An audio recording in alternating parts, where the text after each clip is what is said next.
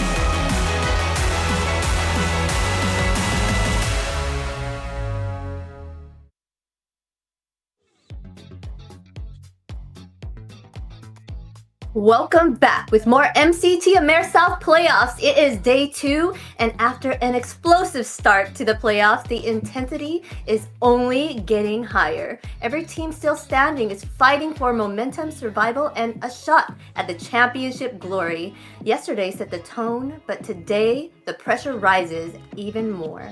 Bigger plays, tougher matchups, and absolutely no room for hesitation. The road to the top continues.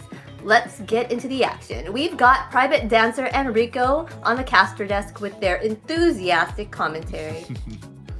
What's going on, ladies and gentlemen? The barrel of explosiveness that is the MCT AMER South has landed us into the second day of the playoffs, which promises to be with more excitement and more action.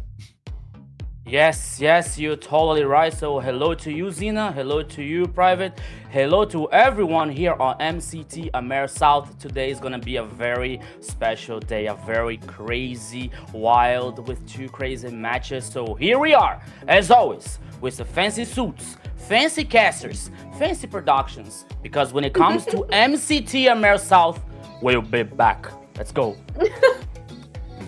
And we also want to welcome our Indonesian and Philippines watchers and viewers. I know it's a little early for you guys, so if you are catching it right now, we thank you a lot for coming in and actually watching the matches start. Yeah, it's going to be a lot of action-packed intensity here today, especially with what we left off from yesterday. 2 teams moving forward hungrier than ever. I feel like both teams have made huge and whopping strides when it comes to covering up some of the, let's call it hurdles that they've been going through during the Swiss stage. And that's what the playoffs is all about, is like getting on, putting on your best pants, making sure that you are ready with your best strategies coming into take on some of these great teams. Yeah, and when it comes to MCT AMER South today with the 2 crazy matches, because we from yesterday, as Private said, we come from big champions from DreamHack, for example, with a King getting back to the jungle, with a new XP laner, a new gold laner, for example, versus Infinity. They brought Fanboy with so many heroes, some of them, some out of the boxes. The other one, we got Octa Gaming versus 9Z, with 9Z getting so confident, play after play, game after game. So today I'm really excited to see what is going to happen. Yes, and before we move on, let us get a reminder of how the format is for the playoffs. Welcome to AMER 2026, the official league for Mobile Legends Bang Bang in the Americas. In this video, we'll walk you through the format of the competition. The league is divided into 2 regions, North America and South America. Each region features 8 teams, for a total of 16 teams competing in the ecosystem. The regions compete separately during the season before meeting in the Americas finals. Each region begins with the Swiss stage. All 8 teams compete across multiple rounds. Teams are matched against opponents with the same win-loss record, ensuring balanced competition. Matches in this stage are played in a best-of-3 format. The playoffs are divided into 2 phases based on seeding. Lower-seeded teams begin in Phase 1, where matches are played in a single elimination format. Higher seeded teams advance directly to Phase 2, which uses a double elimination bracket. Matches throughout the playoffs are played in a best-of-5 series. In Phase 2, teams that lose in the upper bracket move to the lower bracket for a final chance to continue. The playoffs culminate in the group's final. The final match is played in a best-of-5 series to determine the group champion. The champions from North America and South America advance to the Americas finals. Here, they compete to determine the best team in the Americas in a best-of-7. Everything leads here. AMER 2026 starts now.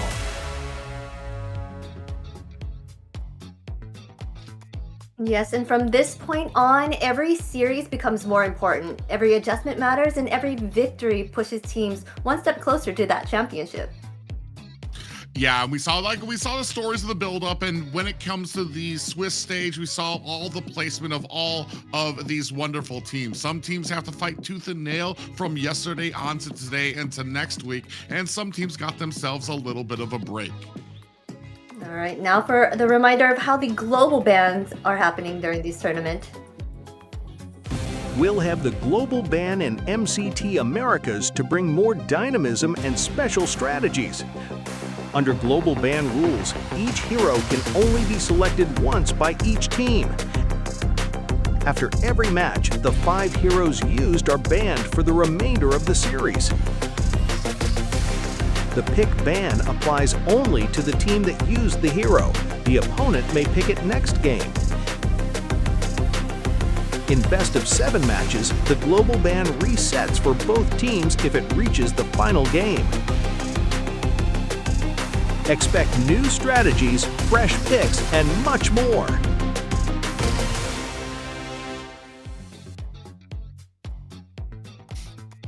Always excited to see the global bans. Just like the Lu Yi pickup the other day was so much fun to watch. Right, Rico? Yeah, it's really exciting. It's really funny to watch the global ban systems here. So it is very interesting about that, because many people say, oh, wait, is the global ban like in all over the places, all over the world for MLBB? Not only, I think that I think about that possibility, because it gets more dynamic in this championship and the tournament, and it is so nice to see so many different heroes. Some of them not outside of the box, not so far from the meta, for example, but it's also interesting to see that these heroes being used here with the global ban system. Yes, always super fun. And a reminder, you guys should follow us in all of our social medias, okay? MLBB Esports. We are on Kick, Twitch, X, Instagram, Facebook, YouTube, and TikTok. You can find what happened yesterday on there, see who won, and also any tips and tricks, and also highlights maybe even from our casters here. Yeah, if you guys did miss all the action yesterday, including that Lu Yi pickup that came out, that was actually very amazing. You guys can check out our social medias to see all the highlights and things like that that happened throughout the playoffs as well. But you can check it out only on our social medias. Yeah, not only that, you can talk to us, you can tag us in your screenshots here when you are watching this broadcast. So always reminding you guys that you can send the like, share the live, call your friends to see and watch the second day of MCT AMER South. All right, but now let us get into the action. Let us see the brackets right for today, or what moving forward. Well, how is our brackets going on, Private?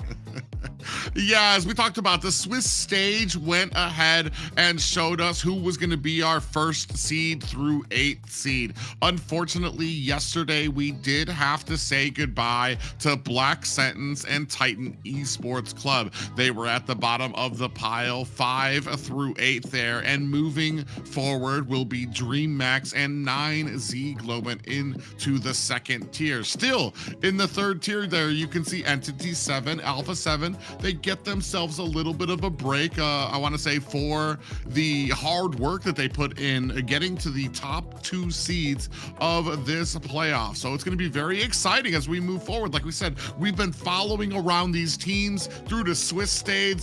Even last weekend, we were able to see the fight that they were willing to put out. And then just yesterday, seeing all of that put together to help 2 teams move forward into the 2nd phase.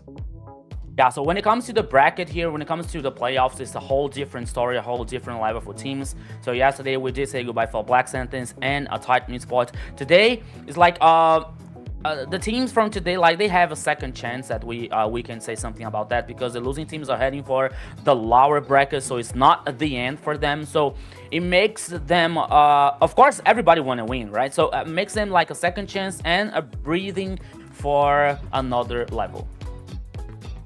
So it was exciting to see the growth from these teams. You know, the ones that didn't do so well in the Swiss stage, what they brought the other day was amazing to watch on the screen, right? They put in so much work, and it was a big fight between the 2 teams. Like you would think like the one between Titan and 9Z that they Titan won the first time, so they sweep them, but then 9Z made them go run for their money and ended up coming on top this time around. It's how the tables flipped. But let us get a reminder, MWI right now for the ladies, so you could get in on this action, right? Open registrations May 2nd through May 11th. Gather your girls and get in your squad so you can get in on MWI.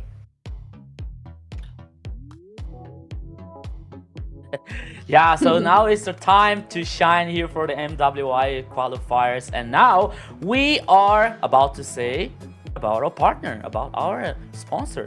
Sponsor, yeah, Runestone. If you want to up your game, and go to runestone.gg for that data and analytics that they have. It'll help you improve your gameplay. Yeah, it's there's a lot of information out there for it. If you're trying to get better, trying to get more information, why not choose a company that has the same passion and love for the game that you do? And that would be runestone.gg, a major reason for this broadcast. It's exciting stuff. Yes. Yeah, Runestone is one to get those data. So if you do want to get that chance so you can get on the stage and make sure you can be on that level, right? That is the place for you to go and get your skills. It's all good things. All right, enough of that. Let's get into today's schedule and see what we have going on for you today. Yeah, it's going to be some exciting matches. The same as yesterday, it will be 2 best of 5s. However, I want to say the terror of being kicked out might be removed, as the losers here will go down to the lower bracket. Match 1 will feature Infinity, the rematch, taking on DreamHack, the rematch from last Sunday, who went to a full best of 5 series, which saw Infinity move forward. Have DreamHack made the changes that they need to overcome their opponents? And then later on that night, it will be Octa Gaming taking on a 9Z Globet, who seem to have found their groove to come back, and admitted yesterday in an interview, 9Z said that if they want to beat Octa Gaming, they need to play better than they did before. They need to play better than they did yesterday. This needs to be a brand new team if they want to overcome what many thought were going to be the front runners of the South tournament in Octa Gaming. Yeah, so that's the vibe, that's the groove here, especially from the second play or second match, when 9Z are reaching a good to great here versus Octa Gaming. But the first match here is really funny because it's the third time that they are going to face each other. It is tied up so far. The first game was for DreamHack 2-1, the second one was for Infinity 3-2, and now we have the decisive one here, as we can say, like the third game between these two teams. So it's gonna be very interesting, especially because after the big changes from DreamHack here, like as we are talking in the beginning of the broadcasting, we're seeing King heading back to the jungle, Goo in XP laner, the Zeus in a gold laner. So we were talking about like getting time for a synergy, and maybe it'd be a good challenge for DreamHack to prove themselves about the synergy situation. Yes, and let us check Infinity's lineup. Who's on the roster for you today? Who's going to be playing? It looks like we'll have Rusi on the EXP lane. Jungle will be ZZ. Mid lane is Lionel. Gold lane will be Zyblox. And Fanboy on that roam. I do like our Fanboy. I'm a fan of Fanboy. His roams are pretty fun. Yeah, I was about to say, this is kind of tearing me up because when it comes to 2 of the favorite players that I have here in the South, Shaikiche and Fanboy are at the top of the list for just their play style. Fanboy has been able to reach outside the meta to have some very unique options and picks when it comes to that roam position. But let's see what else Infinity had to say today.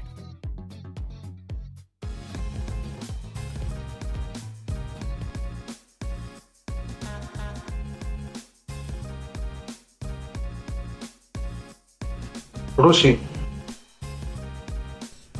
Hace 4 años. Dairut. Fanny. Sanford. Yo mismo. La Pulapu. La Cofre de Paquito. El Saber. El Isla. Setiam. La Fanny. Fanboy. Sí. Sanford. A nadie. Urano. Early. Carly.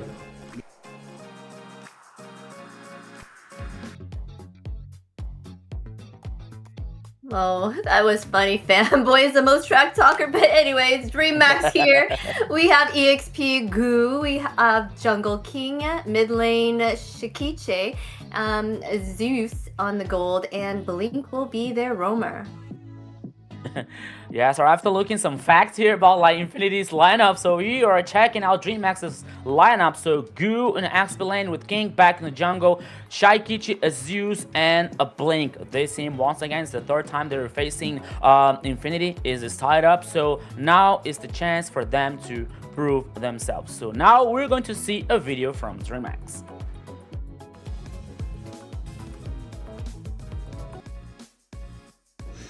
Bueno, mi top 5 de ADC sería... Top 5 sería UPA, de cuarto a Doom, de tercero lo pondría a Gusta la Gusta. Es una ADC que me gusta mucho y tiene mucha experiencia. Y de segundo lo pondría a Fury. Y de primero me pondría a mí.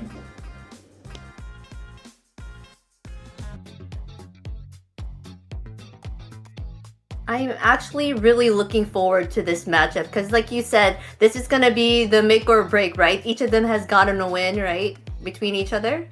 So this will determine who will be the best right now out of the two. But they always had it run like the full length, right? So I think it's going to be a match for everyone to watch for sure. Yeah, I just feel like there's a lot of history behind these two teams, especially when it comes to just this AMER tournament. What both of these teams have had to go through.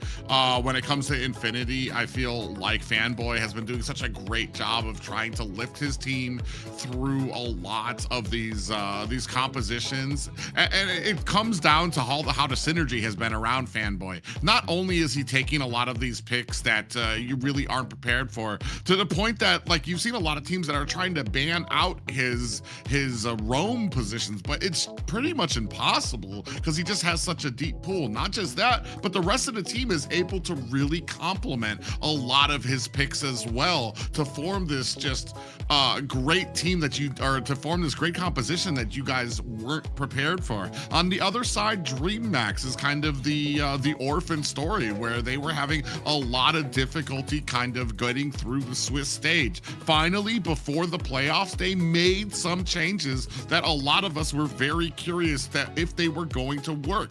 The biggest point of that being King making the transition from the XP lane to the jungler position, in which now you've got a Savage on King. Shaikiche was able to get a Maniac on her side as well. So is that change going to be enough to help this team overcome the monster that they faced last week in Infinity here today? Yeah, when it comes to King from yesterday, it feels like something like unfairy tale, like getting the Savage but not winning the game. So for him, I say, okay, I did my part. The team just didn't win, but at the end of the day, everything was right. Everything was good for DreamMax's winning 3-1 yesterday. But now we are heading for the picks and bans here. The first ban on Guinevere coming out from Infinity, and oh, what a surprise once again, Freya with 100% here prioritization so far with the banning. So now we are going to see the next steps. Yes, they've gone ahead and banned that Harith out. On the side of DreamHack, it seems like their team comp is now working for them. Their little switch-ups have been doing a wonderful job. Like Private was saying, they got that first Savage in the tournament. Was it the first Maniac too as well? I don't know, but they didn't. I'm not even sure. But they did a wonderful job. But their problem was closing out when we were watching. They had a hard time closing out those games. So I wonder if they kind of were able to adjust that for the matches today. They went ahead and banned out Baxia and Marcel as well. Yeah, leaving open what I'm trying to see. I mean, we still have Zushin out there on the table that we can go with. You've still got the Phovius and the Valentina. Sora is still available for a lot of these teams, but you pointed out something very well, especially with our interview that we had.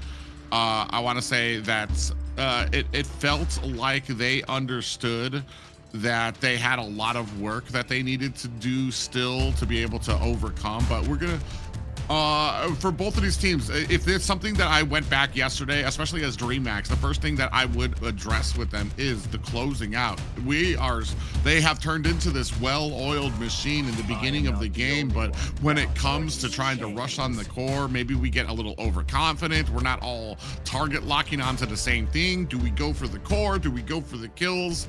We need to keep that communication up throughout the entirety of this game, because there's a lot of slip-ups. They didn't lose the series yesterday, but it could very easily, especially against a team like Infinity, who's just had such a stellar rise here lately, it could spell the difference between victory and losses here for DreamHack. Yeah, as we were talking yesterday, like this closing out issue from DreamHack. Yeah, yesterday was it was versus let me see, I forgot, I have a bad memory. Yeah, it was versus a Black Sentence with the 3-1. So the first two matches, they were like really having problems of closing out. So we were talking about, okay, it was versus Black Sentence. When it comes to another teams, you know, like more qualified teams, like versus Octa Gaming or Alpha 7, for example. So this could be, and this has to be fixed. It has to be talked to the team, you know, to be rearranged on a DreamHack. But by the time you were seeing, and we were talking here, so the first choice for Infinity comes from for Izunshin, and the response for DreamHack, Suyo and Claude. So we were about to see, we saw actually Suyo in King's hands when he was an XP laner, and also Claude, it wasn't so good, but now Suyo comes in the jungle, and Claude here in a gold lane. I'm kind of surprised that they banned Phovius instead of priority banning the Zushin, but I guess they feel that they have something here, but they're pairing that with the chip. She's gonna be able to go everywhere and CC everything. But they win it, the Suyu though, like you said, the King Suyu is beast, is really good. And now they picked up that Eve, that damage output from her, and the slow that she can give to the team and give that CC will be very helpful. Yeah, interesting here. We picked up Julian, which you don't really see too often in the meta so far, just because I feel I feel like he's kind of a poor man Suyu when it comes to, he's got mobility, he's got a decent amount of damage that he can dish out, but what Suyu has, including those escapes, is that Suyu can get a bit of defense with a lot of his kit that Julian doesn't have. So he's almost like an assassin, and he has an escape, but it's just not the range that you get on something like Suyu, or that you would get on a Harley who can use his teleport. The teleport is huge for Harley. And Julian, it's going to be very interesting to see how we play this. But Chip out there, that's pretty much the special for Fanboy here. He's been very successful on it. His team understands how to utilize a lot of those teleports to get around the map, to make sure to isolate out any part, especially in the early game, and I feel like that's where we're gonna need to focus. Here we just have Eve. We're gonna need to look for something else that can kind of support the early game, and I think Infinity is reading that too, because that's exactly where they focus down, taking down the Hilda, taking down the Khalid, so we don't really have that early burst to really kind of offset the Chip, and it will allow Chip to really harass into their back lines. Yeah, and we used to talk about Fanboy and heroes that he can bring for us, about his hero pools, but we must consider it. Oh, Carmilla. Okay, coming from DreamHack.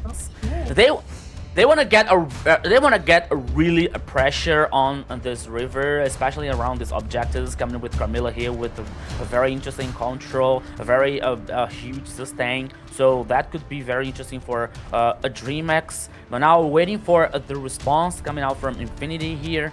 Assuming there's still gold lane lacking and XP lane. I don't think that it's gonna be carry. I think that versus Carmilla here, it could be she can struggle most of the times. 2 XP lane, maybe Lapu is still open here. Okay, Lapu. Oh, Bruno. All right, so yeah, carry, especially about the range situation, that might not be a good idea. Yeah. What are they looking for the side of DreamHack here? I'm not even, my mind's not processing right now. I'm assuming it's going to be an XP lane. I'm assuming Carmilla's going to be the roam, and then we're looking for an XP lane to kind of duke it out with Lapu. All right. So, well, that one, we'll see what they choose here, but, I think, I mean, if you're trying to close the distance onto the back line, Alice, maybe even Yuzong is not. Oh, yeah, there you go, you're Alice. Yeah, Yuzong. You guys are calling it on point today, right here. Well, it's the first one. It's before we have a lot of these ones off the table. So this one's almost, it almost feels like it's so easy when you have all the heroes available out there for them. Yeah, so when it comes to like the best of 5, if we go to the last game, for example, we're not surprised if you see Rafaela, for example, here, or Mia in a goal lane. Everything is possible when it comes to MCT AMER South, as we are used to see in these games. We're now here looking at the 2 compositions. We got like with the Zushin, a good control from the objectives. I think that the most of this game here, Private, is gonna depend on how both teams are working on this pressure on the mid lane and the river, through moving forward to the objectives. You know, the turtle, the lords here, especially in the early game, is going to be very interesting, because we're talking about like a Fanboy here, but we have to consider ZZ and Zablox in Infinity's lineup. Yeah, ladies and gentlemen, this is going to be game 1 to start our Sunday afternoon. The beginning of the playoffs here for AMER South. It is Infinity and DreamHack looking to make a statement. Yeah, so let's go, guys. So it's the 3rd game here. Not this 3rd game today, but this is the 3rd game between DreamHack versus Infinity. Everything is tied up. So now let's see in this best of 5. Remember, it's not the end. If the losing team here are heading for the lower bracket, so it's not the end. But oops. Yeah, immediately catching a stun. Lionel's gonna have to use that flicker to get out of harm's way. It does help his team be able to pick up this Lither Wanderer very early, but it's gonna be very interesting to me to how is our composition on the side of DreamHack? Are we going to be able to close the distance on the Lionel? Ooh, Fanboy almost getting caught there, but showing that expertise and his understanding of what Fanboy can take, able to flicker out at the last moment. But as I was saying, what do we have? If Goo is, there's a lot on Goo's shoulders to be able to get to that back line to shut down Lionel, because I feel like you're gonna have a lot of escapes from the Zushin to be able to get out of harm's way. Unfortunately, I do have a little bit of a pause, but I mean, when we're talking about Carmilla, you're going to be able to lay down the real world manipulation with the Eve. Carmilla's going to be able to come in with that Curse of Blood, which is going to be able to stun everybody, hopefully, before they can leave the barriers of that real world manipulation. And then when you have them all connected, you'll be able to kind of spread out that damage, the potential burst damage that's going to come out from Eve, that's going to come out from Suyo as well. But they have to be able to catch them. and that's where I'm wondering if they are going to be able to close that distance. Everything with the Carmilla pick will be very helpful in them getting that damage in, right? They're going to be linked, so that damage is going to be spread out through the entire team. So this is a match to watch. Like, I don't think we've seen Carmilla being chosen or often at all, or I don't think we've even seen her, but just this is what I love about this, though, the fact that they could just pull out these heroes and try to make it work. But some of the time it does not work out in their favor, but you know, if they can make it work, it's pretty cool to see.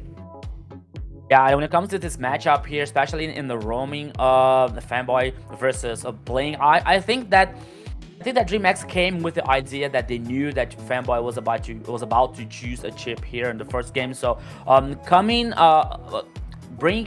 Carmilla in this first game here, because the matchup for a chip, especially in the early game, is not so good for him, because Carmilla has so much pressure. It has about the sustainability, it has about the control system. So maybe DreamHack are trying to work in this early game here, especially to get this advantage. And as we are seeing here in the first minute, both Zushin and Chip, they were forced to use Flick, so they don't have the spell for the first turtle here when it comes to a possibly first team fight around this objective. So this early game might not be the best of the roles for Infinity, so they have to check out, they have to look for it as sooner as they can. Well, when it comes to roams, especially for the first objective, I think you're first of all, the roams kind of have to take a little bit of a step back at that first objective, because most of them don't have level 4 at that time anyway, so they're not going to really be the main part of it. Chip does still have a lot of CC that he can offer out there. Same with Carmilla. You got a pretty decent amount of tankiness and resiliency from her to be able to get a lot of health back, but when it comes to the first objective, she's basically just got a stun, and then she has to kind of run out of there, unless you're going to be able to find a way to get her out after she like engages the entire team. I feel like when it comes to actually being able to hold your own, hold the line inside the turtle pit, I feel like that really leans towards King right now, especially because Suyo has a lot more defensive capabilities for his kit. Julian is very squishy, so I actually am very curious to see how we're going to manage that. Are we going to use our chains to get in there at the last moment and then be able to retreat, or are we looking to actually duke it out and be able to kind of push back DreamHack? I would like to see this as that execution, like with the chain, like knocking out the jungler, possibly, for example, to avoid the retribution when it comes to the objectives. But now we're seeing here in Infinity aware about this. Oh, here comes.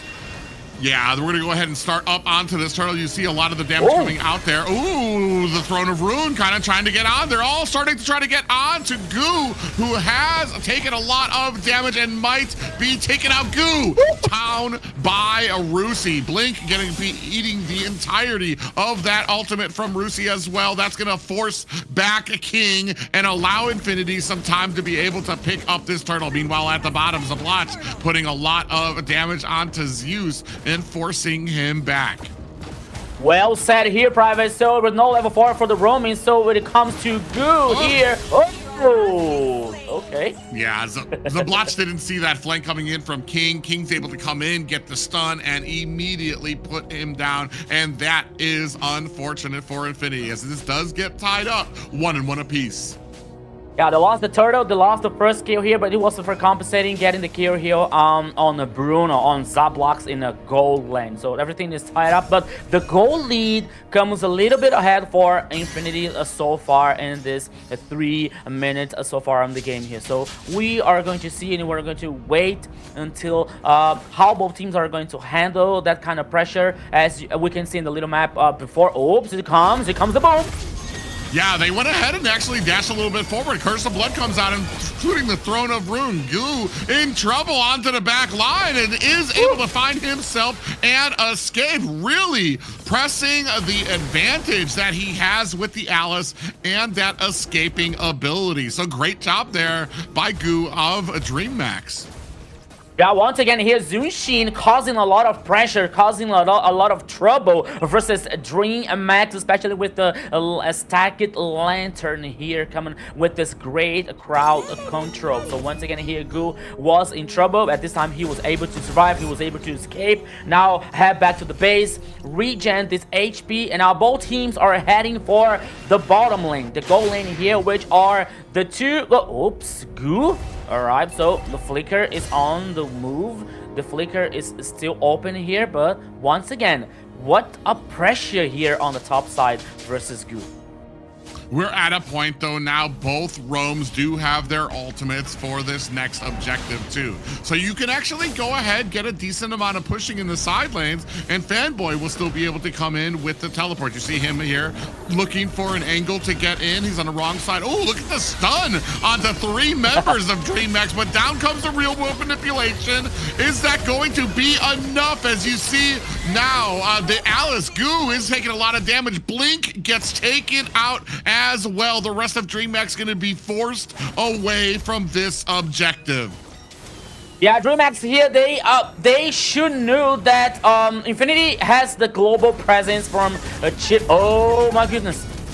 Blazing Duet onto Lionel. He's going to be able to use that BMI to get away from there as well. King and Fanboy duking it out from the backside. Blink trying to come in, wants to be able to save this tower. Zablotch just launching meteors at it after meteors. Has been able to clear out the lane. And right now, I kind of feel like when it comes to scaling, Zablotch on the Bruno, I feel like Bruno just has a much more intense opening when it comes to the mid game. Zeus really still needs to wait for that. Late game needs to wait to get those 3 items so that he can get in. We do have a teleport there. I think we're looking for the bottom tower, looking to be able to push out the rest of a DreamHack and get that tier 1. Yeah, it's becoming just a little bit complicated for DreamHack, especially because of Fanboy's global presence with the Chips ultimate. So by the time that we have a team fight, for example, anyone from Infinity can join this fight. Oops, in the top side, King. Okay, he was able to survive. So and the mid lane here could be very interesting for Infinity, especially now working on the macro or working on the map advantage so far and the 2 turtles. As we were seeing, the gold lead here always getting higher for Infinity. 3,000 for Infinity, sorry, when it comes to the gold lead so far. Yeah, and I feel like this is kind of a great combination. You have the Chip and the Bruno, so you're going to be able to get around. Ooh, speaking of which, the big stun lands on the King, and there comes the damage from that knife of ZZ on that pickup. And we were wondering if Julian would be able to pay the dividends. He is squishy, but he pays, or he actually comes back with that with an immense amount of damage that he's able to output. And you saw just a little example of what he was able to do to burst down King. And now the sieging attempt onto the mid tower. Throne of Ruin lands onto the back line, followed up by the Curse of Blood and real world manipulation. The big blast of damage coming in the form of Zeus coming in with that blazing duet, but it's not enough as they're still taking a lot of damage, looking for an escape, getting put down. Gu, the second player for DreamHack to go down here in Infinity's 5-2 lead.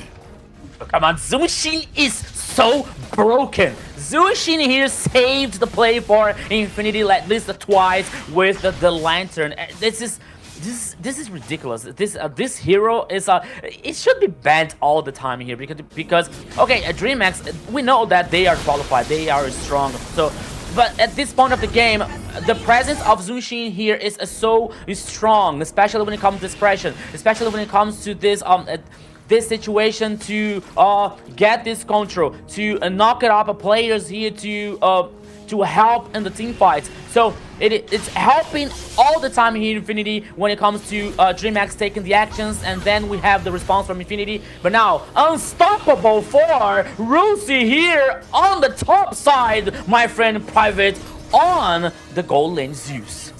Yeah, he's almost got a whole 10K over Shikitse on that Eve. And Eves are usually known for a lot of their damage. And even when it comes to that last engagement, I feel like it was the perfect setup for DreamMax. You had Goo come in with the Throne of Ruin. You laid down the Curse of Blood. You had the Real World Manipulation. And then Zeus able to come into the back line. They're just not at those power spikes they need to be able to finish people with those fights. Speaking of fights, Lionel taking a lot of damage there. Blink gets forced back a bit. In comes the bravest fighter form from Russo, but DreamMax want none of it and are going to disengage to their towers.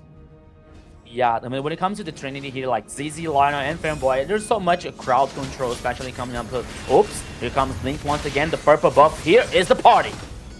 Yeah, Blink in trouble getting sprayed down there. When you have the Curse of Blood come out there, ZZ's going to be able to use those chains to be able to get away. Unfortunately, Goo got caught from the CC from Lionel of that lamp and gets picked back into the team. 7-2 right now for Infinity, and Rusi sitting at 5-0-2.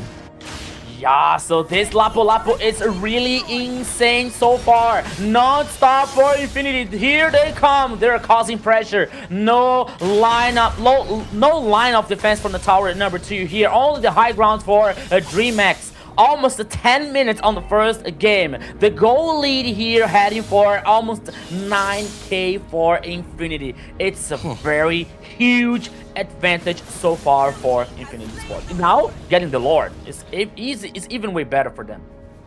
Yeah, I feel like DreamMax is doing the best they can. They're not taking fights that they can't win. Unfortunately, that means they're getting bullied all the way across this map. You said almost a 10K gold lead, but it doesn't feel like it because Infinity isn't pressing hard. They're playing very safe. They're methodically getting tower after tower, getting objective, clearing out the minions, clearing out the jungle side of DreamMax. It's just a slow chokehold that they're applying. It just keeps getting tighter and tighter now. All lanes beginning to crash. We have a Lord coming through mid, trying to see if DreamMax is going to be able to withstand this pressure. Sieging coming in from the side of Infinity. You see them trying to take out that top tower. Throne of Rune connects onto ZZ, but they are going to be able to get away. So I feel like this Lord maybe not having the biggest effect. The good clear speed coming from DreamMax, doing a great job clearing out these minions and making sure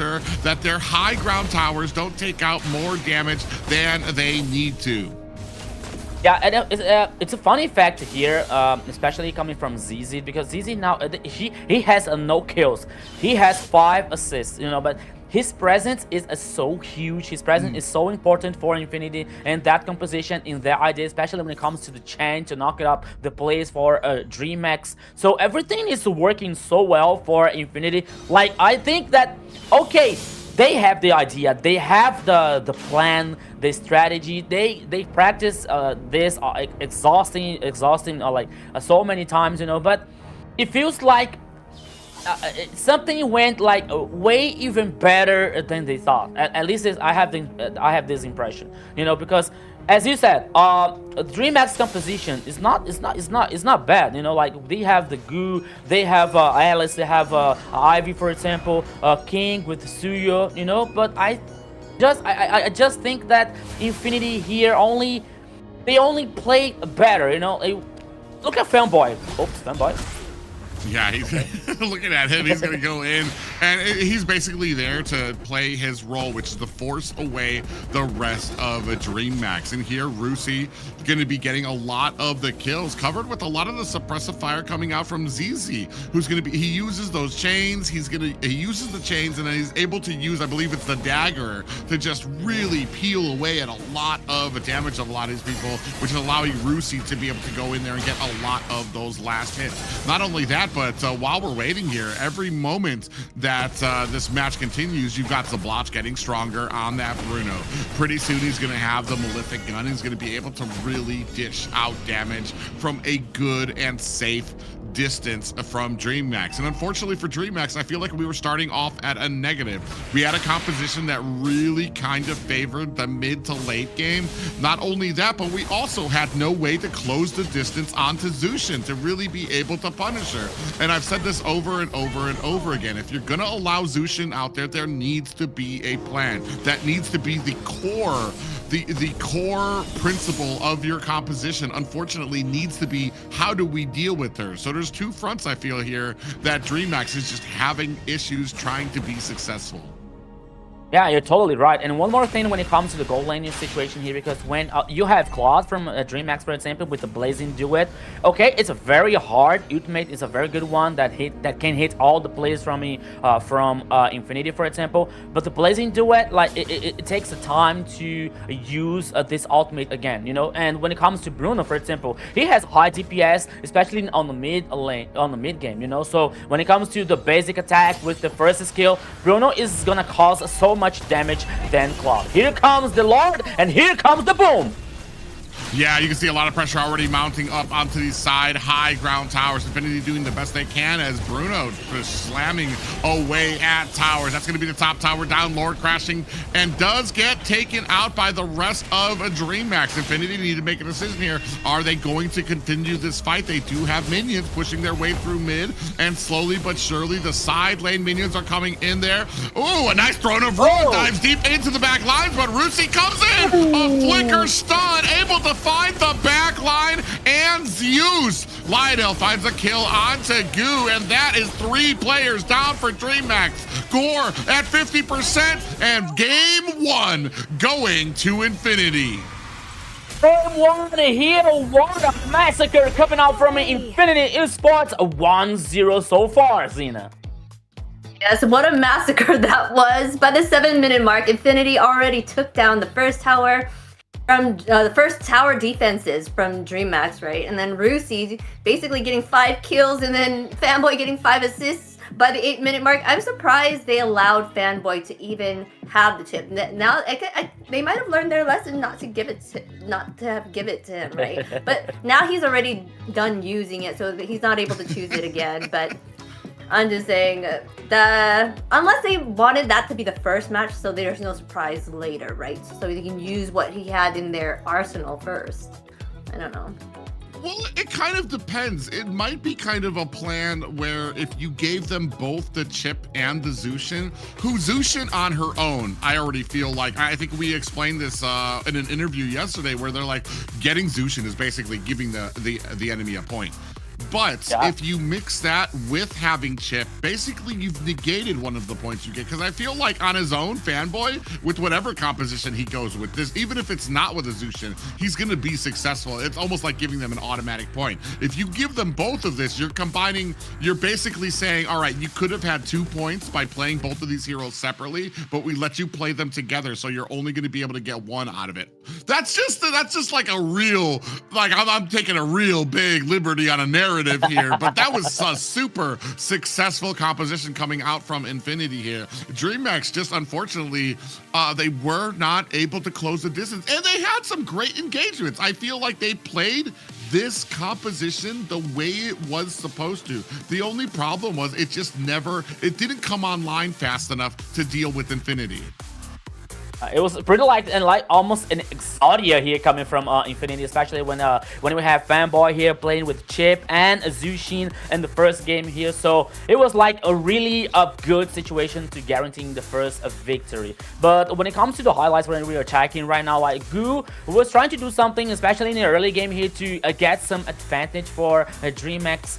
But dude, when you're facing like Chip and Zushin, you know, with this huge control pressure, especially on the river. Okay, we can talk about like the Romans are not reaching the level 4 so far to fight versus in this turtle, but there is still the jungler, there's still the XP laner, for example, that can help on the process, that can help the team. So here, Rusi was on fire with this Lapu. Okay, we talk about Fanboy, we talk about like ZZ, but the whole team from Infinity, they are showing not only a synergy, you know, but a confidence to play together, a confidence in their partners, in their teammates here to play so well, to do the execution so well here when it comes to the victory from Infinity.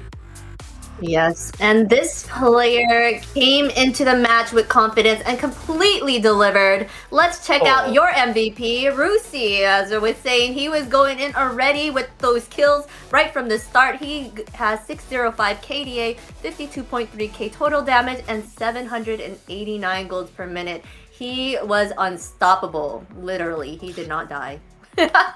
Yeah, I mean, when it comes to like counters for the Eve, a big one there is Lapu, who's able to kind of close the distance onto the back line, but he wasn't even just focused on her. He did such a great job of being able to find the squishies at each and every one of these engagements, kind of hiding in the bushes. And as soon as you saw like the Throne of Ruin is out, you're gonna start seeing the real manipulation come down, and he comes in from the side to really put on a lot of damage to that back line.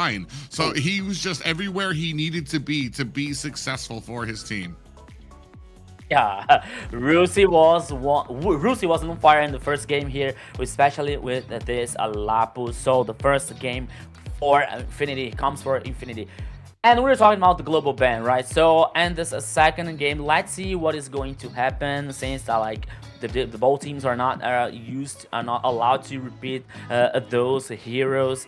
But there is still some situations and some card on the table that both teams here has to take care. First of all, is Infinity allowed to let this machine open for a DreamHack? I don't think so, because as we are seeing here, it's a high presence and high win rate percentage coming up from Zunshin, for example. So so many questions when it comes to the both teams here, because this is the third time they're facing each other with a 1 victory for both teams. So they know each other. They know very well how they play, you know, the executions and stuff. So let's see what is going to happen in the second game here. So sorry about it. Yeah, Zushin is a force, and once I saw her being chosen, I'm like, why did they give that to her already? This is the first match.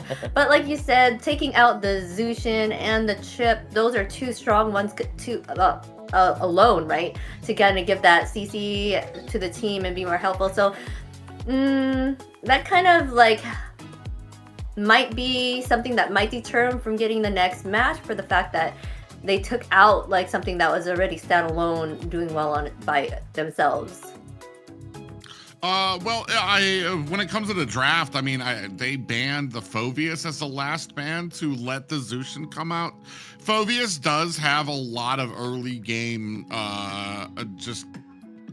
force that he can do to the enemy team when it comes to those first few objectives. He only really falls off, or I want to say mid to late game, where your team is starting to get a little bit of defense. Phoveus's raw damage is not going to be enough anymore to really hinder a lot of team fights there. So I mean, I understand the Phoveus ban, but I mean, like I said, you still need to have a plan for it. Unfortunately, it just didn't feel like that composition was going to be able to accomplish enough with Zushin just kind of being able to spray freely from the back line.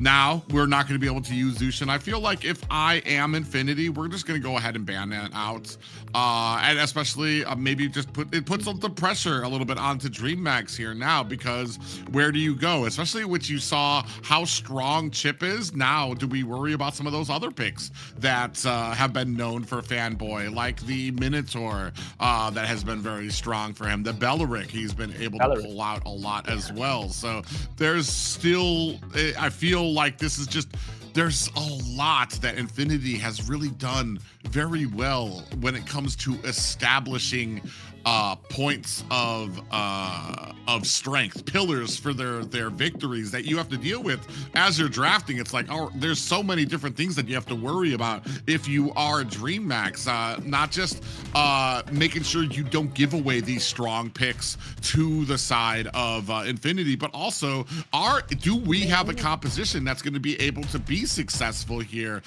with what we put together? Yeah, immediately a Zushin ban comes out there. I want to say a big respect there for Infinity when it comes to what Zushin can do out on the battlefield. Yeah, I'm worried. I'm sorry. No, Go ahead.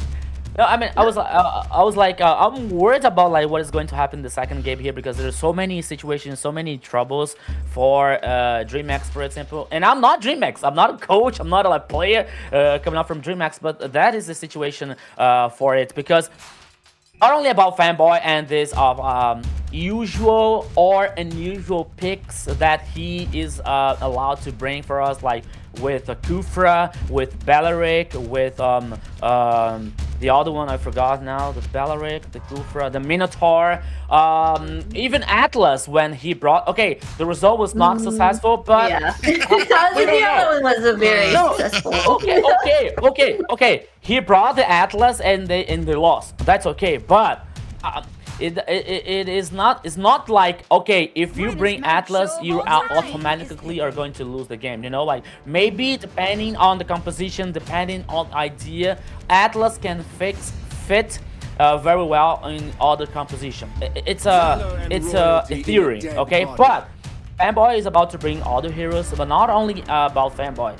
We're talking about ZZ. With I was about to say about Harley because ZZ has a very strong early game, especially when it comes to Harley. For example, when he has a follow-up coming out for damage coming out from the mid lane or the XP lane, for example. So here, ZZ's first pick on Harley, it's a very good, it's very interesting for them. And now here comes DreamHack versus with Leomord and Uranus. Maybe thinking just a little about like this pressure that that ZZ can impact and cause with Harley, especially with ultimate.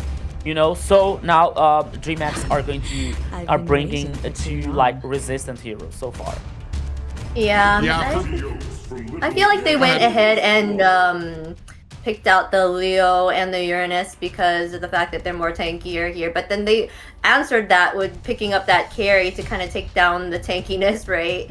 So and of course they go ahead and pick out the Belleric for Fanboy there. I feel that DreamHack kind of wasted their Suyu pick and that Yi pick as well. So I wonder what mage they're gonna go ahead and pick up here, because those were really strong meta heroes right now too, but they lost with it. So no.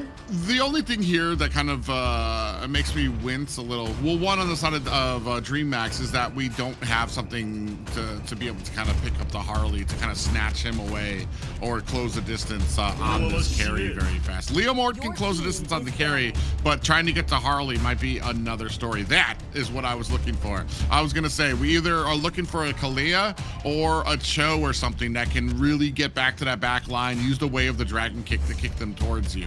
On the other side, though, Infinity, you've got a Belleric, you've got the Wrath of the Dryad, that brings everybody together. But when it comes to damage output, you've got basically Harley and Carry who can only hit the first front of that. You don't really have AoE damage that will take advantage of having the enemy team grouped up.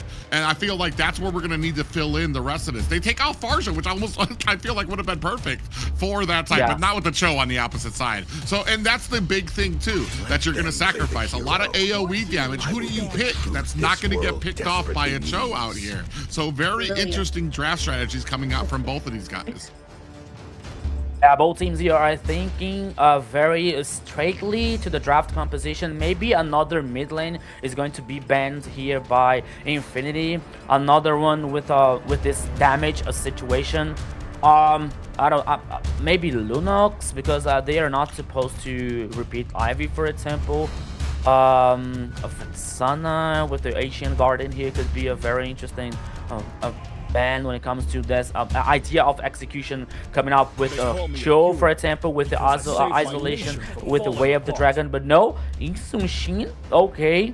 The goal lane could be, because this character might not have this interesting matchup versus Insumshin so far.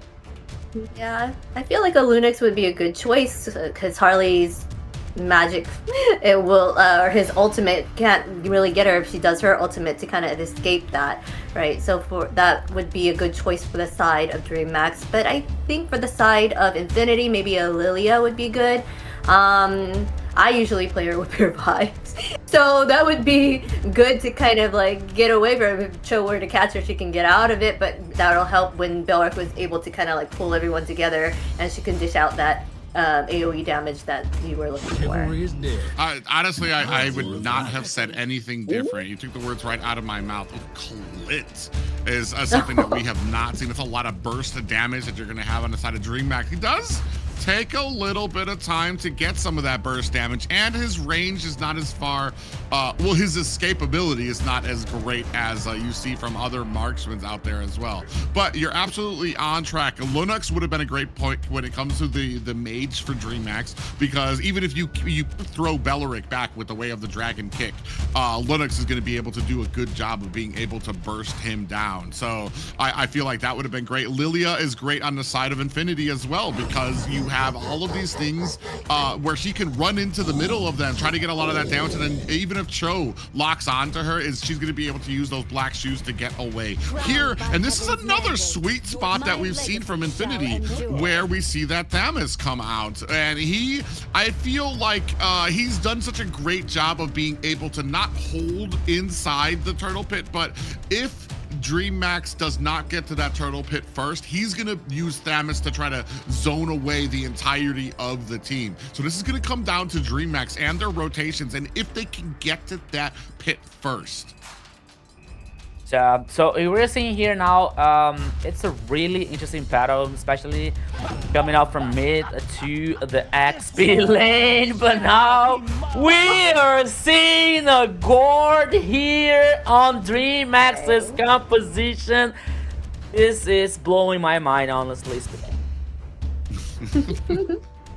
Gord, wow. I mean, it's one of your favorites, isn't it, Private? You love the Gord. Oh yeah, I surely do. And this is gonna speak even more.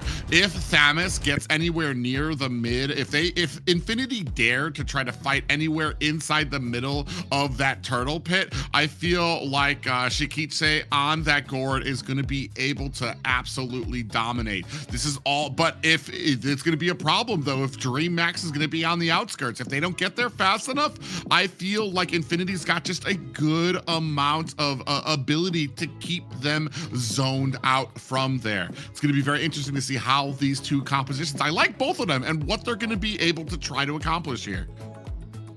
Yeah, so ladies and gentlemen, so welcome everybody once again to the Land of Dawn. Just a few seconds ahead here to the second game coming out from DreamHack versus Infinity, and both compositions on the screen for you guys. And yeah, you were right, Private, when you say like, okay, Shikit with the guard here, like causing dispersion and the tons of damage when it comes to the second ability and to the ultimate, for example, with this high damage, continuous damage in the ultimate, for example, and the possibility to getting the stun with the first one here. But if ZZ finds a flank, if ZZ finds a way to get next to Shaikichi, for example, okay, they have Leomore, they have Sho here who can protect, who can make this appeal versus to Gord, for example. If ZZ finds this way, followed by the ultimate from Zetian, for example, that could be a problem for DreamHack and Shaikichi, which is very important in this lineup for DreamHack so far. One of the things that I think we've talked about till we're blue in the face is I feel like Shikitse is just one of those mages that I'm just like, I'm not worried about her. I feel like she does such a great job when it comes to placement, to be able to make sure that she's not putting herself in the harm's way. She understands what she's up against and still pick Gord, so I think she understands where she needs to be as far as positioning to make sure that she's away from a Harley out there. The stun that can come out from Zetian, it won't stop the Mystic Gush if it's already out there, but yeah, it will do a great job of setting up for Harley to be able to close the distance on you. So that's, I feel like it's what I'm looking for is how well can this Cho be played to help peel for Shikitse, who we already know she's going to be building Skypiercer early on this board, because I don't think there's a hero yet that she hasn't built Skypiercer, and usually is very, very successful. But Ladies and gentlemen, game 2 coming over as it looks like Infinity's dominance, as hopefully DreamHack are looking to find a way to answer that here in game 2. Yeah, so we saw a show here with the gold armor. Yeah, the Shiryu here skin, which is a very, very beautiful one. Very perfect for now here. Here's a mid lane, a 2v2 situation. Blink. Yeah, he's dashing in, looking, but Lionel doing a great job of kind of creating that distance, keeping on the back. And here already, Shaikitse down to about a third of health. That means that both Shaikitse and the Cho are going to have to go back home. He saw there too. Lionel kind of poking in there. Really? Oh, I was going to say, if that interrupted Shaikitse again, you're going to be missing out on this entire wave coming out from the side of DreamHack there. Yeah, that could be very, very bad for Shaikichi here, but she was able to head back in the base. But now she farmed. I think that 1 or 2 minions in that wave coming out in the mid lane here. But now, 13 seconds left of the first turtles. Both teams are here dancing around this corner. Zeus is taking just a little bit pressure coming out from Zablox. I thought it would be the opposite, though. I thought that the carry would be a bullet a lot more, but on the top side. Yeah, Blink actually takes a lot of damage. He's not going to be a part of this Lord by Rusi coming from the side there, as we do have a Mystic Gush and a Flicker back from Shaikitse. Is it going to be enough to be able to take out Rusi, who activated that Cauterate Inferno and was taking a lot of health? They do bring him down, and they are able to pick up a turtle. My goodness, did you see Shaikichi's play style here? Like using the ultimate and the flicker from behind, not only to get surprised, but only to guarantee that she was continue causing damage in the team fight here. So first turtle coming from DreamHack, first kill for Shaikichi. So everything's working so far for DreamHack. Yeah, a great positioning there by Shaikitse, even with Blink, who was, speaking of which here, a lot of damage coming out. This Wrath of the Dryad comes out from Fanboy as well, now trying to chase ZZ into the tower. Are they going to be able to find it from the back? Zabloch coming in for reinforcements, trying to put on that damage. It is not enough. They aren't able to find the kill, and they are still able to escape. It is a DreamHack. Meanwhile, though, at the top, Rusi is chunking away at this tier 1 tower. Yeah, this is what happens when you move like 4 or 5 players to surprise the Infinity's composition so far. So the idea was good, but execution, it wasn't what they were expecting. So Rusi was taking this time, was taking this opportunity to explore the gold energy. Not only the gold energy, but the tower itself. So it has taken just a few damage, an interesting damage. So Rusi here could take some kind of advantage about like this XP situation and the farming so far. But this versus a Uranus, you know, it's not going to be that easy, as we are seeing here this battle in the top side so far. Yeah, right now we do have a turtle up at the top. DreamHack's in a great position for it. You can see Shaikitse getting into position. Rusi looking for an angle to get in. And unfortunately for Infinity, just not going to be able to pick this up. And they're not able to really answer it on another side of the map either. Not able to get a push, not able to find a kill. Now, big pop-up does land onto Fanboy.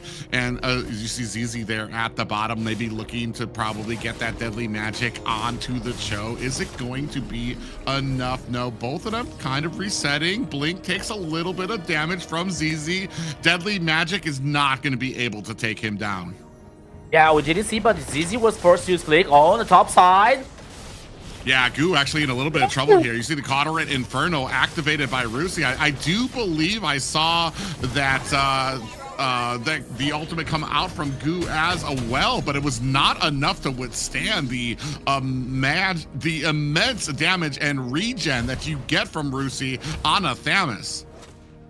Yeah, meanwhile, here's the blocks was taking a lot of pressure versus the 3 DreamHack players, but now Rusi is doing the proxy once again versus Goo.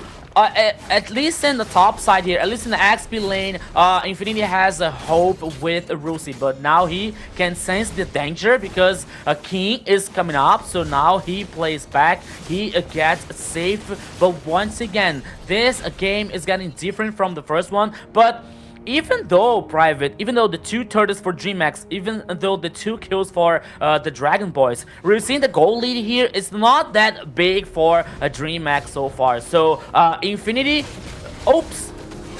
Oh, yeah, Wrath of the Dryad comes out there too. Goo able to take down ZZ as well. A great answer time coming from Fanboy, but it was not enough to save. 3-0 right now for DreamHack, who are having a great early game here against Infinity, which is going to be a great answer for that first game as well. Now, setting up for this next turtle, Fanboy takes a little bit of damage on the back end. Zablotch able to find that speedy light wheel against Zeus, but they do answer back immediately. Infinity finally able to get onto this board with the kill of Zeus, but no team really in a good position to be able to pick up this turtle.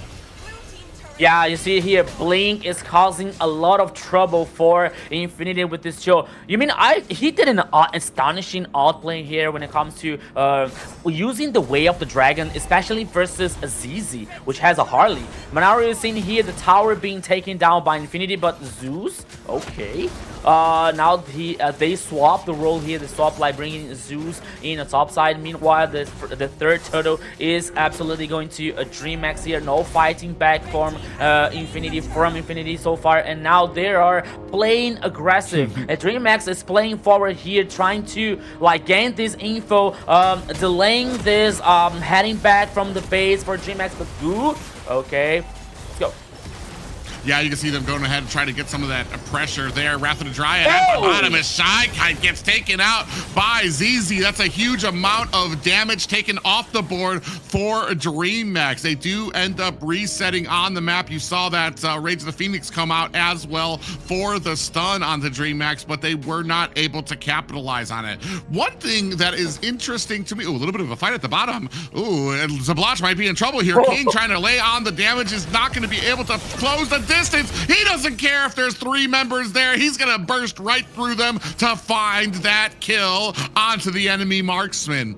But what I was gonna say is that what I've noticed is ZZ, I wanna say there's been at least 2 or 3 deadly magics that he's put onto Blink, which is the roam. That's literally the opposite of the target that you want, the opposite of who you want to be around. Lionel taking a lot of damage, gonna use that flicker, and still King able to close the distance. The Mystic Gush from the back, and Shaikiche able to burst down the rest of Infinity.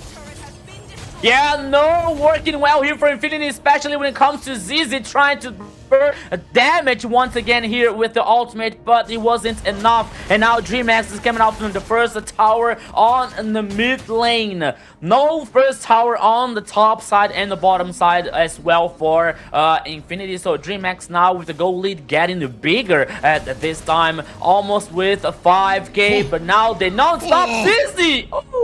Oh man, imagine getting chased down with King Leomord on that horse, able to chase down ZZ for another kill. Just some great answers of being able to chase down that Harley. Now almost down to all high ground towers for the side of Infinity. You can see at the bottom, Zablot's gonna do a good job, but not with his team trying to get that little push in. Mystic Gush is out as well, and Rusi in trouble. Zeus with the big damage coming out from that Clint, able to find a kill of his own. They are gonna go ahead and take down those tier 2 towers, but at the bottom lane, you can see Zablotch doing a good job of being able to get that split push in. Infinity, there's nobody there that's gonna be able to answer it just yet. You finally see Goo having to come in on that Uranus. Zablotch is gonna be surprised. The 3 players of DreamHack are heading in the goal lane here, but the cavalry maybe arrive. Let's go, Private. Oh, Zablotch able, another flicker, and is able to get the outplay. 3 members onto Zablotch, but able to grab and snatch one person in the form of Shaikiche to take her down with him. I can die, but I'm bringing one with me so far. That is a Black Samoto here with a carry. He took the 2 towers. He took down 2 towers in the bottom lane here for Infinity. The advantage for DreamHack is going to be very, very bigger so far, very stronger when it comes now with the Lord heading on the top side here. We know that maybe DreamHack can have some issues with the closing out situation here. Let's see what if they fix this problem from yesterday to today. Oh, ZZ on Chaikichi on the mid lane. Oh, gets caught and taken down. ZZ able to find the angle and the flank to take down the biggest damage dealer on DreamHack. The rest of the team trying to chase. Goo on the back end is not going to be able to close the distance. Yeah, so now here Rusi took down the Lord and he was able to head back in the base. Oh, private once again here. Like, okay, it's not the end of the road for DreamHack. They lost a player, they lost the Lord here, like the opportunity to maybe take down the high ground for Infinity. But they have to like watch out carefully about that kind of situation. They have to walk with so much careful in this jungle, especially with the squishy ones, Shaikichi and Zeus, for example, because okay, Infinity might be so much behind on the goal lead and or advantage, for example, but they are not dead yet. Yeah, they do have the patience. They understand even when they're behind what exactly they need to be doing to be successful for this. I'm not sure, like I know we were talking about how much DreamHack can usually kind of flubber things at the end. That is just a great positioning by ZZ to be able to get to that back line to where you think you're safe on that gourd to be able to kind of get to close the distance on your team. But ZZ just finds this great angle on the backside, and I think that's just, I mean, that's just the value you get out of a Harley pick there to be able to kind of get to those side lanes there. But yeah, it does bring up the question, have they kind of been able to work on that late game, keep the things very strict? Oh, they're gonna go ahead and latch on to Blink and do not finish the job. Blink still sitting there at about 50% health for this team. About a 5k gold lead for the side of a DreamHack. 4 seconds left on the Lord. These cards are getting heavier from Harley. Did you see? Oh, on the top side.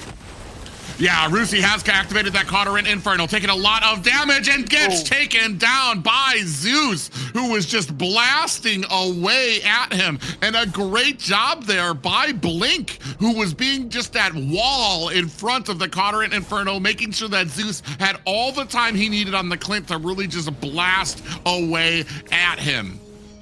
Yeah, 20 seconds now to Rusi head back in the game. DreamHack is starting the Lord. Apparently no fighting back coming out from Infinity here. So the second one guaranteed by DreamHack after a very, very clever pick off on Rusi in the top side. So now let's see if DreamHack doesn't make the same mistake again with like ZZ coming out from a flank or in the back line here to surprise once again Shaikichi or Zeus with the Clint. But now, I think that they learned their lesson because they are all together and they are waiting for the Lord in the mid lane.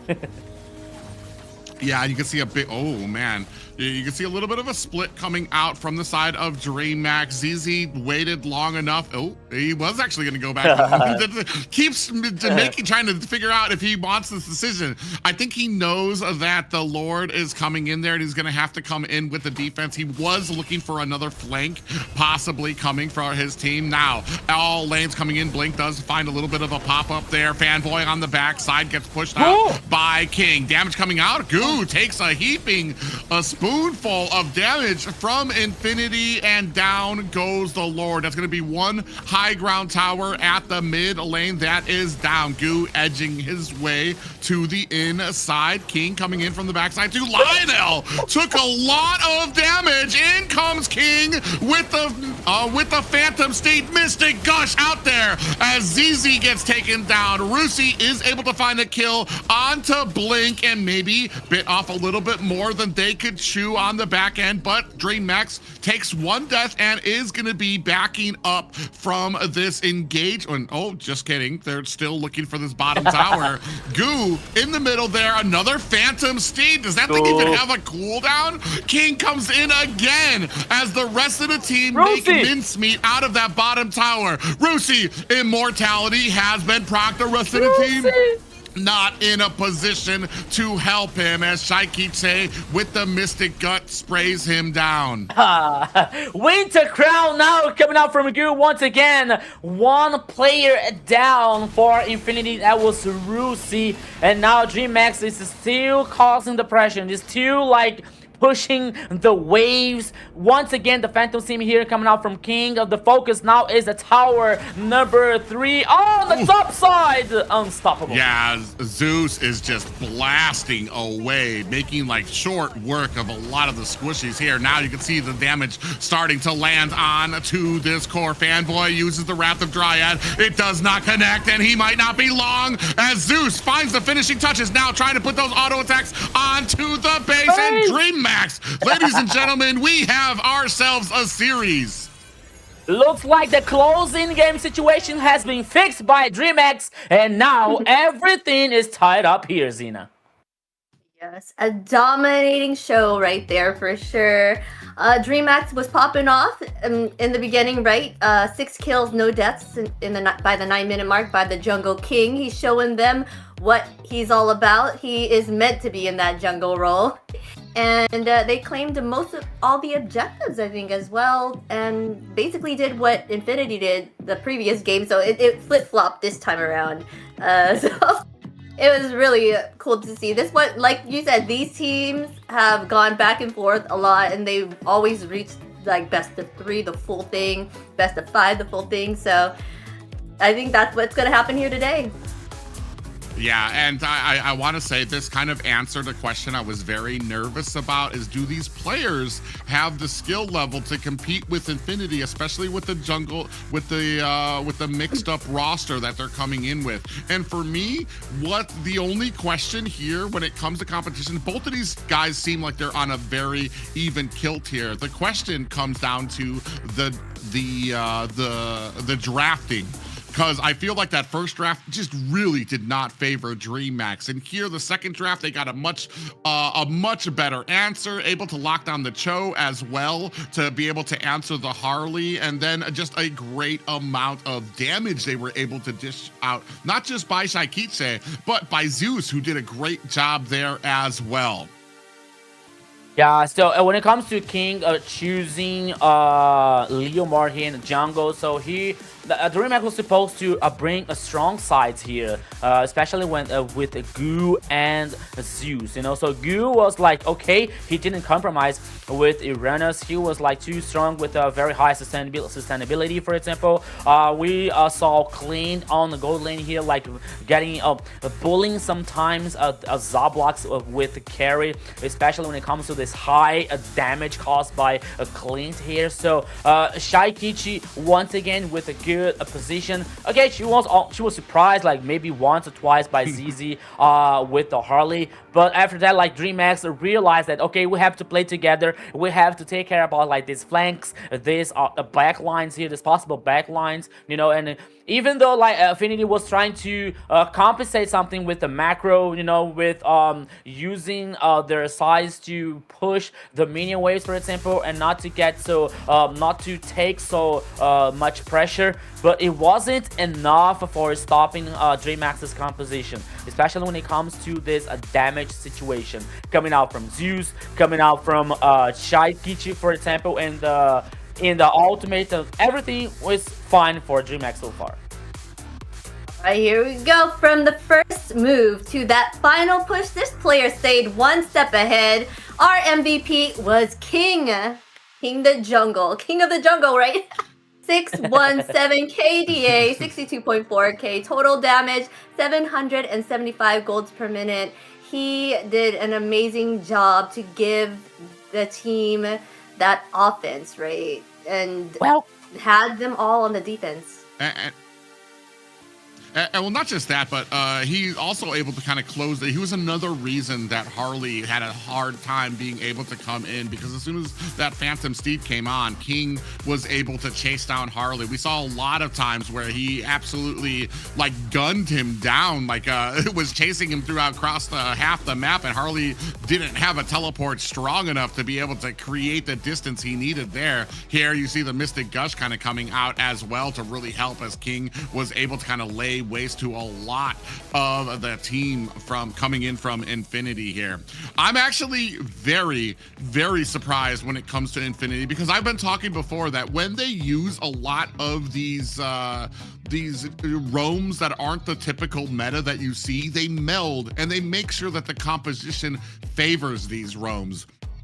I talked about it right from the draft. The Wrath of Dryad is able to bring everybody together in very close proximity, but you don't really take advantage of that when most of your team is only going to be able to hit the front line of that. You didn't really have any AoE damage out there, except for maybe Zetzion, Thamus, but you don't really want Thamus to kind of get in the middle of that fight there too.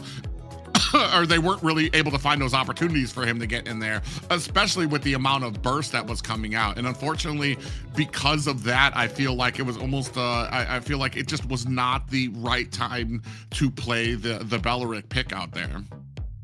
Yeah, it makes total sense here when it comes to this team fight, especially talking the block ones, because when you have the ultimate coming from Beleric, for example, you don't have okay, Zetzion has this like the damage situation, but she doesn't have this DPS, you know. It's different from a Lunox or a Lilia, for example, casting the spells like continuously to causing that damage. Harley, okay, he has a high potential of burst damage, you know, but he comes in and he comes out. It's not like this DPS continuously also in that composition. So for Beleric, yeah, okay, the ultimate was good, but the following up from the team, as a private set, was not the best idea for Infinity here in this situation. So it was for DreamX the perfect situation, especially with Blink, like every time, all the time, causing this like this pressure, this dominance, like with the Way of the Dragon, always like trying to look someone that it was like for Infinity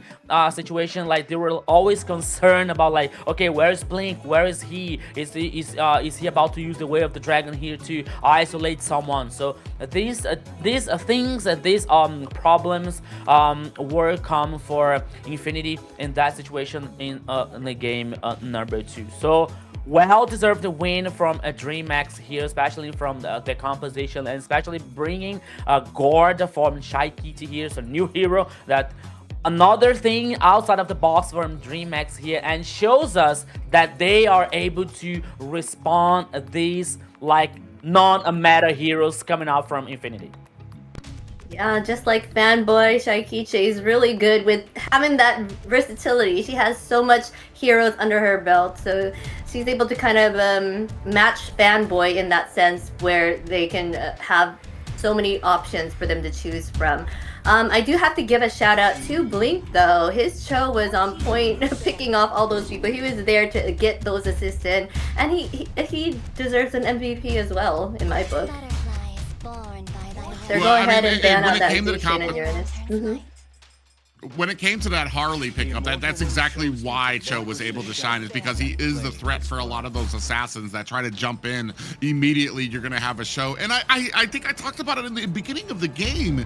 I feel like Azizi, for some reason, was getting very, very close to Blink with a lot of these deadly magics. And I'm like, first of all, you don't want to be hitting a tank with deadly magic, because it's not going to be able to kill him. But then it's also with Cho that you're getting that close to, whose entire purpose is to be able to lock you down and hit you with the Way of the Dragon. So I feel like maybe that it's just a little bit of an understanding, and maybe a little bit more respect needs to be paid to when some of those counters come out that can deal with you there. DreamHack's gonna go ahead. It looks like Boxia has been left open for them too. Still yet to be played. We do have Phoveus still available on the board, but Phoveus and Valentina available too. So I'm wondering, do we go with both of those together, or do we kind of leave them behind? Because we've got a Boxio out there who's got a pretty decent magic defense right off from the start of it too. So you might not get the best value out of a Valentina.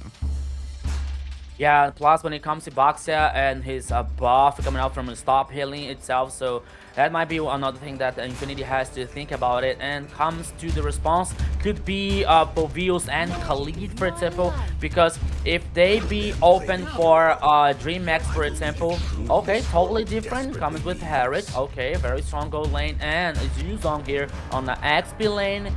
Now, Valentina and Phoveus could be the response now coming out from DreamHack.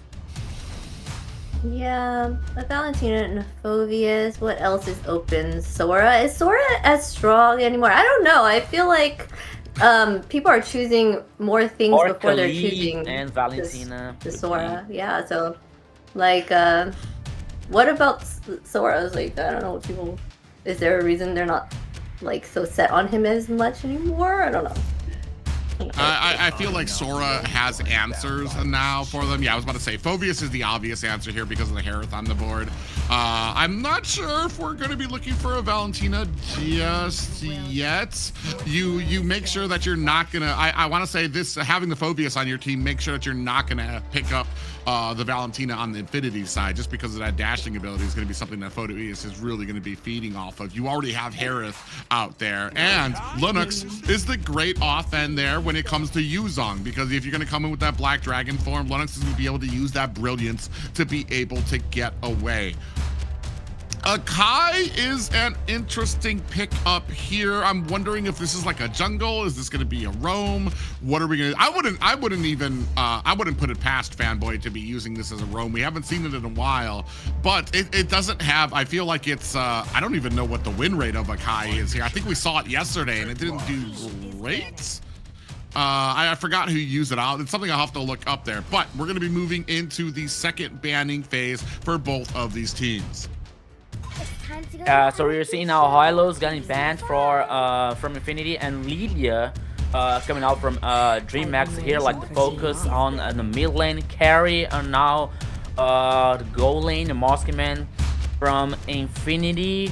Will DreamHack keep focusing on mid lane here? Maybe an Ivy banning, for example, or a Farsa.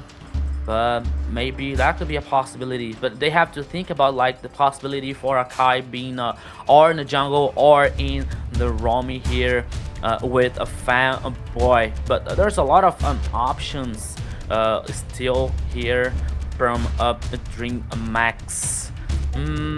Yeah, maybe they're still continue, maybe they're still focusing on the mid lane here with Ivy, for example, when it comes to neutralize the real world manipulation. Okay, so this is the last ban, and now we're going to see if Akai is the jungle or a roaming with the fourth choice here from Infinity.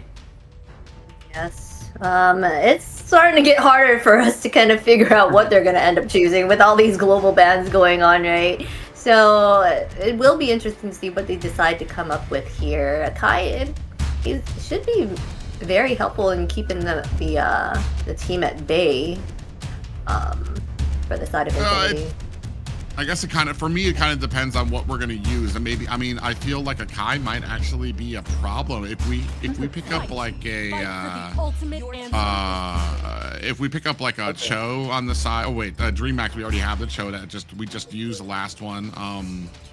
Who else? Oh my god, and I'm losing my mind again. The Tsunami Slam of Kalea is one that we could use. If we grab a Kai, bring it back, Lunox is going to be able to burst that down very quickly as well to kind of, if we're looking to snatch the front line. So, though that this does mean with this pickup of Hilda from Infinity side, it does mean that a Kai is the jungler for the side of Infinity. Hilda, I like the early game there, presence coming out from them, but more CC answered on the side of DreamHack. They're going to go with the Bedang pickup. Yeah, so more choices here now, especially for a DreamX. But Dong possibly, no, not possibly. This is coming out from Blink's hands, and now Zeus with the last choice here with Bruno. Bruno versus. Well then, okay. I mean, all right.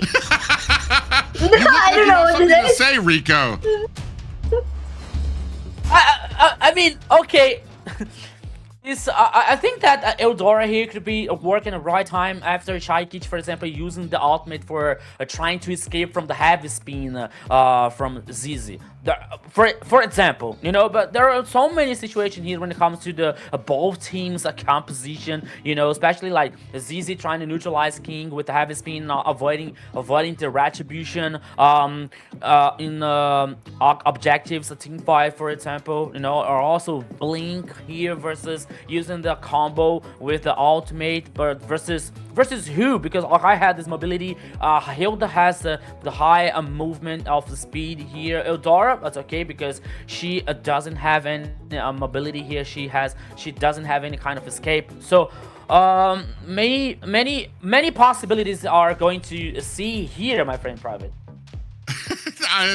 I have the same kind of, I'm like trying to figure out to try to rationalize the Eudora, how well it could do here. But ladies and gentlemen, I guess we are about to find out if that pick is going to even out for these teams. Game 3 of DreamX and Infinity, both teams tied on the board.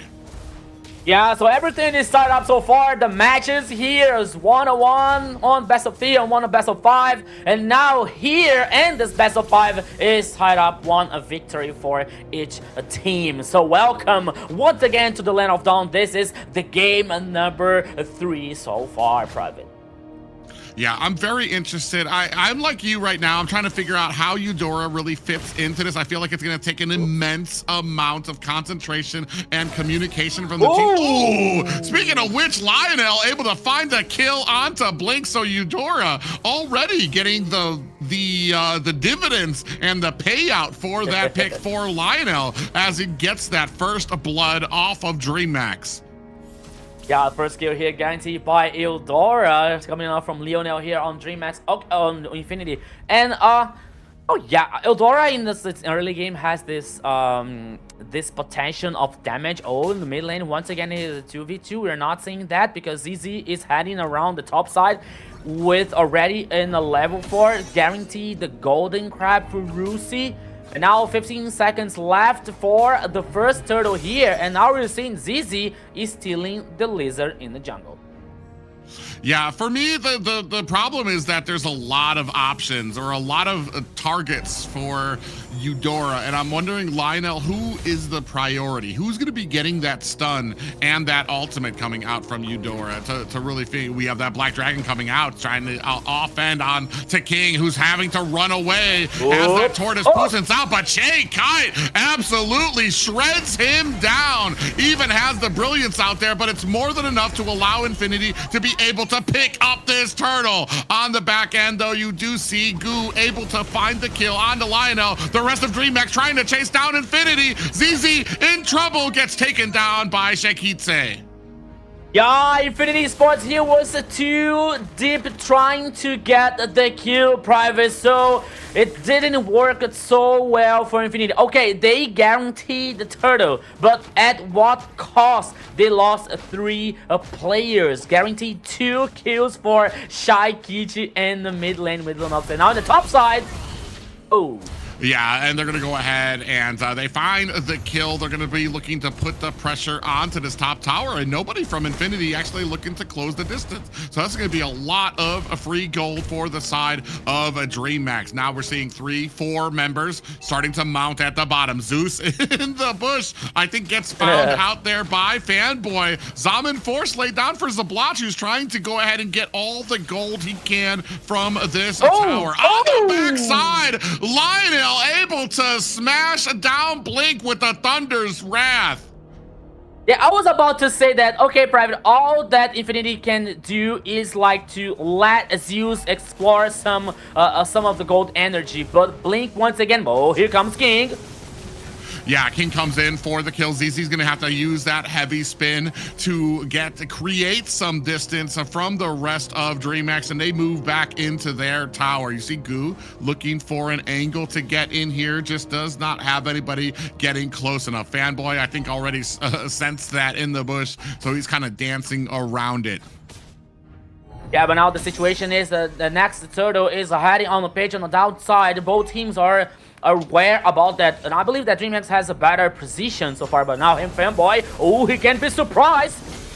Ooh, Lino might have been caught there. Tries to come in there with the damage. Shy Kiche able to find a kill on the Fanboy. Zaman Force has been laid onto the ground. Zablach diving in, finds the kill onto Shy Kiche. Lionel next on the block as Goo able to narrow the distance between them. Coming in with that demonic force heavy spin, creating distance as King finds a kill onto Zablach. ZZ next on the roster, bringing DreamHack to an 8-3 game against Infinity. Another disaster here for Infinity. Okay, the initiation was really interesting for them, but I think that maybe Fanboy was too early in trying to spot the players from DreamHack here, because the rest of the team was like just too far away from him. But now DreamHack had the time to guarantee the kills, guarantee the turtle, guarantee more towers, and guarantee more advantage. Yeah, 4-1-2 right now on Shy Kiche. I'm not surprised. She has been a force for DreamHack here. Zablach actually might be in a little bit of trouble. King able to close the distance there. Fanboy on the backside. Zaman Force has been laid down to pour some damage on to DreamHack to find a little bit of an escape. Goo comes in. Demonic Force underneath the tower. Looking for the damage. Zeus comes in, able to find the kill onto Zablach. They're not done. ZZ might not be long for this world as Zeus finding a kill onto him on the backside. Lionel with the Thunder Spirit Wrath able to find a kill of his own. Lionel, though, bit off a little bit more than he could chew as Shy Kiche comes in with the damage. 6-1-2 right now for DreamHack's mid laner. Yeah, Shy Kiche here is on fire with the 6 kills, but we have to talk about Goo and this Phoveus. It's destroying so far here this game so far, because he has this ability and this facility to get the backline here, especially when it comes to Lionel, for example, or Zablach. So it's getting very, being very interesting for DreamHack. That situation, especially coming from Goo here and this way to get in the back line. But now Infinity is trying to compensate, especially in the top side here. Oops. Yeah, they're trying to dash onto Zeus, who does use that dash and is able to still lay on the damage. Even with the heavy spin, he's taking a huge amount of damage coming out from Infinity. King on the backside, trying to close the distance onto ZZ. Is he going to be able to find it? Goo on the back end, looking to try to chase him down. DreamHack are desperate for that kill onto ZZ. In comes Goo for the kill. Demonic Force is out. The Black Dragon is out, as well as Zablach able to answer back. A 3-man Petrify coming in for Rusi, but Shy Kiche is right there to dish out the kill. King, not long for this world, gets taken out as well. 14-9. That was a massacre now coming out from Infinity in this last team fight, when everything seemed to be so well for DreamHack, especially in the first time of this team fight. Getting the first kill for Vios, once again getting the back line, forcing the Infinity players using the flicker. Lionel was like about to die at any moment, but somehow Rusi with the Petrify was like moving the point here for Infinity. 4 kills for Infinity, and now the Lord is on the pit. The goal lead here, there is no more, because DreamHack was just a little bit ahead, but now after the last team fight, everything is tied up, and now here comes Fanboy. Oh yeah, he's trying to latch on to Shaikiche, who I think still had the ultimate, still had the brilliance, so wasn't exactly scared of the damage that was going to come out there. Could have used the brilliance at any moment, but this is going to set up for Infinity to be able to get a good put onto this. Lord Black Dragon is out, trying to create that distance from the backside. King coming in, looking for the retribution. Heavy spin is out. ZZ did a great job of being able to use that heavy spin to pit King against the wall. He wasn't going to be able to get the retribution on the backside. They are able to find the kill onto Zabloch and Lionel. So you lose 2, but you're able to pick up the Lord for Infinity.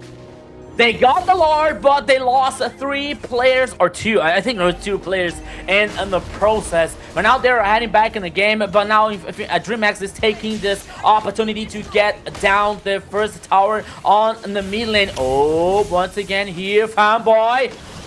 Yeah, Fanboy answering back there, taking a lot of damage. We have the brilliance coming out from Shaikiche, who might bit off a little bit more than she could chew, looking for an escape. Infinity decide not to continue on with the engagement. They have a lot of presence on the map. They have the Lord up at top. At the bottom, they have Fanboy, who's going to be able to try to put some pressure onto that bottom tower as well. Now you can see they're going to go ahead and try to harass King in his own jungle. Is he going to be able to get that kill? Fanboy going to run into the tower. Shaikiche able to find a kill onto ZZ, able to answer back after that. Lord King on the backside gets a cut onto Rusi, who is going to use that Black Dragon to get away. Yeah, you know, for one side, I would say that could be worse for DreamHack because Zablox wasn't in the last team fight. But now, I didn't get it what ZZ was was trying to do, like getting the flank, while the Lord is still heading in the top side here. As we see now the items, we got the Has Claws and the Berserker's Fury for Bruno, while I have the Stardom Sight and the Heaven's Feather coming out from Zablox. So we know that this Harriet is going to grow a lot more here when it comes to a damage cost, a damage dealt here for Harriet. I'm sorry. So DreamHack has to take care about this. They know that situation because they have Shaikiche with 10 kills and 2 assists so far with this Lunox. The true damage is coming out from mid lane from DreamHack. It's a reality, so they have to take care about that. Yeah, that's going to be very interesting because you're just looking for Zabloch, who's going to be looking for a pretty expensive holy crystal right now to be able to dish out a lot of damage. Zeus, on the other hand, he still needs another item. There's the holy crystal for Zabloch, but Zeus is looking for the he's going to be looking for another item and looking for that range in the Malefic gun as well, so that he can actually start off dishing out the damage. I feel like this next fight, if DreamHack is not careful, Infinity is really going to be able to dish out a lot of damage. That's something that they have to understand, have to respect. Just like you see King has picked up that Radiant Armor for Zabloch so that he's not going to be able to burst him down as quickly. Here, Blink taking a decent amount of damage. Goo coming in. Demonic Force is latching on to ZZ, who's going to back up from this fight. King coming in. Goes into 4 members. This is not going to be enough. Goo comes in. Dominant Force has been laid down. Black Dragon is out as well. King might be in trouble, looking to try to crawl his way out. Blink finds a kill. Shaikiche finds one onto Zabloch. Zeus putting the damage. That is 4 people down for the side of DreamHack. This might be the end. Zeus is Fanboy in the back line. What a bait coming out from Shaikiche. Went in there. I was like, why are you going in with such low health? Had the immediate brilliance for the team wipe on Infinity. And ladies and gentlemen, I don't think Rusi's going to be able to stop this push from DreamHack. Oh, here comes the base. It's not done yet. Here comes. Oh, here comes Infinity defending the base. Triple kill for Zabloch so far. Just kidding. Apparently, Infinity invigorated there. Rusi just needed enough time to let Infinity get up, and DreamMax. This is what we've talked about. The end game, making it too loose, not of being on control and being on the same page. Some people were trying to hit Rusi. Some people were trying to hit the core. We didn't have the focus, and now Infinity takes advantage of it. I think that the fans from DreamHack are not that happy with that situation. Okay, it's not the end for DreamHack because the Lord is heading on the top side. They still have the high ground open for Infinity here. But once again, we saw that movie, Private. We saw that happening, Xena. So DreamHack, they have to take care about that. My God. I was expecting that to be the end, but oh my gosh, they came back and almost demolished it and even got the Lord and now it's pushing back. But that's what I'm saying, like they seem to like kind of get too greedy with it or something at the end. They have they're having trouble with closing out. I don't know. You know, we can say about closing out, but I mean, who wouldn't have been like raising their hands, playing with one hand at that point, be like, all right, boys, let's close this up. Oh my God. As they take down 4 people, it was just Shaikiche alone. And the only reason she made it out is because she had the brilliance to be able to negate all of the damage that was coming out from them. A great defense. And this is what we were talking about when it comes to Infinity and still having the patience, still having the know-how, understanding at every aspect of the game what they need to do to succeed and being able to execute that. Where on the side of DreamHack, sometimes when it comes to that late game, the confidence comes out and they just need to get that discipline to be able to kind of still talk to each other, still understand like, what are we doing? Are we focusing on the core? Or are we going to try to take out Rusi and then go for the core? Unfortunately there, it kind of got a little bit split up there and it allowed the rest of Infinity to get back up. Like we said, it's not the end of the game yet, but it was an opportunity that seems squandered by the side of DreamHack. Not the end for you guys as well, because we still got the game going on. We have more games to come, so you have more chance at getting these diamonds. The diamond drops. The more you engage, the longer you are in the chat, the more chances you have to get these diamonds right here.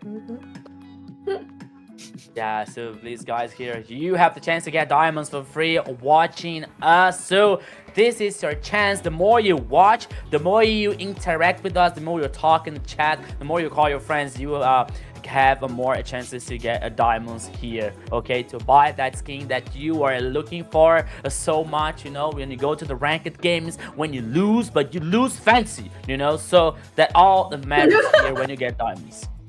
Yes, you gotta lose fancy. That's the only way to do it, guys, okay? Yeah, so just a little way for us to give back to all of the viewers there. Like I said, stay active, stay chatting, stay respectful to everybody. Like I said, a lot of these teams put in a lot of work out here to get to this level of competition. And man, it's just a big back and forth. This is why I was so excited about the second day of the playoffs, because I knew both of these teams were going to be very even. They faced each other so many times already and always go the distance. It's never like a big smashing where one of them is going to get a sweep. These guys have played against each other so often that they understand the picks, they understand some of the drafting that's going to happen. Right now though, DreamHack have to kind of dust off their shoulders and kind of get back into it. You see a lot of pressure going into the mid tier 2 tower as Zeus just laying waste to that Lord. They weren't even able to finish the mid lane tower, was Infinity, because of how fast he was able to take that down. Zablach does put the last kicks onto it though, and now trying to put a little bit of damage on to these high ground towers of DreamHack. Yeah, but now Infinity here has to take care, especially with Goo here and the knocking up coming out from Fulvius. I saw Rusin using the Petrify here versus on Chaikichi on the top side, but she was able to escape with no problem. She didn't use the ultimate, for example, to escape or anything else. So Infinity now, they lost the Lauren here. Okay, they got the tower number 2 in the mid lane, but still, this is a very good advantage for DreamHack. Okay, the goalie now heading for Infinity. The most of the players are not with the full build yet, so it might make some just a little bit of a change here. But now we're seeing Rusi with Immortality to buy some time on the thing. Oh, fanboy, you have to take care about that. Okay, he's aware about something in the purple buff, but now he's getting info. Oh, the wall. Yeah, he actually gets caught there. It takes about 50% damage. That's going to allow the rest of the team coming in. Here comes the Black Dragon trying to find an opportunity, but they are not able to close the distance. Lionel even came in there for a little bit of a nibble there, but DreamHack did a great job of disengaging from that. Speaking of which, Goo, conceal play comes out. Blink. Oh, they are not able to find ZZ. There goes the stun. Oh. There goes the pop-up. Is that going to be enough? Shaikichi able to find the kill as well. Brilliance is out as she gets and creates that distance. King does have the immortality, but Blotch is right there trying to score another kill. Lionel able to answer back to DreamHack. That's 2 down for the side of DreamHack and 15 seconds left on this next Lord. I thought that could be better for DreamHack here after Shaikichi getting the first kill on ZZ, and I was thinking like, okay, now this is gonna be very good for DreamHack. But we saw King losing the immortality and then losing his life, and we saw Goo once again here getting killed. And with this superior in number situation for Infinity, it might be another Lord for Infinity Esports, because we have no retribution coming up from a DreamHack. So the Lord here easily guaranteed by Infinity once again. Yeah, they're going to be able to pick that up. It is a 17-minute Lord for DreamHack. I mean, they've still got Zeus, who's able to really dish out a lot of damage too. But if that last team fight said anything, it's that DreamHack is starting to fall a little bit behind. Infinity is starting to come up on theirs. I believe Zablotch already has the glaive too, so he's going to be able to get a lot of penetration on his abilities as well. Now with the Lord crashing down at the top lane, going to be waiting to see if DreamHack can mount a successful defense. Yeah, but now the Lord once again heading on the top side. Now Infinity trying to synchronize all the minion waves. So here comes the pressure. Here comes the fire coming out from Infinity Esports, Private. Yeah, Lord's going to look for that charge coming into the top lane, and that's going to make mincemeat of the top high ground tower. In comes the rest of Infinity. One high ground down. Black Dragon from the side looking for the flank. Is that going to be enough? Lord looking to swing away onto the core. Zaman Force has been laid down. Rusi taking a heap of damage. Immortality has been procced. Zeus is right there with Shaikichi to take down Rusi. DreamHack looking to clear out these lanes before they chase down Infinity. Goo on the tip of the spear of DreamHack's offense here, trying to push into the mid lane. Yeah, that was a good defense here coming out from DreamHack. They only lost, oh yeah, not so good because they lost the high ground tower in the bottom lane. And I thought it was only the top side, but they lost also the bottom side here. Okay, so super minions coming out from both sides here now for Infinity, while DreamHack has super minions only on the mid side here. So now there's a lot of time for the next Lord here. So both teams are worried about like getting this information on the map, trying to surprise, especially Fanboy here with this facing check situation with Hilda every single time. But both teams now, oh, Fanboy! Yeah, Fanboy's is gonna be in a little bit of trouble here on the backside, gets caught up there. But I feel like DreamHack needs to figure out a better engagement plan than trying to capture Fanboy. Again, Fanboy's super tanky right now, and you're gonna be wasting a lot of abilities on Fanboy while the rest of the team's gonna come in for that huge amount of damage. And Fanboy, I mean, Fanboy's doing what he needs to do. He's supposed to be in front. he's supposed to be taking that damage. It's just DreamHack is kind of falling for it here. Blink wisely. I was just about to say, if Blink uses that fist crack on Fanboy, I am gonna lose my seat here, because like that's exactly what you do not want to do. And a great front line that is starting to come online for Infinity. ZZ and Fanboy, they're just doing the best that they can to kind of stay up front. Oh, King from the backside, surprise! But unfortunately, he was not able to connect on anybody just yet.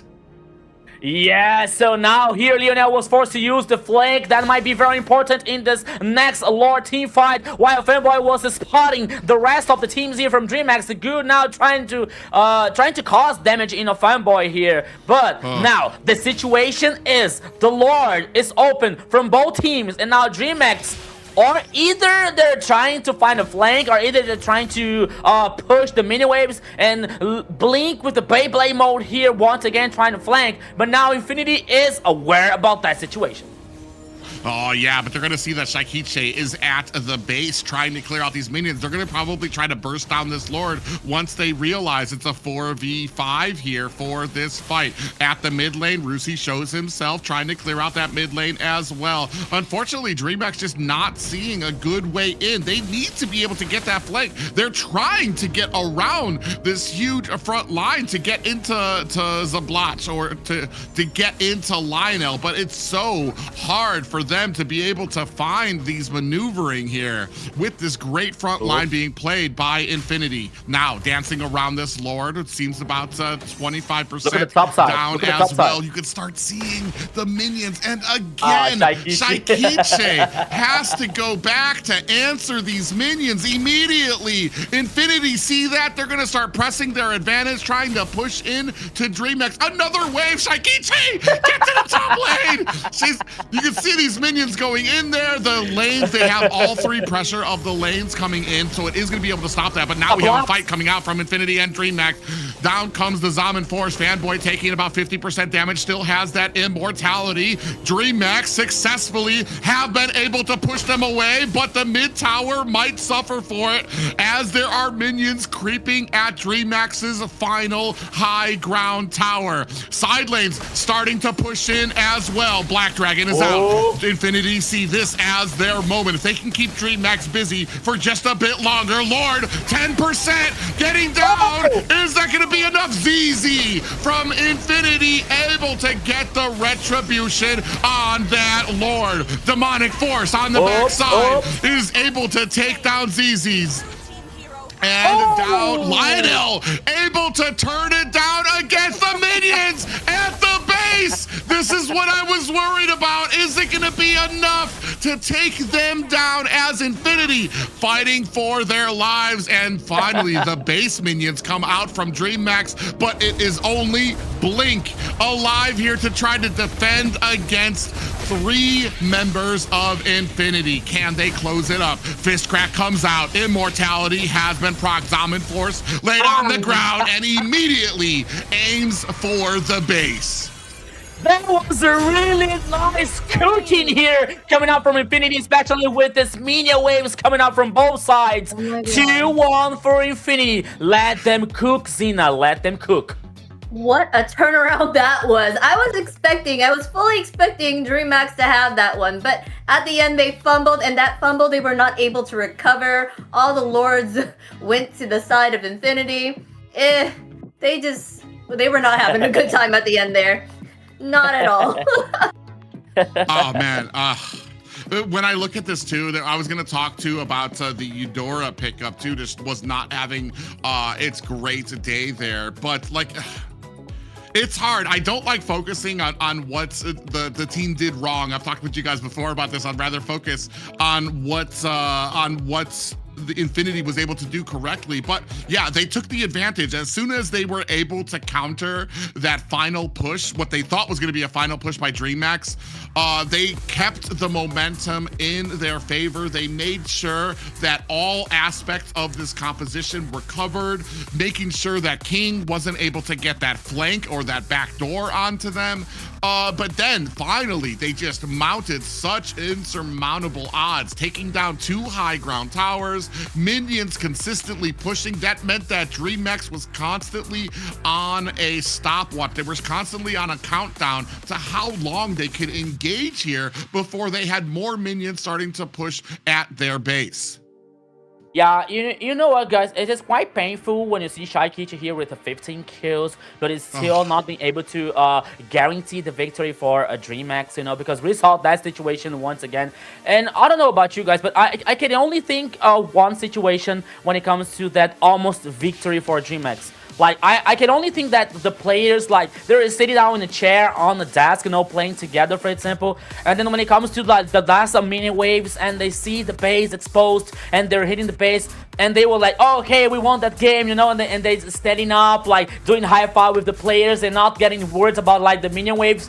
And surprisingly, Infinity coming up from, coming back and getting triple kill from Zablox, for example. And, trying to, like, getting able to reverse that situation, you know what I mean? Because it was so close to DreamHack once again, and like, and for me it was worse because it was like even closer than that we saw yesterday when it comes to the closing out situation from DreamHack. And this game here, that might be a very, very painful for them because they were so close to win, and now they're 2-1 for Infinity. Once again here, South Group playing very well with Fubio, especially when they're coming up to knocking up the players from Infinity. But Rusi was like able to, especially using the Petrify in the right ways here to like neutralize the carry one. Well, we see that situation, you know, that we saw the car minion and Infinity was able to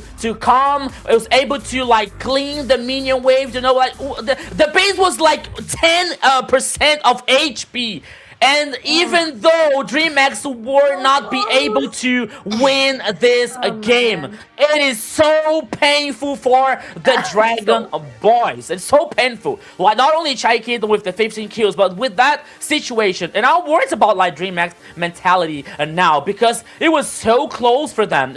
They have to be strong now to the next game. But once again, Rusing playing very good. Eldora here, I mean, not sure if Lina was like crucial for this game. Okay, she was like responsible for causing so much damage, especially when it comes to this burst damage coming up from Eldora, for example. But it gave time enough to the DreamHack making a radiant armor, for example, or add things to avoid most of these damages. So for me, it was like the team spirit coming out from Infinity that was able to win this game. And now that situation here, Private, especially like Infinity cooking DreamHack players, like forcing them to heading back to the base now, you know, like clean the minion waves and not getting able to full fight back in the Lord fight. And our MVP will be Zablox on that Herod, able to turn things back around when it mattered at the end. 845 KDA, 82.7k total damage, and 699 golds per minute. Yeah, as they turn things around, as the tanky front line of Infinity started to come online with the Akai pickup, with the Hilda, when they weren't able to finally burst down both of those heroes enough anymore, this really was where Zabloch was able to shine, because you had that front line, they were wasting so many. Look at Zabloch comes in here, look at with all the damage here. This is hard to watch. This makes me cringe every single time I see it. If everybody, you saw everybody, 3 people ran and dispersed. That amount of health on the core, I feel like if we would have just everybody stayed together, just hold the line, screw it, everybody auto attack the base, I feel like they could have gotten that down. Instead, unfortunately, they all turned around, they ran, and that really gave them a great opportunity, Infinity, to be able to come back. Zabloch really took the tip of the spear of that composition when it came to the late game. Yeah, that communication is key, and they did not have that at that moment. Like you said, they probably like split off and were not able to get that tower at the end. Gosh, I can't get over they were really so close to getting it. They do an amazing job as Synergize, just getting like the team together, and just working it out through the whole. But at the end,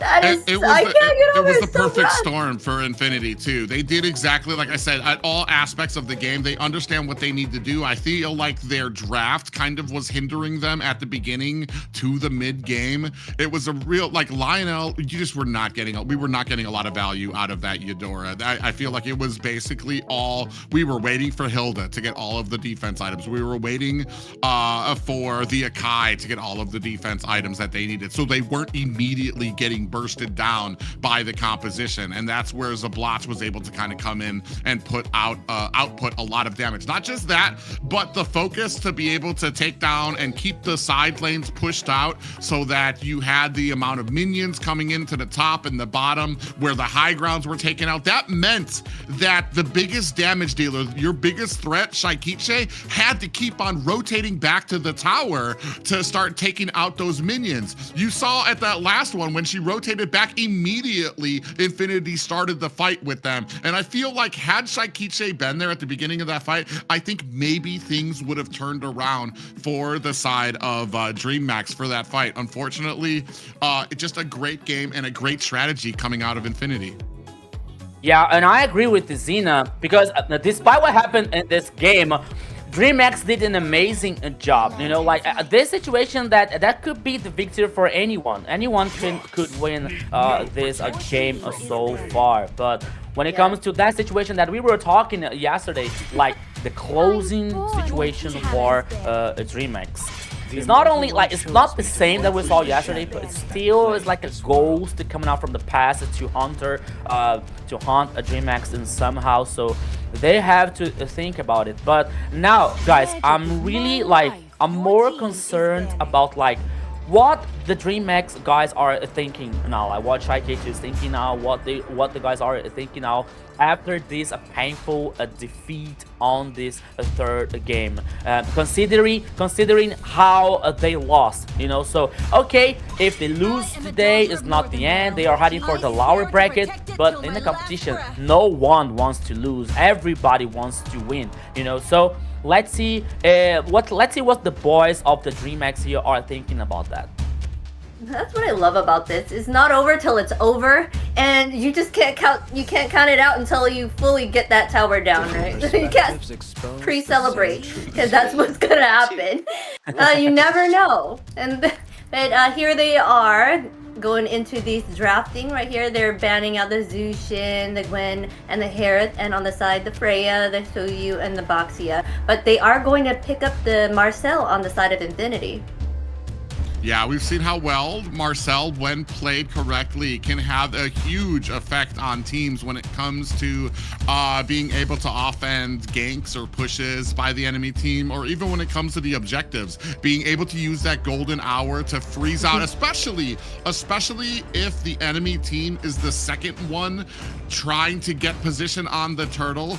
The golden hour does such a great job of keeping them zoned out with more than enough time for you to be able to get a great retribution on there as well.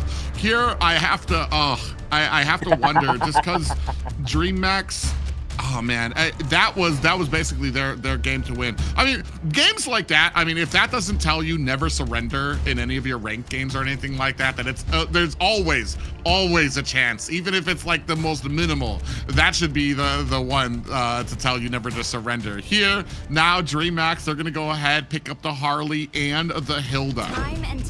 Yes, I have a friend who looks exactly like what you said. There it Private. is. Like in the first level, if you lose the flick and say, "Oh, surrender," I give up. Let's go. No, next one. They say, "Oh, what happened? You only lost the flicker.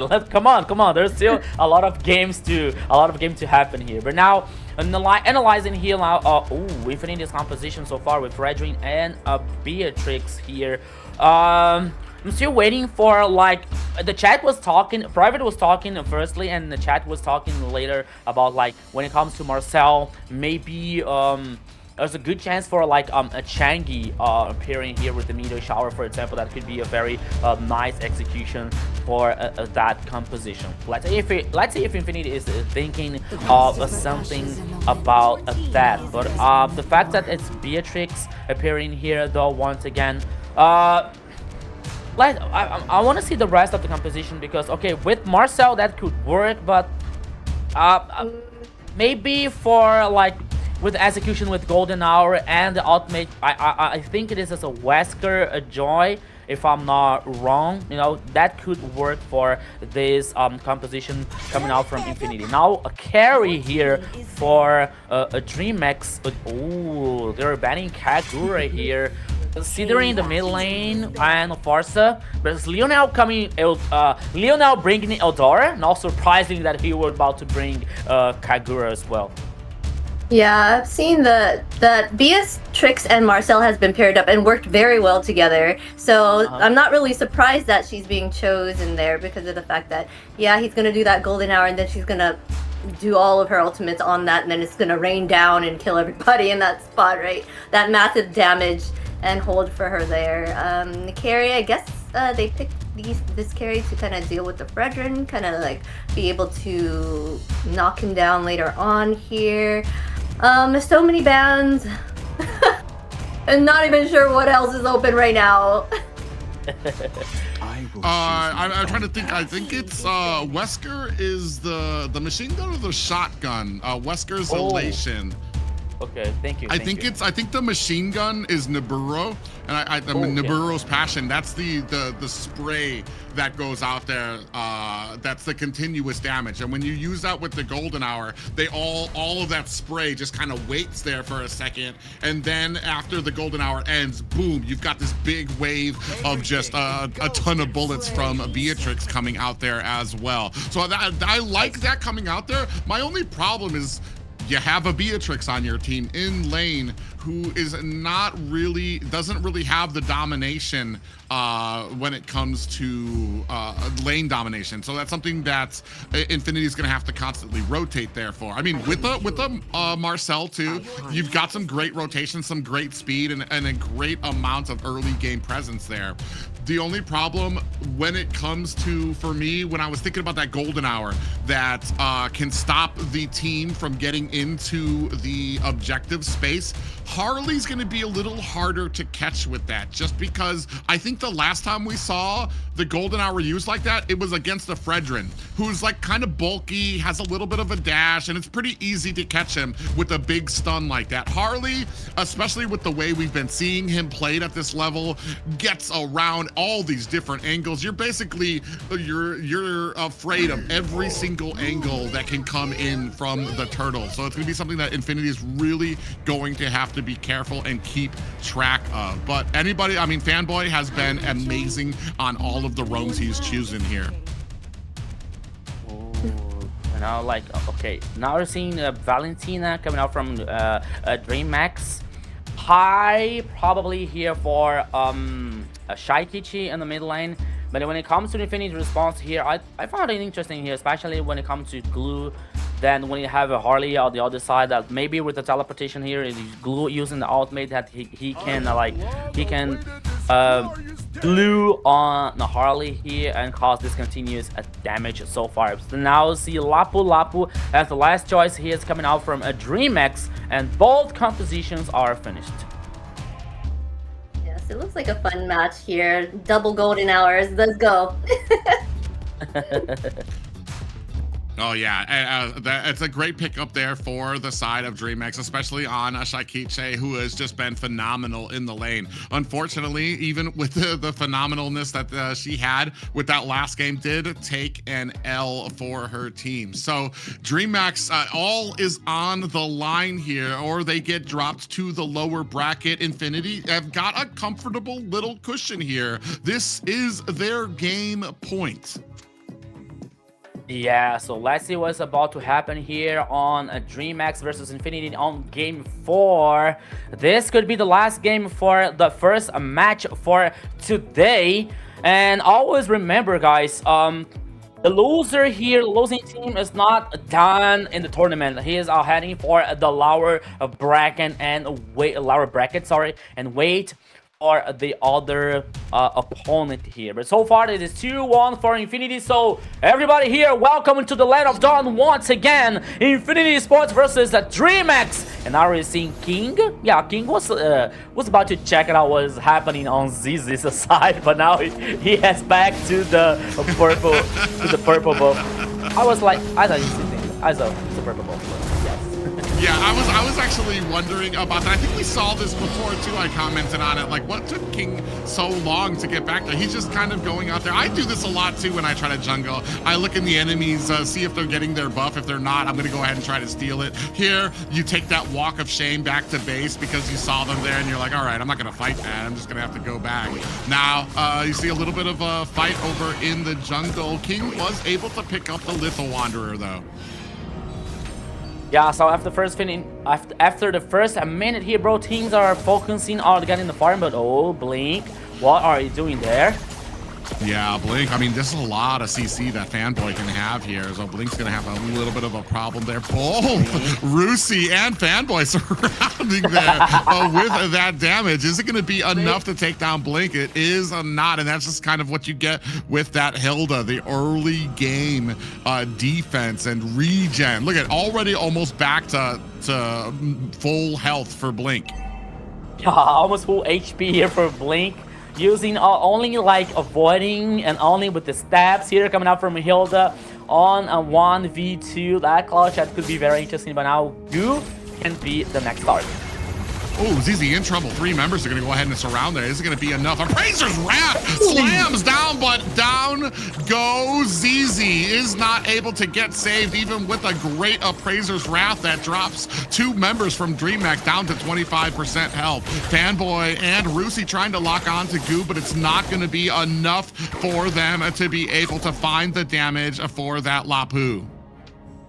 Yeah, I can tell you that one more dagger in ZZ's item here, that could be enough to guarantee 2 kills for Infinity and Fredrin. But here, the fact is the first kill went for a DreamX on King's hands. But now the turtle here, both teams are aware, and Goo is trying to do something. Oh, Shaikichi. All right, here we go. Yeah, Shaikichi does have to use that dash to get out of harm's way. Rusi trying to chase down Blink, half health left on his Zablotch at the bottom. Deadly Magic is not going to be able to find the kill. ZZ is able to pick up the first turtle, though, so they do have a little bit of defense now in their pocket if they're going to be able to use it. And this is what I was talking about before, is Zablotch having a little bit of trouble in the lane. Not really a great, a great laner when it comes as a marksman. You're waiting for a few of those items. The Beatrix pick is really just going to shine with the golden hour, and as we get later and later, and they're able to secure a lot of those items that they need. Yeah, but now DreamX is heading for players. 5 players here on the mid lane, heading for the gold lane. Now Fanboy is aware about that. Blink is coming up. ZZ and Lionel. Oh, this is going to be a very interesting situation for Infinity. Let's go.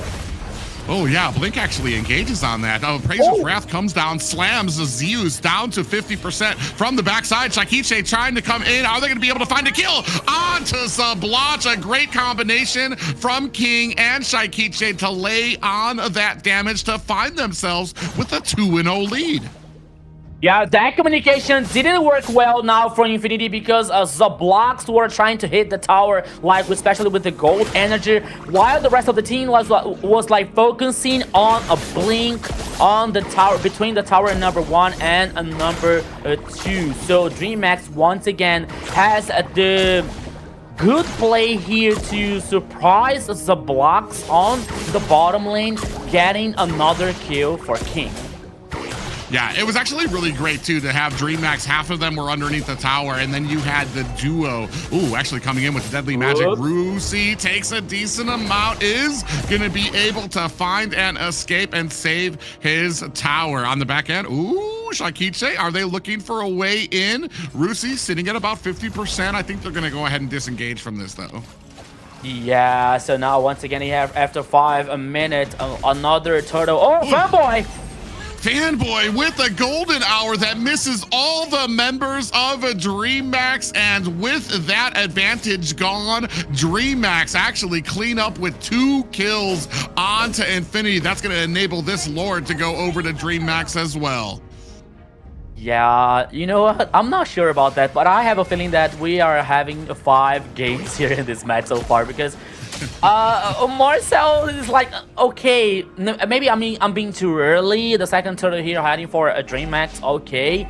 But at this point of the game, I mean, like, Marcel, especially in the Fanboy, that could be not so good, especially when it comes to the execution and the initiation. So Infinity already lost the first tower in the bottom lane here, which means more advantage for a DreamMax. 4 kills to 0, and the goal lead here almost heading for 3KR in the mid lane. Yeah, they're looking to try to mount some type of pressure here at the mid. Ooh, at the bottom, ZZ takes a little bit of damage. King comes in. Appraiser's Wrath slams down, but slams down onto Blink on that hill, though, which isn't going to really be doing a ton of damage. Still more pressure starting to mount at this mid.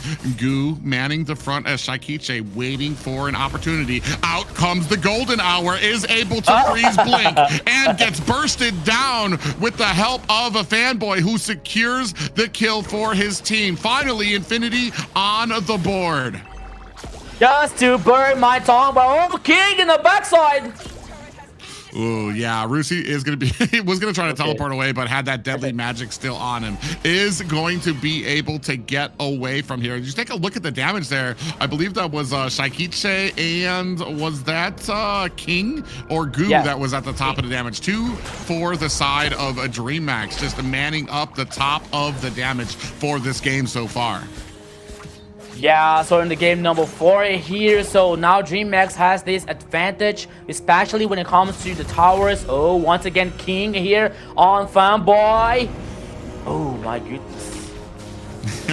Yeah, he is able to get away from that, but you could see DreamMax already inside the jungle, not really afraid of Infinity, is going to be clearing out there. That's going to go ahead and start them onto this turtle. Ooh, they're going to come in, try to get that damage onto Zeus, who might be in trouble, and Lionel able to find the kill there, turning this around. Infinity's advantage. Down comes the Appraiser's Wrath, but it comes down onto a Brilliance, the J-Kite, who was able to negate all of that damage. So a little bit of a wasted ult there coming out from ZZ. DreamMax still not trying to give up this turtle just yet. They're zoned out though, and ZZ's going to be able to pick up the second turtle for Infinity. A 2-4 game, still DreamMax's advantage. Yeah, it was a clever move coming out from Shaikiche here, using the Brilliance, the ultimate coming out from a Lunox. Even though that Infinity got the second turtle. Oh, here they come. Oh, we do have another golden hour there. Zablach is waiting, and ZZ goes down again. This is, I mean, this is what we were trying to do with the golden hour. We were waiting for it to come online for Fanboy. He missed the first one. That kind of beset some of our expectations, but he started to come back online. I feel like 2 golden hours have resulted in a death for the jungler of DreamMax. So started to get a little bit of that value out there. Shaikiche comes in here from the flank. Fanboy not looking for a fight just yet. Yeah, so now meanwhile this was happening on the bottom lane. King was like taking the chance and taking down the second tower on the top side. More map domination coming out from a DreamMax so far. No, tower number 1 in the mid lane, which unlike most of the people, they consider that is the heart of the map. It is heart of the Land of Dawn here on Mobile Legends, and now both teams are like up to do something on the bush. Like we see like Infinity players on the bush in the goal lane 1, and now they're moving back, they're heading, they're roaming. Meanwhile, there are 30 seconds to the first Lord. Actually, I don't believe there is gonna be another turtle here. So the first Lord is about like 22 seconds, and now the King, okay, using the teleportation. Now he's able to escape, he's able to survive, while the DreamMax is up to do something.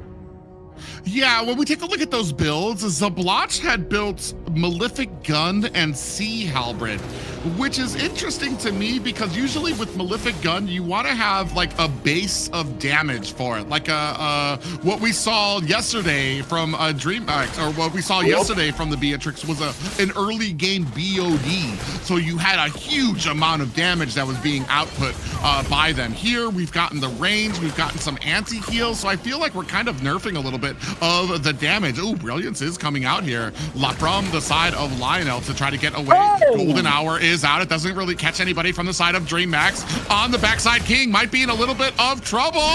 Gets taken out by Rusi again.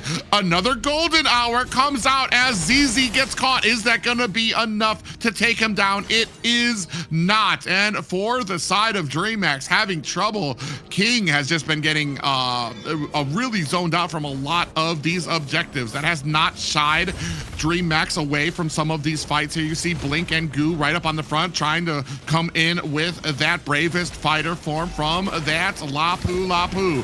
Goo takes a little bit of damage. A stun issued out to the side of Rusi. Now on top with the ultimate does allow ZZ to pick up the Lord for the side of Infinity. Now they're looking for a fight. Goo in trouble, gets taken down, but immediately answered back by Zeus. Now, the three members, Shakiche does get a little bit of a stun, but now gonna focus their efforts on trying to clear out the lane and the Lord pressing at top.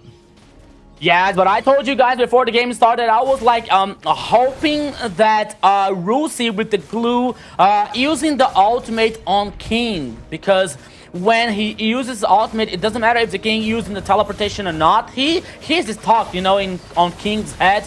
And that would happen and guaranteeing the kill for on the DreamMax jungler. And not only that, but getting the way easier to get the Lord. But now the Lord here like almost being useful in the top side. Meanwhile, the Infinity is trying to focus on the mid lane here, but with no success. But even though that was an interesting situation from both teams, especially for Infinity here, like getting the Lord.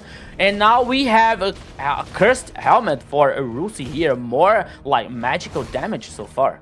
Oh, magical DreamHack defense. To figure out a plan here at the beginning, before we get later and later here, because right now the only reason that DreamHack is winning, I feel like, is because the immense amount of damage they're able to output. From the top 5 damage, 4 of those belong to DreamHack right now, but that's because kind of the slow play that is coming out from Zabloch. Finally, you see there has picked up the BOD, so now once that Nibiru's Passion comes out, it will be doing a good amount of damage to DreamHack, depending on what their defense is looking like as well. But like I said, right now, DreamHack, I mean, they have the damage, they have an immense amount of damage, but still getting thwarted, getting pushed away from a lot of these objectives. When it comes to getting trapped underneath the Golden Hour, or Rusi, who's doing such a great job on this glue to be able to kind of get to those back lines and get to the squishies to be able to find a lot of the damage there. 3K advantage by DreamHack so far at the 13-minute mark. Yeah, Holy Crystal now for Lionel. So meanwhile, DreamHack is like working once again so clever in the micro game here, taking down the tower number 2 on a bottom line here. Only the second one remaining on the mid lane for Infinity. After the 13 minutes, we are seeing here the gold lane heading for DreamHack, almost for a K exactly. But once again, we saw something similar in the last game. DreamHack was about to win the game, but with like only 10% of the HP, they were not able to win. But now, oops, ZZ and Leona can be surprised. Oh, Blink goes into the back line, caught by a Golden Hour. Is that going to be enough as Glue actually able to find the target? Zeus in trouble, trying to get underneath the tower to take down the Glue. Is that going to be enough? Zeus, gets taken down by Lionel, who dives in underneath the tower, using the Brilliance for an escape. Goo taken down as well. That is 3 down for the side of DreamHack. Infinity looking for an opportunity to be able to take down this Lord. King is still up, finds the damage. Excuse me, finds the damage from that ultimate to be able to take down Lionel. Now a Golden Hour. Shakiche right there in wait, but Zabloch is ready to take down that Lord.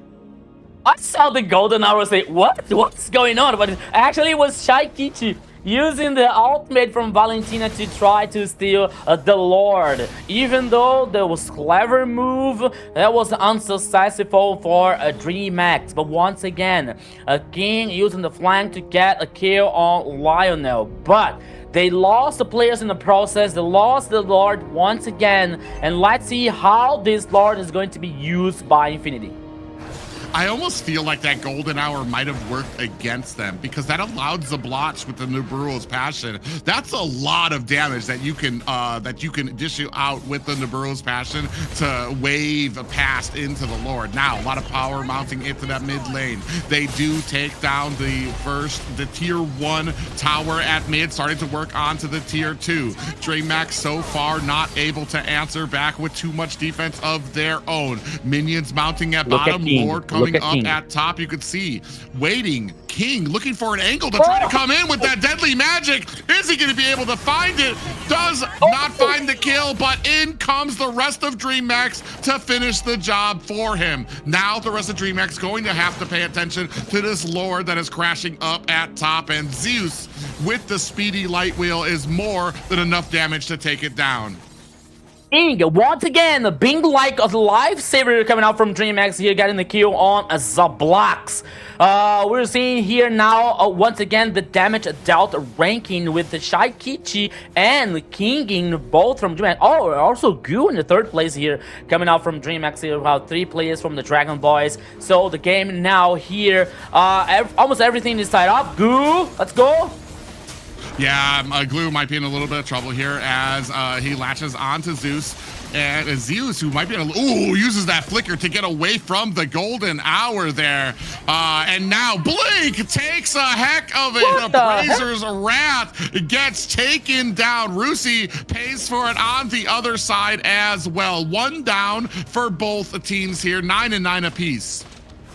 Yeah, so 1 player down for both teams. Only 38 seconds left with the next Lord, but it's gonna be time enough for the players to get back once again. DreamHack was like trying to cause this pressure on Infinity's jungler to push the minion waves to avoid this kind of troubles, especially when it comes to the next Lord here, because if the minion waves are like pushed away from your side, it could be very interesting when you get the Lord, or even though you lose the Lord, at least the minion waves are not like pushed against your side. But now 6 seconds to the next Lord. DreamHack here like trying to play in this macro, trying to work with this macro, and now I believe that they have a better position now. Leonel has to take care about that on the jungler on the downside, but now both teams are only Infinity is heading for the Lord at this moment, but Blink, they're trying to flank here versus Infinity.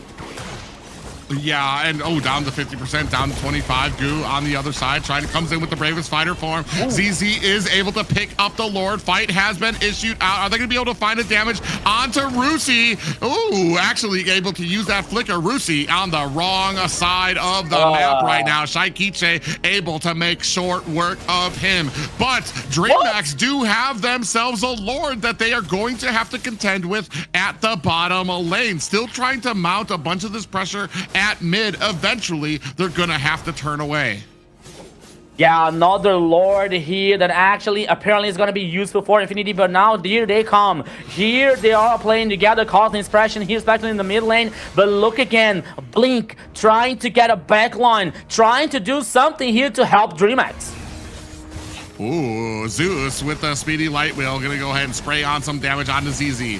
Ooh, and Golden Hour is out there. Shaikichi's own Golden Hour. Is that going to be enough? Goo finds a kill onto Lionel, who replies and is able to take down Shaikichi. ZZ next on the chopping block. The deadly magic going to make short work of him. Fanboy and Zablotch running for the hills. They are not going to be able to sustain into these fights, and unfortunate for DreamHack, they do have to turn their attention to try to protect these high grounds.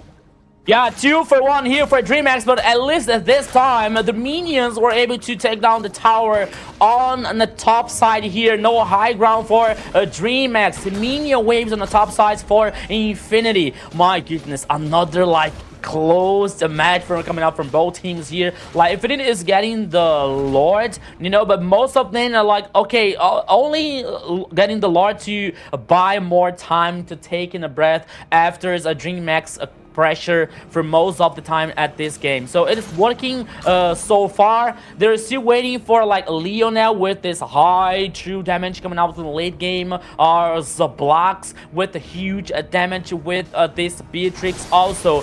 But DreamHack is doing a great job, especially when it comes to trying to find a flank, trying to find a backline here with Blink, with a King here to burst the damage to surprise the Infinity's composition. That is also working well. So this is a game that is going to be closed by details. Yeah, and I feel like the difference here, this is going to be a long game. These guys are so evenly matched, even with this draft, and especially with both teams having a golden hour to really be able to compete with. It's just been immediately, it's so hard for either of them to be able to find like those great engagements that they want. Here, you see a big build up here at the L bush for DreamHack, looking for an opportunity to try to come in on the backside. ZZ and Blink kind of duking it out there. DreamHack are making me nervous here, just watching them kind of like shift and adjust, looking for the angle, coming in onto the backside, looking for Fanboy, who finds himself a golden hour. Shaikiche using the brilliance. What an IMU brilliant, or that was Lionel. That was kind of scary for me. I was like, what was, I was so confused. But yeah, Lionel able to get away from there. One person down. That's going to be the jungler for the side of Infinity. Do they want to try to contest this? We do have another brilliance coming out from Lionel. It's not going to be able to do too much damage, and unfortunate for Infinity, not in a great position. They're still trying to press their advantage here as the Lord gets reset, and DreamHack unable to capitalize even with the jungler down. Yeah, there's a lot of pressure here on the DreamHack's shoulders because the Lord is not getting done by the Dragon Boy so far. 10 seconds for ZZ coming back from the game again, but now they've decided to try and melt down this Lord as sooner as they can. Here we go, Private. Yeah, you're gonna see now. They still have 3 seconds. ZZ just got back up here. Lord down to, golden hour, hoping that they can close the distance for ZZ. A big damage going on into the back line. Another golden hour. The Lord has been reset.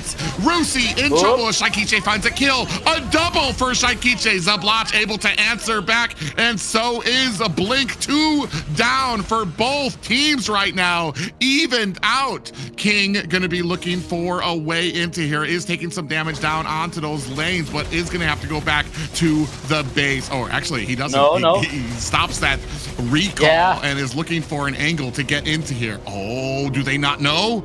King is on the side. He's going to be looking for Zablach. He finds the deadly magic. Zablach, not long for this world. Has the immortality, though. Is the rest of the team going to be there? Shaikiche is there to dish out the damage. Immortality proc from ZZ. King trying to put the damage on to the enemy jungler. And that is 4 people down for Infinity. DreamHack looking to tie this up, putting the damage onto the core, but they don't have the damage.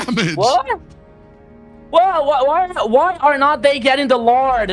King are like trying to regen this HP. Now he's full HP once again. Okay, they went for the Lord once again. King and Shaikiche, and now Blink trying to do this front line. But Infinity is coming also to the fight back here. Let's go, Private. Oh, King decided to go ahead and put some damage on the Fanboy, taking their attention from the Lord, diving into the backside. Lionel might have opened himself up for a lot of damage. DreamHack immediately blow him up, and King, along with the rest of the DreamHack, have claimed the 24-minute Lord. No danger situation in that time for DreamHack here. Guaranteed this Lord, which is what's immediately heading on in the mid lane here. Now, DreamHack with the Lord advantage, with the player numbers advantage, they can have the final push here to turn the game tied up so far, Private. Yeah, high ground tower at mid being focused on. Bravest fighter form comes in from Go. Fanboy, ooh, on the backside, Rusi, who uses that winter crown, trying to last out a little bit longer. Down comes the Appraiser's Wrath. ZZ able to find himself a kill. Golden hour. The damage onto Blink does not finish the job. Lord swinging away on the core. Shakiche finds a kill onto the jungler. Is this the end? DreamHack are taking us to a game 5. Oh my goodness, why things has to be so difficult for DreamHack, especially when it comes to finish the game. But the reality is 2-on-2, everything is tied up in this best of 5, Xena. And here we have it. We're going to a best of 5. They always take it all the way, these two teams, but they give us a show, right? That back and forth between the two is really cool to see them, you know, like go just clash. I don't know. But that one time DreamHack was that killed everyone and then they were on the Lord. I was kind of like, they had the Lord free for them, right? I was kind of like, why aren't they going for it? But was it a strategic play? I'm not sure if it's about strategic.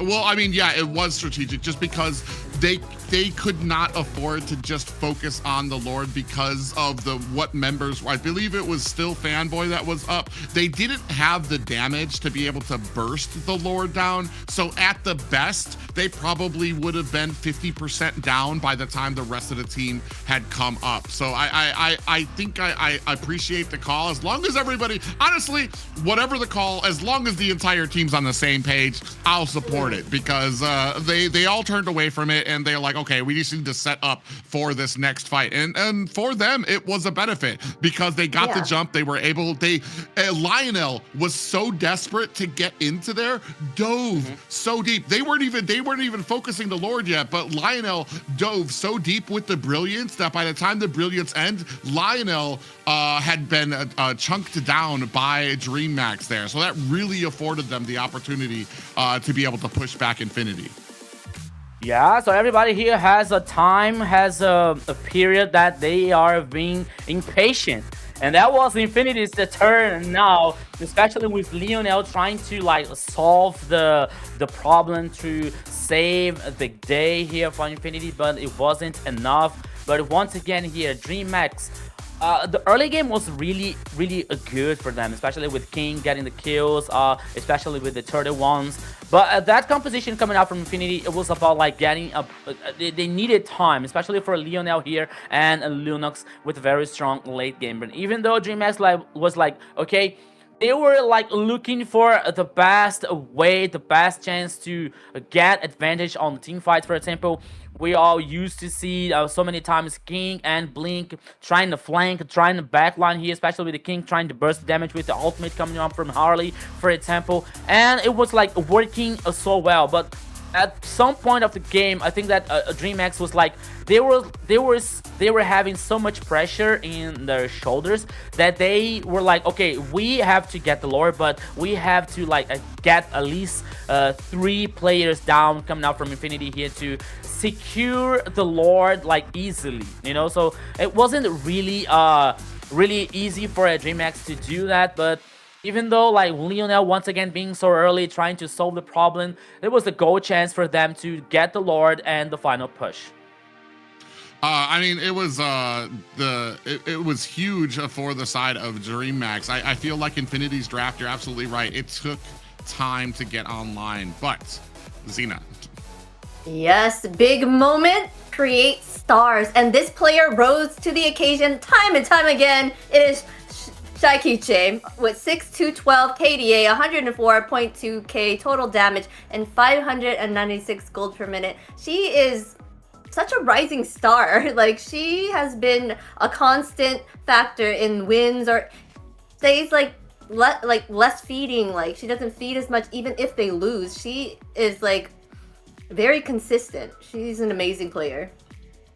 Yeah, I've been saying it consistently about Shaikiche when it comes to her ability to maintain focus, understand what she needs to do separate from the team. Even if the team is losing, she very narrowly finds herself out of position. Here, I was almost gonna say I felt like it was almost a hurdle for Shaikiche to have the golden hour, to continue to use the golden hour, because I felt like she was doing so much better when she was able to use damage for the team to be able to get a lot of those kills. But here, even with a support-esque type of ultimate, able to really be a pillar for the type for DreamHack here, to be able to find these great angles and to be able to kind of find a lot of these kills as well. Yeah, despite of this DreamHack's lineup here being so good with so good players, I'm not afraid to say that Shaikiche here is the best player of the DreamHack so far. You know, especially that she being one of this pillar, playing so solid with a high performance with the most of the times. You know, she doesn't compromise, she doesn't feed, as Zena said. So when it comes to bring some comfort zone for DreamHack, Shaikiche is the answer on that lineup so far, especially with these changes that we saw from a few days coming out from DreamHack.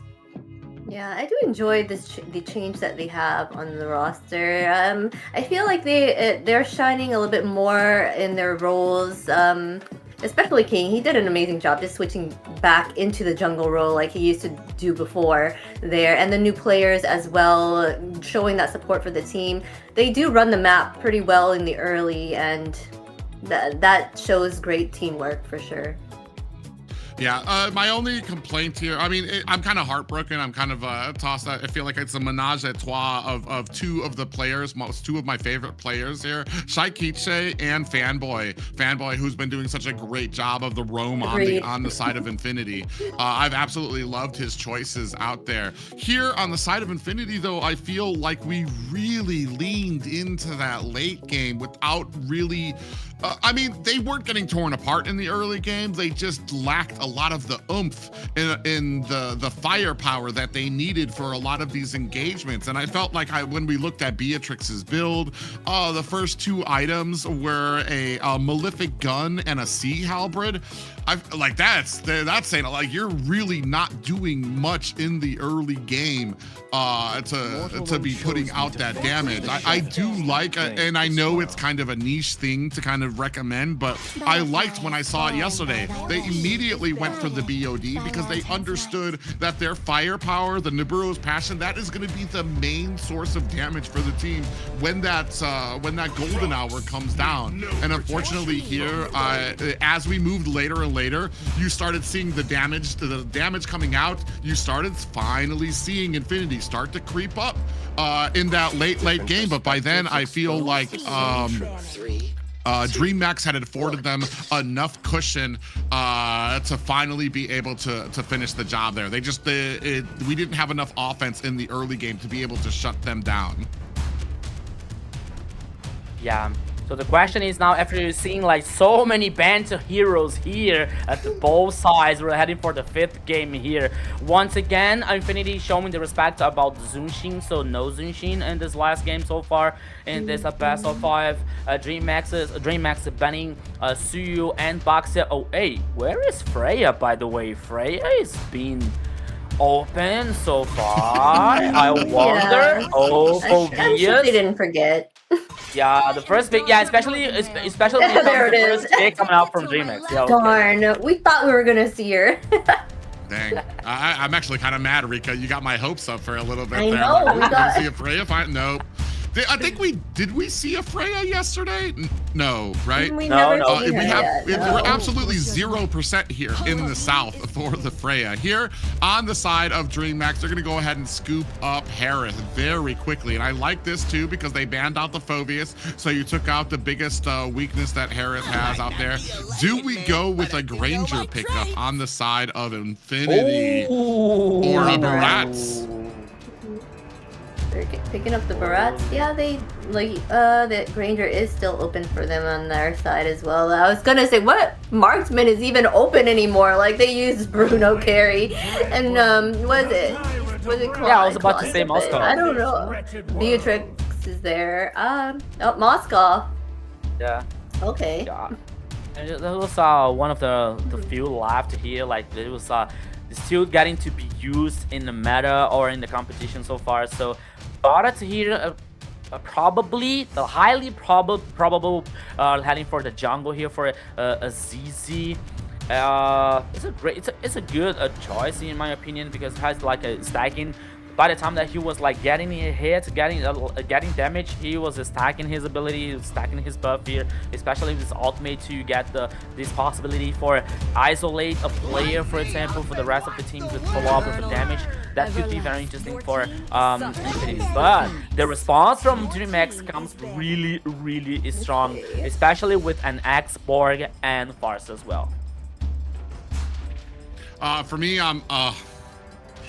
I like the Farsa. I like the damage that's going to come out there. That's going to be a real thorn on the side of the Moskov. But to answer that immediately with a Kagura, I know I shouldn't lose hope, because Shaikiche has been the queen of like positioning, knowing where you need to be on the map to keep yourself out of harm's way. But Kagura just really specializes in being able to kind of take down, especially still, she specializes with taking down marksmen, but when it comes to a target that is going to be still, that you need to be for those feathered airstrikes, it's like, man, we need, I feel like we're gonna need to really be able to lock down this Kagura or protect our Farja. Kagura is gonna be, and if your focus is to chase down Kagura, she's actually very slippery, because she's got that umbrella escape that she can use to try to get away, and it's very risky here for both of these sides. Yeah, they're gonna for sure. Kagura is a great choice there to go for that Farsa, but like you were saying, Shaikiche is really good with her positioning and great at not dying. So that's gonna be fun to see how she's able to get away from all of that, or if she's gonna be chased away and she can't make that damage. But they're gonna go ahead and target Banboy here, banning out that minnow. See, keeping it low on the roam choices here. Also, Kalea is being taken out as well. Yeah. So if you say that Shaikichi here is like an undying person, is an undying player so far, is when it comes to playing with Gord, for example, with a 0 mobility, don't tell me when she comes with a Farsa, for example, with the bird form, you know. Yeah, so true, it is gonna true. It's gonna be very like interesting for Shaikichi here and the Farsa in that composition so far, Private.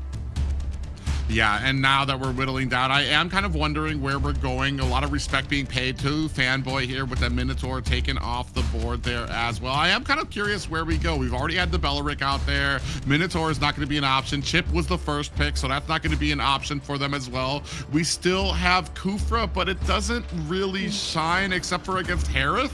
Here is where the Kufra would shine, unless we're really talking like him being able to get a lot of those sets.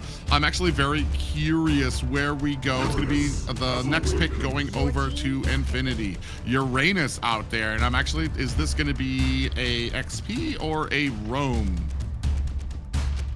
Yeah, I don't know. I don't even know, but I think Kufra would be a perfect pick actually to kind of like get them off of the board with the Harith, because Harith can be a menace for them later on if he keeps building up. So if they stop him from gaining any momentum and keep him from doing his little dashes, then that will probably be a helpful factor for them in winning this match. In the relentless flow yeah, of time, but you know, guys, I'm feeling. I don't want to be early, but I'm feeling an Atlas here in I was about to say, when you were naming them, I'm like, Atlas was another one, but I don't know. I think Kufra would be better. Yeah. I mean, despite that they lost with Atlas, with the last Atlas from Infinity here, I believe that is going to be like a very huge wall coming out from Infinity's composition with the Renas or in Barretts, for example. And I think that Atlas here, like using the ultimate with the execution, it can come with the burst here coming out from Kagura and just following up from a damage, you know. And I believe that could be very very interesting, especially if they wanna like turn the team fights longer, as they need to guarantee objectives and other things on there it is. But no, Kufra, okay. My bad. As I was thinking about it, and I sat on it and I let it digest in my stomach a little bit. In the early game, we don't need to worry about Harith too much because he doesn't have the damage just yet. Farza, though, with the feathered airstrike, we can use that Tyrant's Rage to be able to close the distance and absolutely disable Shaikiche, or at least be a threat for Shaikiche. And then as we move into the later and later game, that the bouncing ball that Kufra does can be the threat to the Harith pickup. So we'll see how this comes together. Man, it's a high risk, high reward. We are at a game 5. Both these teams know what they're doing. It's hard to try to pick here, but ladies and gentlemen, we're about to see who will rise to the occasion. And this is game 5 of DreamHack taking on Infinity. Yeah, my friend Private, so let's go. So now taking this opportunity to thank you once again, guys, in the chat. So hello to the Casablanca, hello to GM Hunter, Dras Ray, Tommy, everybody on the chat, the Churro, Zena. Yeah, somebody told me that she's a really nice girl coming out in the chat again here. So everybody, thank you so much for your support. Don't forget to send a like. Don't forget to share the broadcast. Call your friends, because this is the last game coming out from the first match. DreamHack versus Infinity. Things are gonna be wild here, Private. Yeah, I'm actually very curious to see how some of these compositions are going to work into each other. Where are we going to be going with the Daytona's welcome too from ZZ? Who's our target to be able to take down on the side of DreamHack? Is that maybe King that we're going to be looking for? If we kind of gulp him up there right before the objective is about needing to be retried. Is that the plan here? I'm very interested. Like I said, there's certain drafts that really kind of, especially here at game 5, we really kind of dig into those hero pools to see what a lot of these teams have left out there. So far, not too much. Ooh, we have Tyrant's Rage that does catch on the Blinks. Now damage coming out from ZZ, and Blinks might be in a little trouble. 4 members able to tear down Blinks, and that's going to be the first blood for Infinity. Yeah, so playing together here, it works so well for Infinity, getting the first kill. And now 15 seconds down for the first turtle, but oh, once again on the river, the X-Bar could be in trouble. Ooh, he already lost the last Insanity. Yeah, in the early game here, Infinity really taking an advantage here. Able to find a kill already onto Blink, and they force King away from the objective immediately, taking away his ultimate, and now that's going to be a free turtle for the side of Infinity. You see this big rotation of 3 members coming down through the river there, looking for an opportunity. Out comes the feathered airstrike, but Zablach quick on the dial to find the disengage. Yeah, so the first turtle here, open the top side, Rusi versus Goo. Okay. Yeah, but Goog actually trying to come in there. But I mean, you've got the stacks coming on from Rusi. The more he gets hit, the more healing he gets for his team. So he's just trying to keep that up. You see, he even goes into the tower to take a shot there. Now he's going to go onto the gold minion, try to keep up those stacks for his healing ability. Yeah, so while we're watching this battle on the top side, oh, here we go. Yeah, Blink in a little bit of trouble, doesn't get a Daytona's welcome, but Shaikiche is right there to take down ZZ. Fanboy down to 50% health. Lionel able to find the kill onto Shaikiche. This is what we were worried about, but Lionel not able to find an escape for himself either. Yeah, so Leona was trying to escape with the umbrella, but he wasn't fast enough here. But now 2-on-2 on the kills so far, and both teams are waiting for the next turtle. We're seeing now the damage dealt ranking so far. Goo, oh, but he can be surprised. Rusi versus 3. Oh, yeah, you saw that final slash come out on the Rusi to keep him underneath the feathered airstrike. What a play coming out from DreamHack. That's just connection and communication and synergy with your teammate. Yeah, but now here comes a try for response. Oh, here we go. The Tyrant's Revenge and Tyrant's Rage out there. King has to disperse. He didn't want to have to deal with that SOD from the incoming Zablotch, so he has to back away, unfortunately tying this up at 3-3 apiece. Speaking of 3, the trio down here from DreamHack unable to find the kill onto Zablotch. Tyrant's Rage warming up, tuning up the band is a fanboy as they continue to try to spray on this damage. 4 members of Infinity here out as well. A Rogue Umbrella goes out, does not connect. Blink with the healing out there. Now Rusi in a little bit of trouble, does take down to about 50% health. Ooh, Yin Yang Overture comes in. Down comes the AOD, or the AOV from the side of DreamHack. We do find a kill on the side of King, able to find himself a kill there as well. No pressure, gets a blotch. Might be in a little bit of trouble here. Are they going to dive underneath the tower? They choose not to instead, while King's trying to put on the damage to this Lord, or this turtle.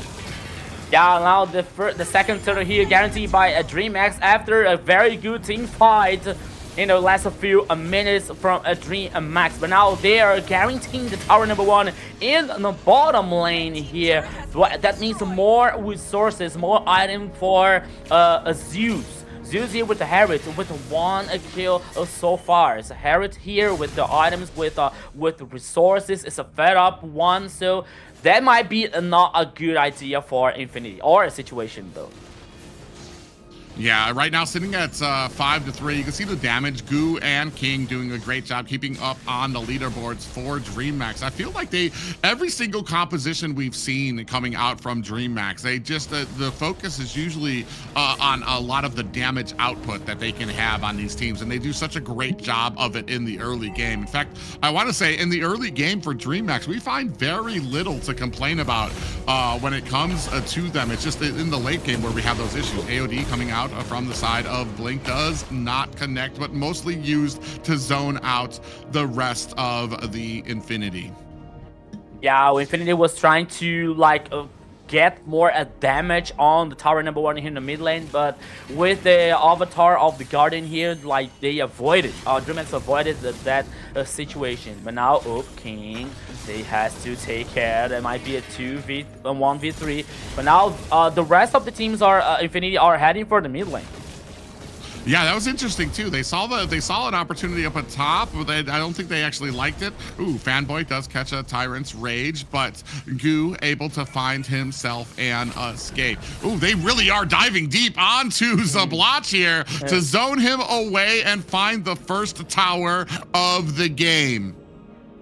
Yeah, Zablotch here now is in trouble. He doesn't have the first tower here, so he has to play a back. He has to like get safe all the time here, especially when he doesn't get an info about the rest of the DreamHack team. But now the next turtle is on the top side of the river, and both teams are dancing. Oh, yeah, Shaikiche looking for an angle to try to get in here. They're trying to push away Rusi. Feathered Airstrike comes down. King able to find himself a Lord. ZZ in trouble, gets pulled back, and Goo able to find the kill. Meanwhile, Rusi is able to find a tower at top. And at the bottom, they're going to be able to find another tower here. Last Insanity comes out, is able to find the kill onto Lionel, and they are going to make short work of this mid tower. Fanboy just narrowly able to get away. But what I'm impressed with is the macro coming out of Infinity. Even with that lost fight, they're able to find 2 towers. Yeah, they got 2 towers here. The goal lead was not so far for DreamHack here. And now Rusi versus Harriet on the top side here. Okay, Serenus versus Harriet is not like it's not like a thing that we used to see every day. But once again, Infinity Yeah, I'm not sure if like ZZ with the Barrett here is doing a good job, but now Rusi can be the next victim. And down is coming the damage for the side of a DreamHack. Zeus able to find the tower up at top. And now looking for a little bit of a disengage. They're trying to push out the side of Infinity from this fight. Yeah, but once again, DreamHack getting the Blade of Destiny here, hitting no one. ZZ could be in trouble. 4 players and Rusi again. Yeah, Rusi in trouble here as down comes the Zaman force for that side. Zabloch able to find a kill or find a tower at the bottom. Out comes the feathered airstrike for Shaikiche. King able to find Fanboy with that last insanity. Now ZZ alone at that top tower. Goo getting taken on by 2 members here. Is he gonna be able to find the kill? Final shot comes out to Zabloch, but Zabloch able to find the outplay. But now here comes their DreamHack's response. This is 2v3. Leo now on the bush. He was able to get back in the face. And Zabloch was alone. Okay, bye, my friend. I have to go. Maybe you lose your life, but I'm safe. And now here's the Lord for DreamHack. But Infinity is coming up. Will we have a fight back here? Oh! Yeah, now they're going to go ahead and continue. ZZ able to find an early kill onto Shaikiche. That's going to be a big amount of damage down for the side of DreamHack. That's going to push them away from this Lord, while Infinity now going to start pushing into this fight. Final Slash comes out. SOD coming out from Zabloch. We do have the Avatar the Guardian slamming down onto both sides, looking for an angle to get in here. Blink taking a whole lot of damage. Down comes the Zaman Force, able to take down Lionel. ZZ in trouble. That's going to be the Infinity Jungler down for the count. Rusi next on the chopping block. Zeus able to find the kill there. That's 3 players down for Infinity. 3 players down here. DreamHack getting 3 triple kill. Oh, triple kill actually coming from Zeus. Oh, once again, now Zabloch is the next victim. And this Lord could not be easier than that for the Dragon Boys. Yeah, now they're going to come in here. This is going to be a very easy Lord for DreamHack here. 14-5 Infinity. Their backs are against the wall here against DreamHack. This is game 5. There are no more chances for this series. They need to be able to find an angle, find an advantage that they can use to find an angle for some type of success here. Right now, they're getting out damaged, they're getting output, they're getting pushed away from objectives, and I don't know what else they have in the tank for this.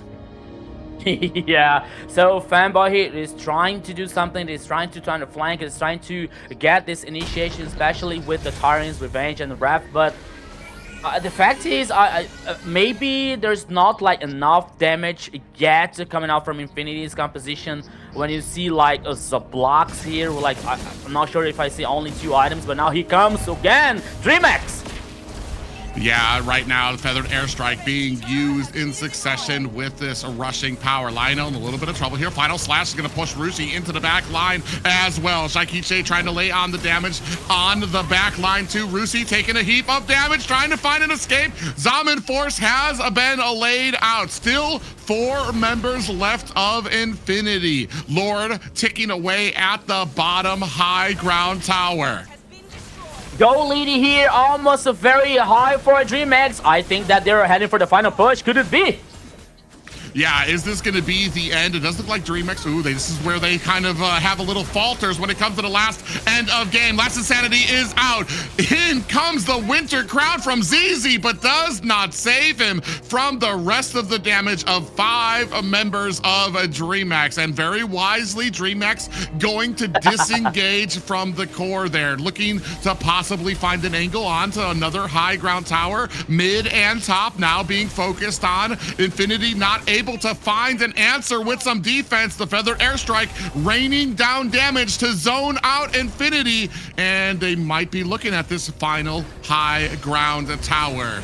Now they're gonna come in. Avatar the Guardian slams down. Last Insanity out and in the open. Zeus able to find the tower, but Infinity have to disengage back to their tower. DreamHack disengage from the core, but with a victorious push. Yeah, the whole base exposed now here for Infinity. DreamHack playing so well at this fifth and the last game. We're seeing the items so far: the Trinity Core for Moskov, Golden Staff, Corrosion Sight, Demon's Sword here, Demon Hunter. Meanwhile, you have Herod with the Stallion Side, Heaven's Feather, Holy Crystal, and Infinity Glaive so far here. So it's a Herod with 5 kills coming out from Zeus, and now DreamHack waiting for another Lord. They don't want to take any kind of risks here to lose this game. Now here we go. Yeah, and oh, another Feather Airstrike is going to be able to take down Rusi. Zeus with the finishing touches there as well. Detona's welcome coming out. King going to lay on the damage to ZZ. That's going to be a jungler down for the side of Infinity. Are they looking to finish the job here? SOD, I don't think he dares use that teleport to come behind them now, as minions starting to spray onto this core. All the angles are out. Zaman Force laid down. The damage is out. Lionel down. Is Fanboy long for this world? Ladies and gentlemen, DreamHack will be moving on to face Entity 7. With a very different story here at the end of this game. DreamHack slashes away and guaranteed the upper bracket situation, Zena. Wow, they showed it here, guys. They are the better team is what they're trying to say, because they had the 3 clashes, 1-1 each, and then they got this one on the 3rd, right? But there's still more chance for Infinity to go against them, right, later on. So we still have more to see for sure. But the changes that they've had has seemed to make them a terror to deal with. DreamHack started off strong again with the round, like 4-0 in kills by the 5-minute mark, and then they kept it pretty even, and then they kept rolling with it, right? And they ended up taking it all in the end and dominated with 21-6. That is crazy. A wonderful job by the team. Yeah, King here with 6-0 and 11. There's just a man when it comes to the draft here for the side of Infinity. I mean, Barat's. I just don't think it worked out. King with the. I feel like King. I immediately knew exactly what he needed to do to be able to kind of take down that pick, especially with the Uranus out there too. Xborg was just a great solution out here, especially once you get all those stacks up, you start doing true damage to them as well. Here you see 6-0 and 11 for King. He was, especially in that front line, just really pouring on the damage to the point that Infinity was not able to hold that front line of them. Yeah, and despite this whole idea, they had to get a physical damage hero here, because they were bringing Shite here with the Farsa and Harriet with both magical. So someone has to be responsible for this physical damage, and it was for a King here with the Xborg. But once again, Infinity trying to think outside of the box, bringing a Barret, for example, and a Cooper, but at this time it wasn't enough for beating a DreamHack. But once again, they're not done at the competition. They're heading for the lower bracket. But here, as we're seeing the highlights, for example, we always see a DreamHack working in that high composition burst. Coming out from King with the last Insanity, coming out from Goo with this very knockout possibility, coming out from Arlott, and so many times here. It was a huge control, especially coming from the AoE from Gatochkaka, for example. That could be another, that was another hard situation for Infinity. So the whole DreamHack's composition was so hard to Infinity face, and it wasn't enough to beat the Dragon Boys in the last game. Yeah, and I have to wonder how much the global bans kind of came into play there at the end. I mean, we've seen them go into a game 5 before, but some of those picks there, like, I mean, the Kufra was a bit of a stretch. I mean, I know what the actual option was for it, but Xena, the MVP here. All right, King here sitting on his throne once again, getting that MVP 6011 KDA, 88.2k total damage, and 721 golds per minute. They all put in so much work that I was not sure who was going to get MVP, but this is well deserved. He deserved that, every bit of it. Yeah, I was thinking about like it would be between Zeus or King to be the MVP of this last game here. Zeus played very well with Harriet also, but here the MVP goes to him, King. Once King, you'll never lose the crown, especially in the jungle. So when it comes to the Xborg here to cause this damage, especially with the last Insanity here with the following up from this DreamHack composition, and it worked so well, guaranteed the last victory here in this best of 5. Yeah, man, this, I already knew that this was going to be a war between both of these teams, so evenly matched. And here, and this new draft, or not the new draft, the new roster coming out from DreamHack here, really putting in the work, the synergy that they had here. Man, a great game here, even with a little bit of a flubber that we saw earlier when they were trying to close the game. I believe it was in game 3, trying to close that one out and eventually taking the L on that one. I was worried because I'm like, man, are you going to be able to kind of just find the center again that you need to, because that's frustrating. And I was so frustrated watching it in a replay. I was just like, oh my God, like what do you do from there? But that just tells you how much that this team has grown, how much maturity that they have to be able to kind of, all right, guys, that sucks. It hurts, but we know what we need to do to continue forward. We know what we need to do next to be able to kind of get these wins, to be able to find our game here. So a great comeback here, a great story here for the side of DreamHack with this result. And man, I feel like it, especially in these playoffs, man, they're conquering bigger and bigger mountains. Like they conquered the molehill, they conquered the hill now that was Infinity, and now they're kind of like standing up face to face with that mountain that is going to be Entity 7. Yeah, I think they can be up there with them. They're doing an amazing job here dominating the map in the start, and that was just a little fumble there. I think they learned their lesson after a bit, and they're like, all right, we gotta make sure we end it before we celebrate or something like that. So, wonderful job positioning from Shaikiche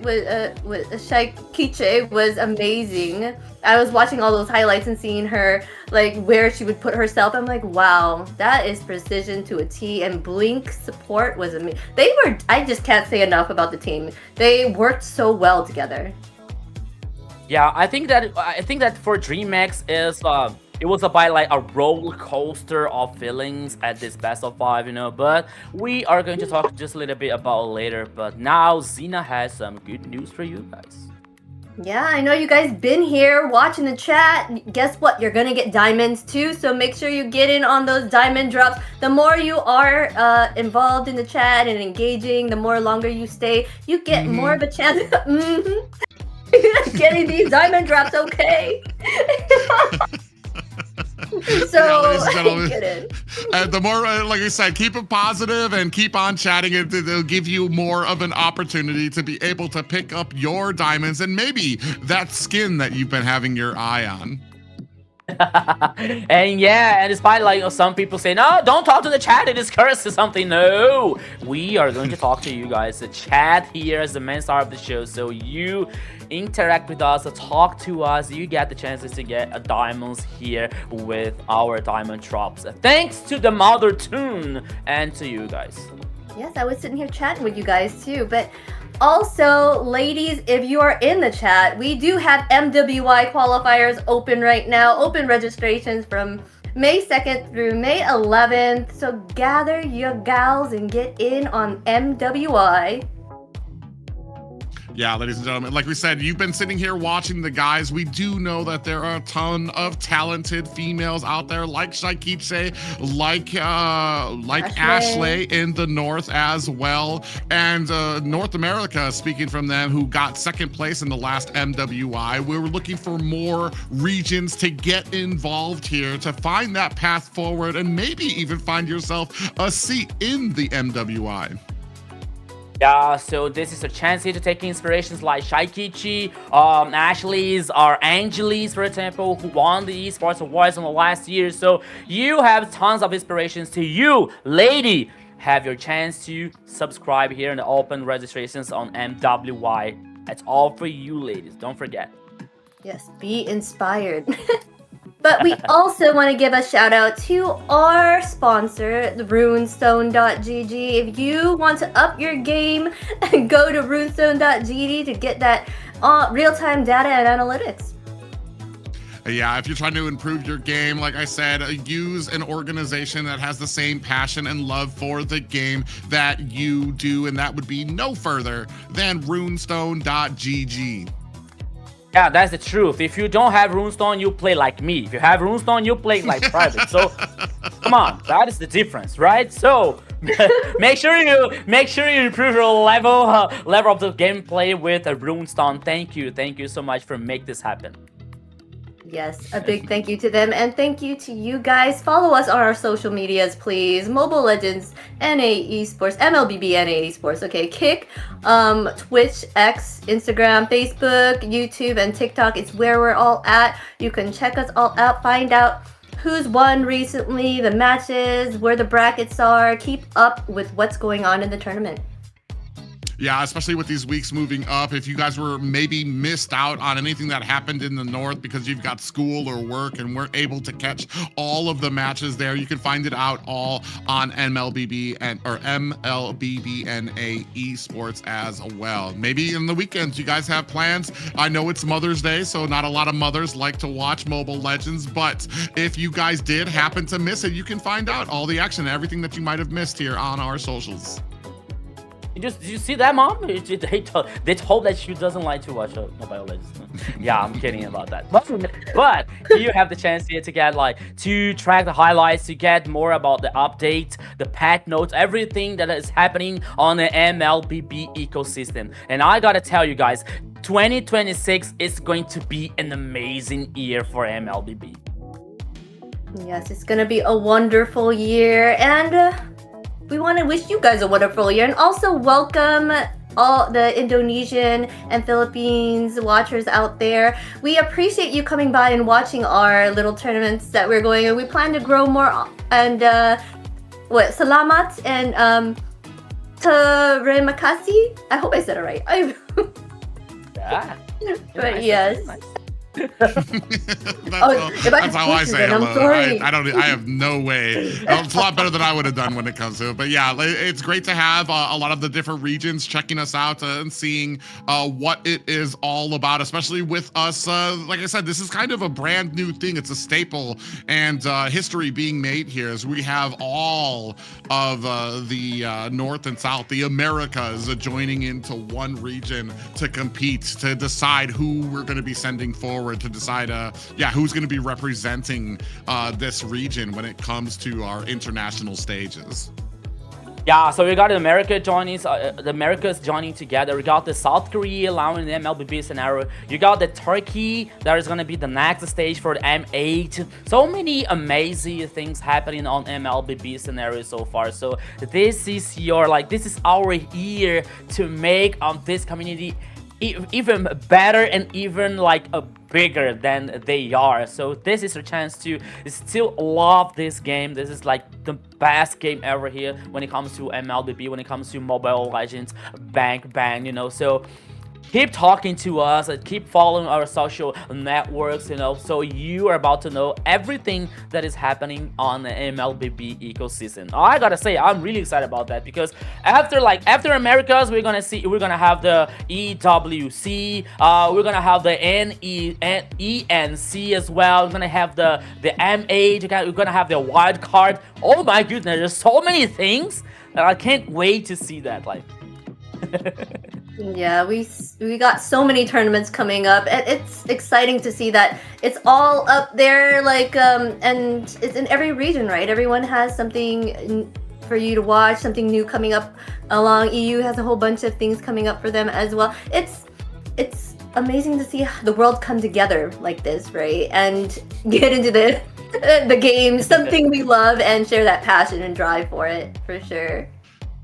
Yeah, that's what it's all about, the world. Just one big happy MLBB hug when it comes to a lot of this competition here. But as we've been seeing here with the AMER South, MCT AMER South, we've had a ton of growth coming out, and this is been one of the biggest treats for me. I know, Rico, you've had the blessing of being here for a while and understanding these teams intimately, and for me, it's like it's just the pride of seeing these new teams, for me, new teams, and seeing the story that they have, seeing the story that they've been building here during the playoffs here, especially DreamHack, who have had such growth throughout here. A lot of us, even to the point that I dare say that I was questioning the belief when it came to us juggling around this roster, but they really showing that they have that cohesion, the ability to get better here, and that's what you need to have if you want to be successful in the playoffs. Yes, but before we move on, guys, we are going to take a quick little break before we move on to Octa Gaming versus 9Z Globant. So we will see you in just a bit. Every diamond count, and with Bonox, recharging is easy, fast, and secure. Jumping now, choose your top up and get ready to dominate the map. Plus, use the code MCT AMER to get 5% discount. Skins, events, hero, everything within reach with a single top up. Less waiting, more action. Recharge with Bonox and play it at next.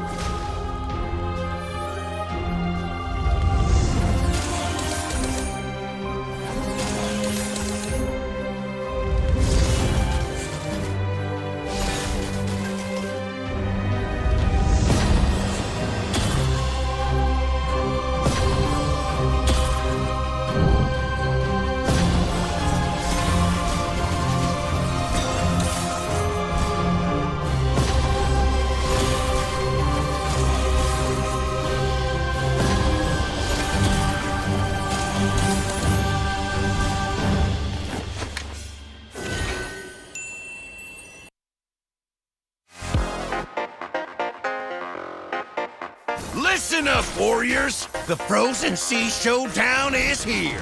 8 Brancos, 2 sides. Ready your hooks. Well, the rules? Real simple. Hook 'em over, then bash 'em. Or hook 'em back and stash 'em. Remember...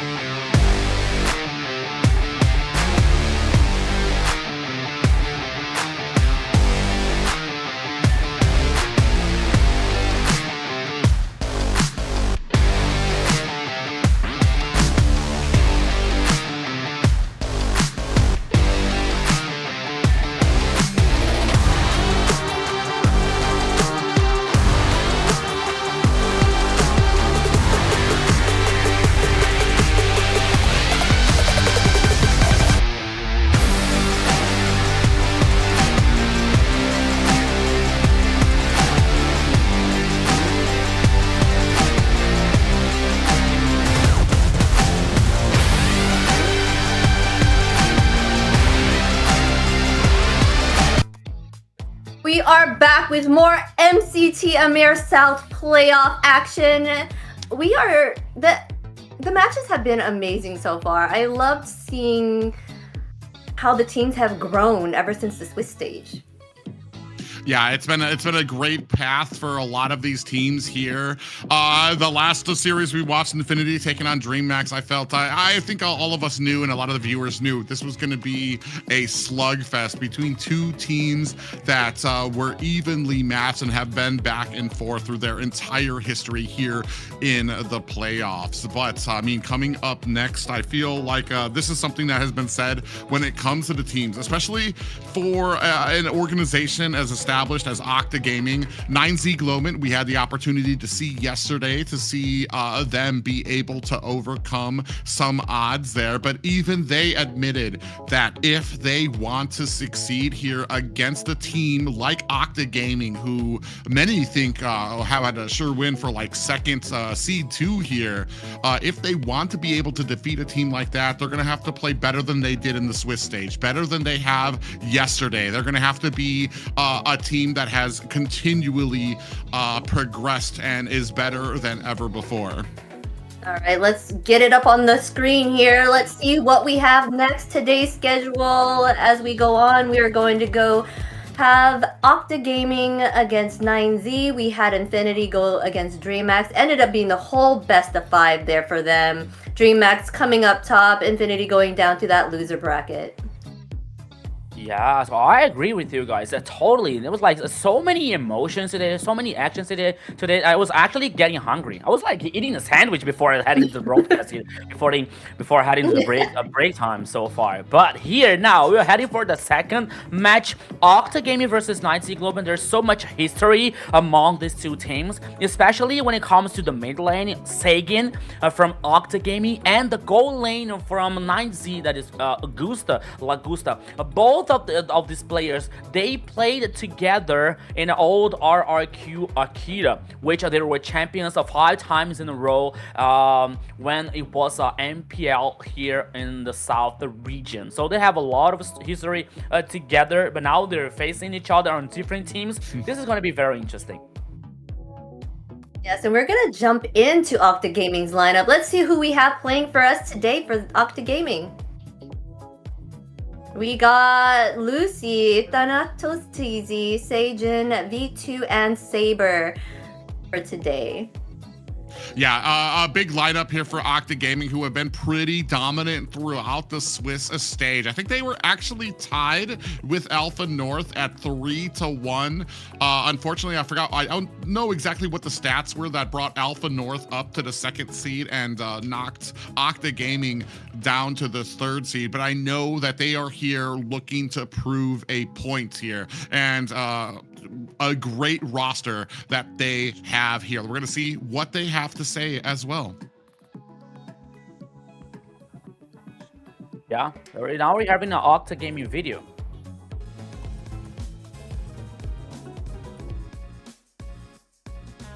Salve, rapaziada, meu nick é Thanatos, eu sou o Jungle e capitão da Octa Gaming e eu vou fazer uma gincana com vocês de perguntas e respostas rápidas, então vamos lá. Então, meu nick é Thanatos. Em torno de 5 a 6 anos, eu já jogava um pouco antes, só que nesse período eu comecei a dar um pouco mais de atenção pro jogo. Acho que Tigreal ou Gordia, eu jogava muito com os dois, mas eu acho que foi Gordia. Foveus, ele trava muito assassino e minha prioridade é assassinos que tem dash, então Foveus.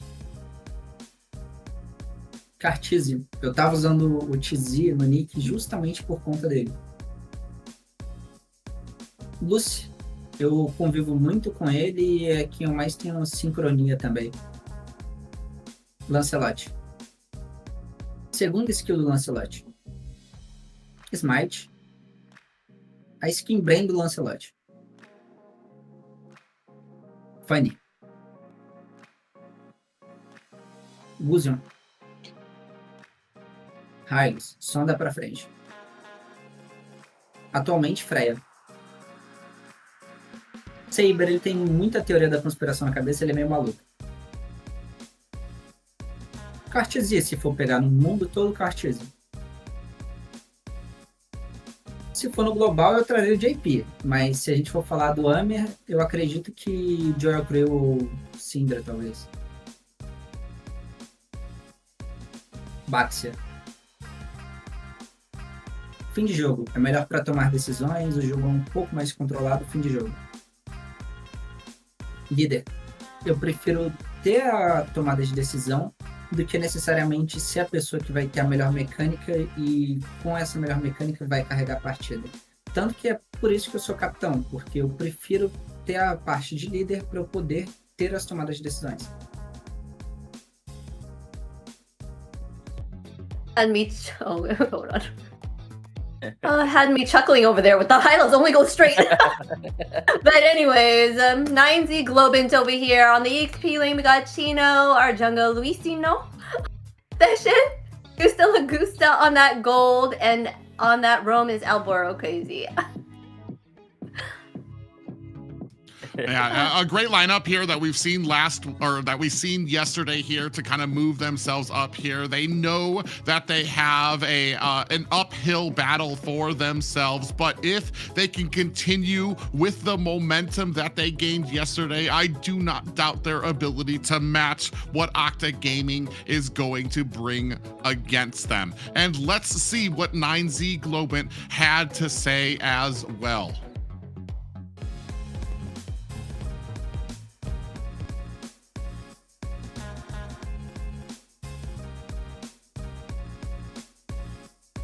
Jessin 2018 Busion Hasobusa Chino Valentino la ulti de Changue ejecutar la básica de Changue Marcel Changue Misa Carley Israel Sin Paquito Setlian Tardío Carry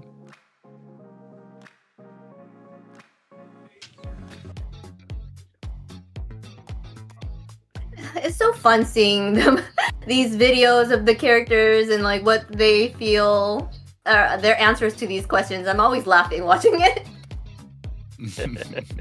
I mean, there was supposed to be a content, like, you know, but I'm feeling some like truths coming out of the displayers, like when they say like this info, you know, there's a lot of info though to process here, but it's so cool, it's so nice to see them, you know, in a way like they can be themselves just a little bit of a time. So it's nice to see those videos, by the way.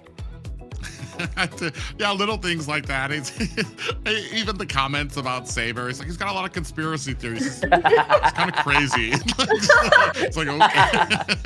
But yeah, it's very interesting, and especially to see like how they think of each other and the cohesion that they build on these teams for each other. But it's going to take more than cohesion to be able to bring them a victory here tonight, especially with a best of 5. We've already seen some of the teams at how teams have been handling this global ban system. A lot of these little nuances that we've been seeing out there for a lot of these teams. Beatrix has come on as a mainstay almost when it comes to having a Marcel on your team. We saw the Lu Yi as well make an appearance yesterday as well. So I'm actually very curious to see where we go from here. Yeah, and here when it comes to this challenge, especially for 9Z Global, is gonna be a very true one.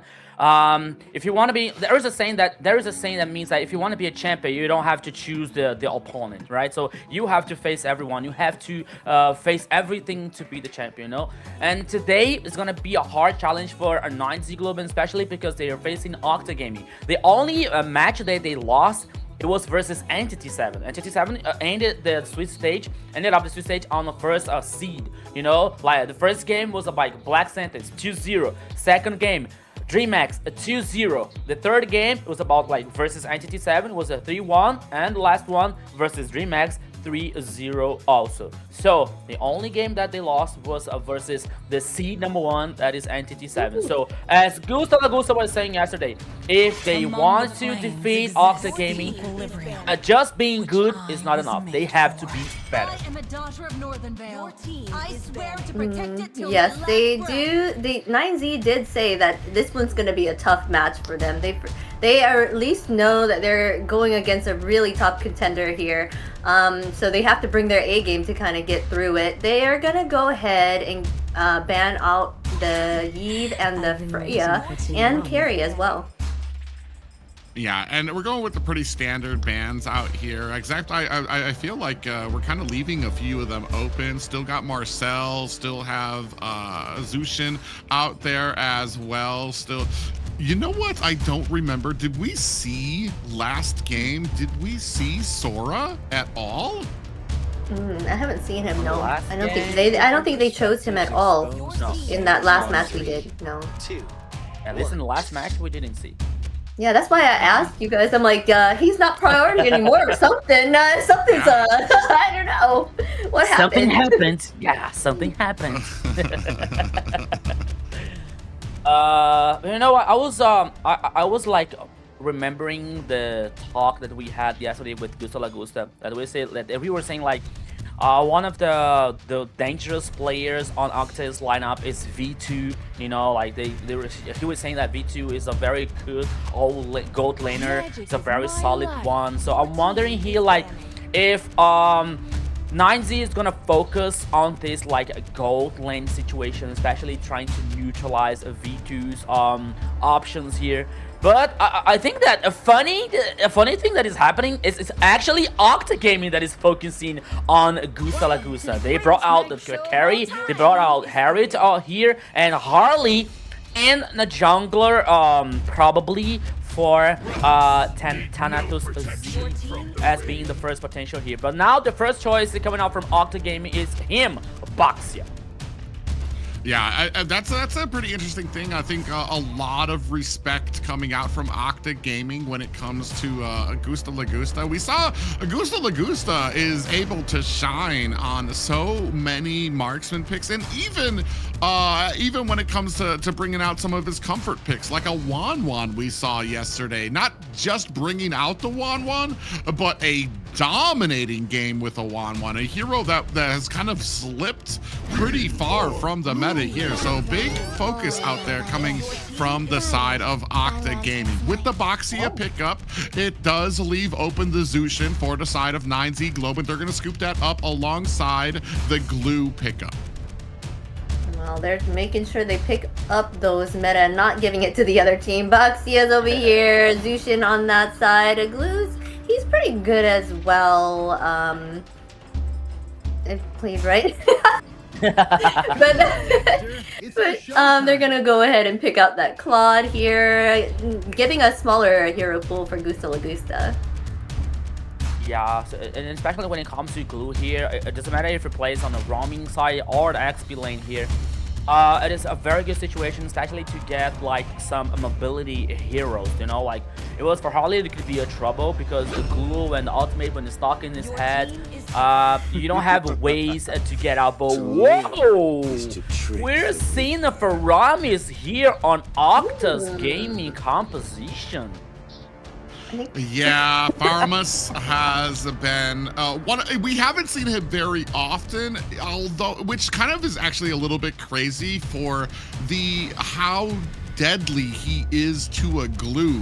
When he has that split and all of those little minions, Faramis is able to be able to, I think he does bonus damage for every single enemy that he hits in one blow, and that clears out Glue's minions very quickly here. Oh, yeah. So, but the problem is that Faramis, this is not a great meta for support type roams. So, and that's why you haven't seen so many Faramises, but here I feel Octa Gaming is very confident in this pickup for them.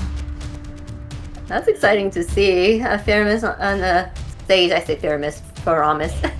But yes, that is a big counter there to Glue. So I wonder if that was their target to kind of handicap the Glue here. They're going ahead and picking up the Suyu. I wonder what their next ban. Oh, Phobius being banned here on the side of 9Z.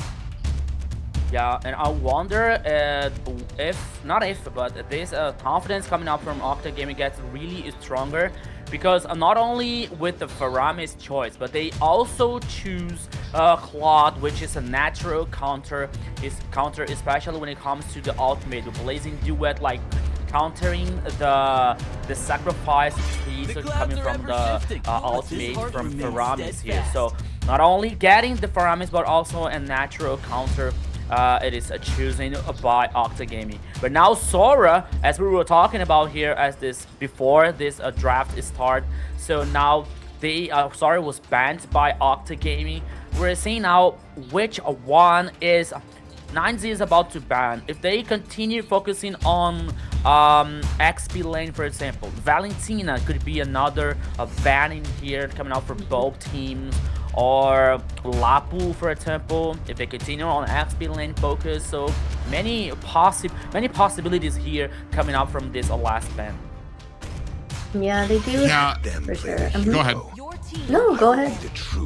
Yeah, the pick of the Faramis was so quick, and the fact that Claude is a big counter for it leads me to believe this is like exactly the way the early draft was, that Octa was predicting this early draft to go. So I'm kind of worried about 9Z Globant with these next two pickups. They're very important for us to be able to kind of get a little bit of an advantage here. I feel like the early game's not too bad for the side of 9Z Globant. On the side of Octa Gaming, depending on where the Roam pick goes, Faramis, I want to say his clear isn't great. It's not terrible, but he will be able to get to some of those side lanes. He just doesn't provide a huge amount just yet, unless you can kind of use, I want to say, what is it, not the Nether Realm, the Shadow Stampede. That's the when he can kind of get into there, charge forward, and pull back heroes, especially when they're trying to sit underneath their tower to try to escape. So it's something that 9Z Globant's going to have to be very careful of, especially because I feel like some of these niche picks, it can be even deadlier because teams have forgotten how to play around them. You know what I mean? They might not be as great on their own, but the fact that you haven't seen it in a while, like we saw with the Lu Yi, where that where her ultimate was coming down, and I think it was a Lapu kind of like stood there for a second. It was like trying to compute what was happening here, and then suddenly you have the entire team coming down onto you. Here, gonna go ahead and scoop up for a little bit of security for that early game, Hilda, which means Glue will be going into the XP lane. Yes, they went ahead and picked up the Hilda. They banned out that Moskov, giving Lagusta even a smaller hero pool, but then they have Bruno Granger open, even his favorite, Wanwan. So he still has options, nothing major there for them. They're still needing their mage here on the side of Octa, as well as their healing there. Oh, unless they're using Fairness at the mid. Oh. Yeah, Fairness is a mid. Oh my goodness. If you want to control, you have control now coming out from Octa's composition here.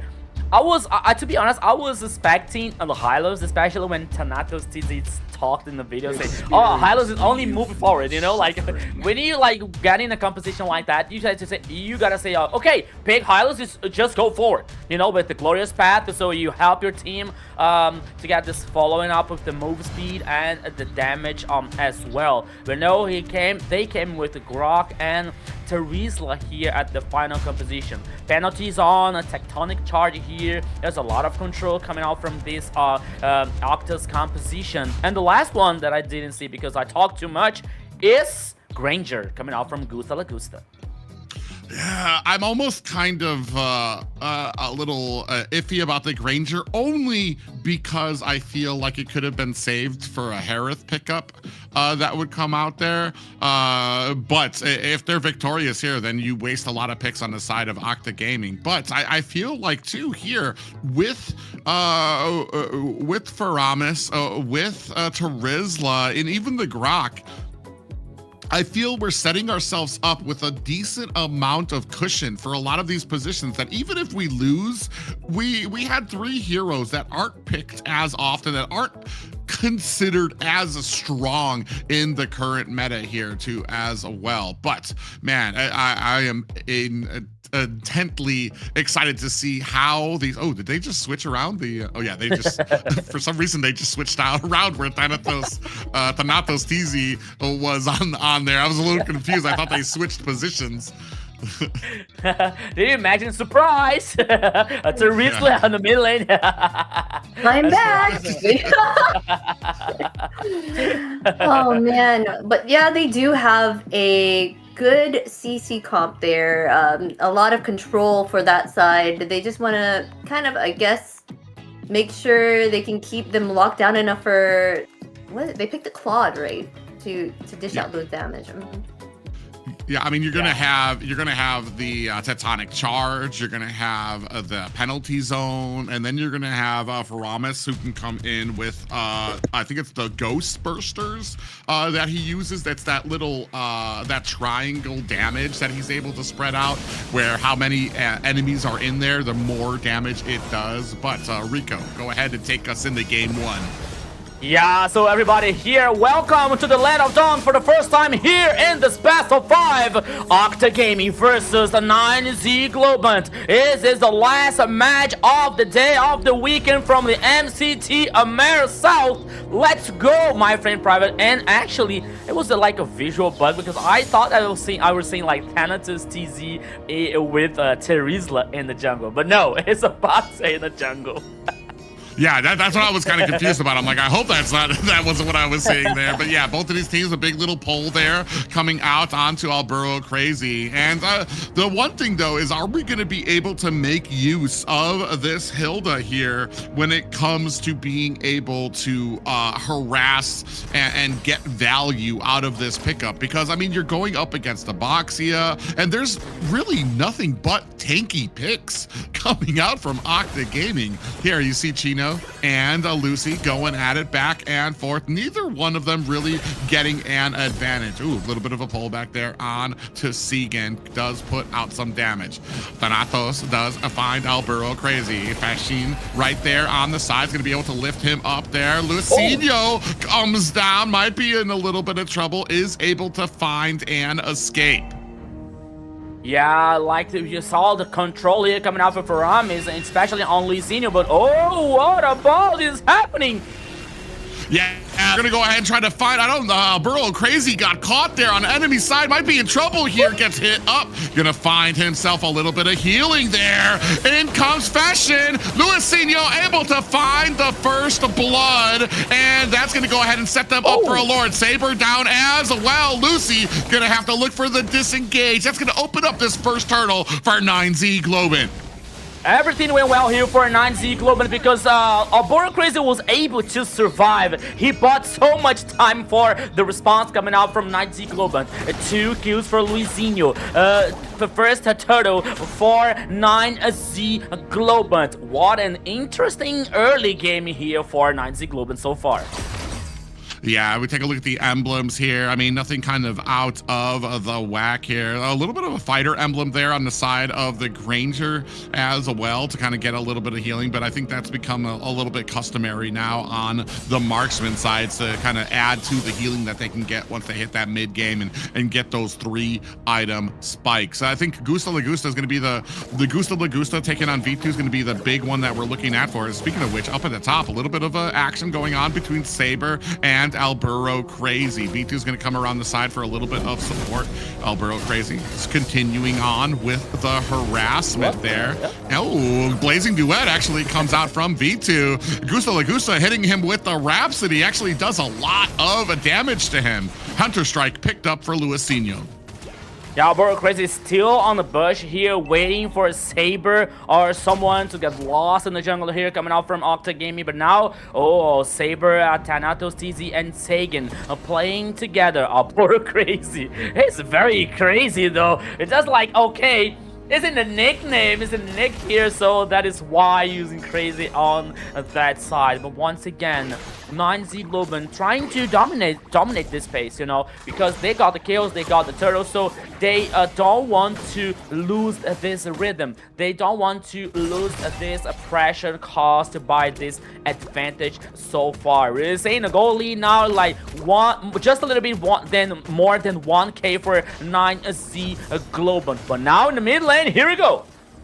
Yeah, a little bit of action there. I think that you saw that Thanatos was trying to find himself an angle, but Chino was right there to continue on to enable a little bit of an escape for his team. First turtle, or the turtle is up right now. The second one of the game. Saber in a little bit of trouble here, gets caught up, is going to try to be getting away with the photonic charge. We do have the Nether Realm that just got activated. Is that going to be enough to save Octa Gaming? Now, coming in Fashion with that ultimate, is able to find a kill on to Octa. Lucy is able to reply in kind on to Chino. A little bit. Oh, we can see the evil Queller coming out from Luisinho. Not able to find a kill just yet, but it is able to push Octa Gaming away. That's going to be 2 turtles for 9Z Globant. I'll tell you again here, my friend, if one more dagger in Luisinho's build, it was enough to get 2 more kills for the Suyo on that last ultimate damage. Oh, here in the top lane.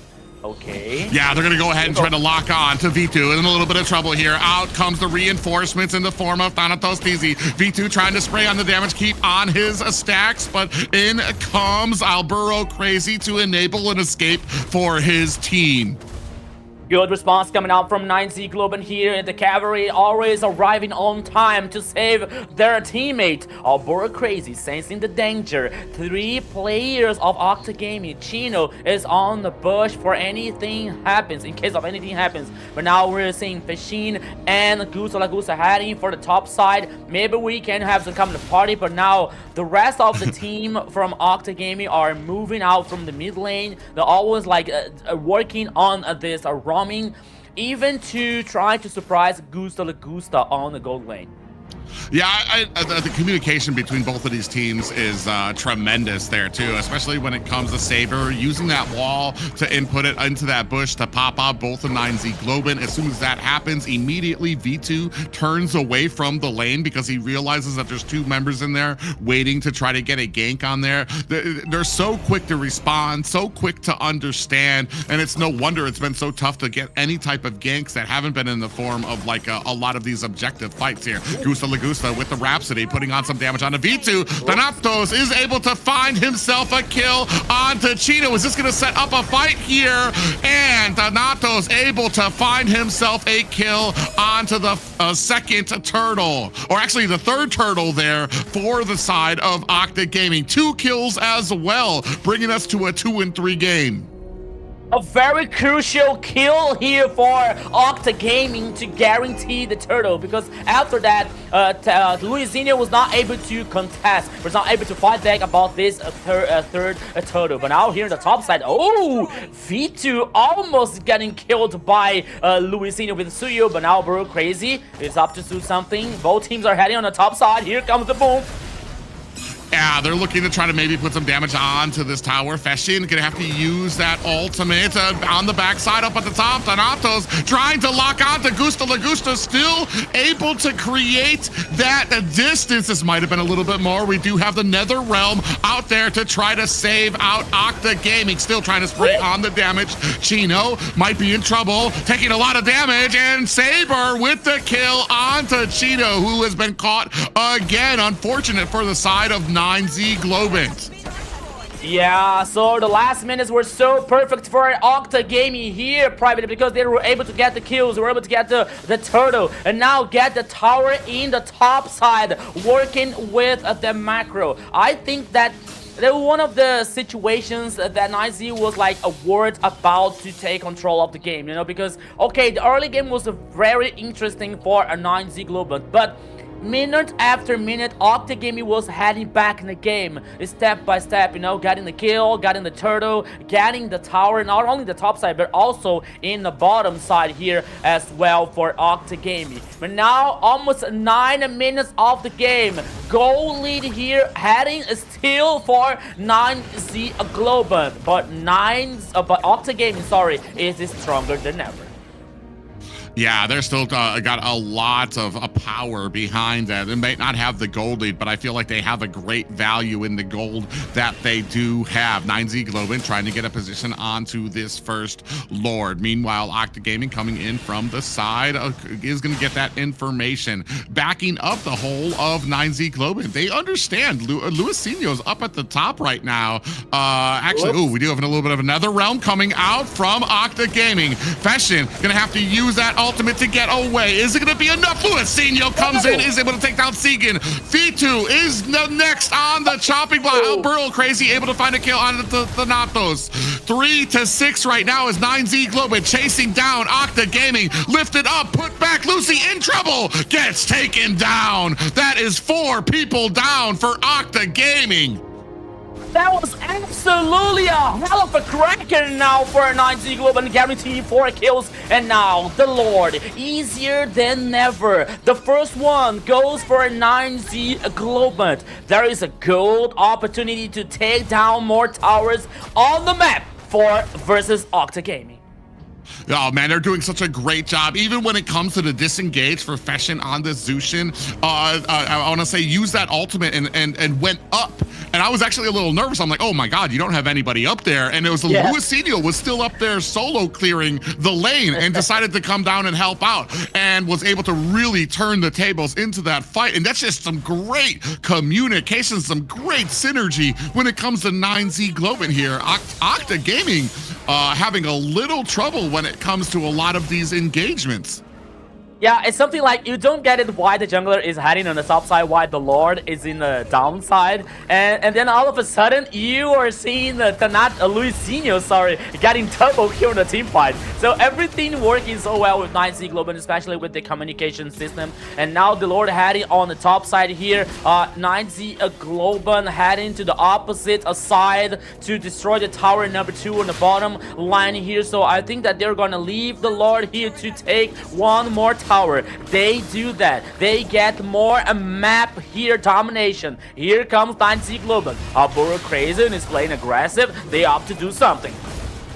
Yeah, I think they're making the smart choice here by disengaging. There was the entire team kind of just waiting for them all to try to funnel into that mid lane. So not able to find exactly. But I mean, when you're talking about map presence right now, when you look at the towers, this is not something I thought I would see, especially in game 1. Octa Gaming is down about 5 towers now to 9Z Globin, who are having a very successful game.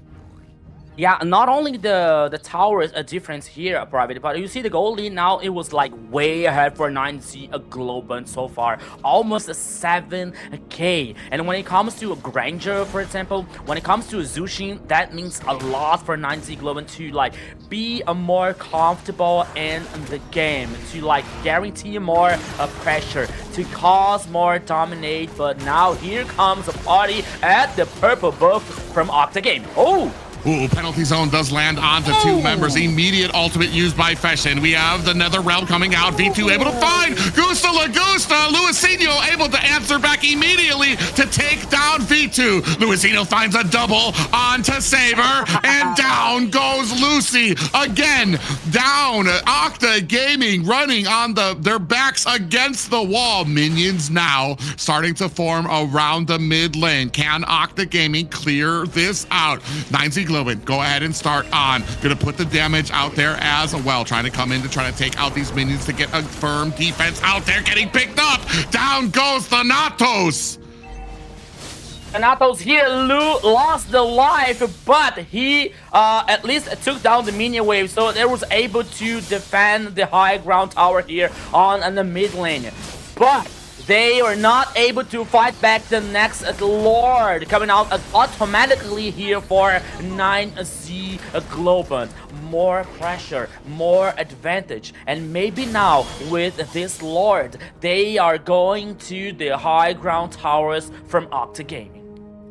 Yeah, right now led, the tip of the spear right now being led by Luisinho, sitting at 8-0-2 on this Suyo pickup. Even when Octa Gaming does find an avenue to be able to get in and find the kill, Luisinho is always right there to clean up as well. It's never an opportunity that is not answered back immediately by 9Z Globant. You could see a great rush here. All the minions pressing onto all the lanes. Lord crashing down at the mid-high ground tower. That is one high ground tower down for the side of Octa Gaming. Now continuing their way on there. You see Luisinho going to clear out the top. The rest of the 9Z Globant at the mid lane looking for an opportunity. Ooh, they do have a wall separating two members of 9Z Globant, but not an answer coming out from Octa just yet.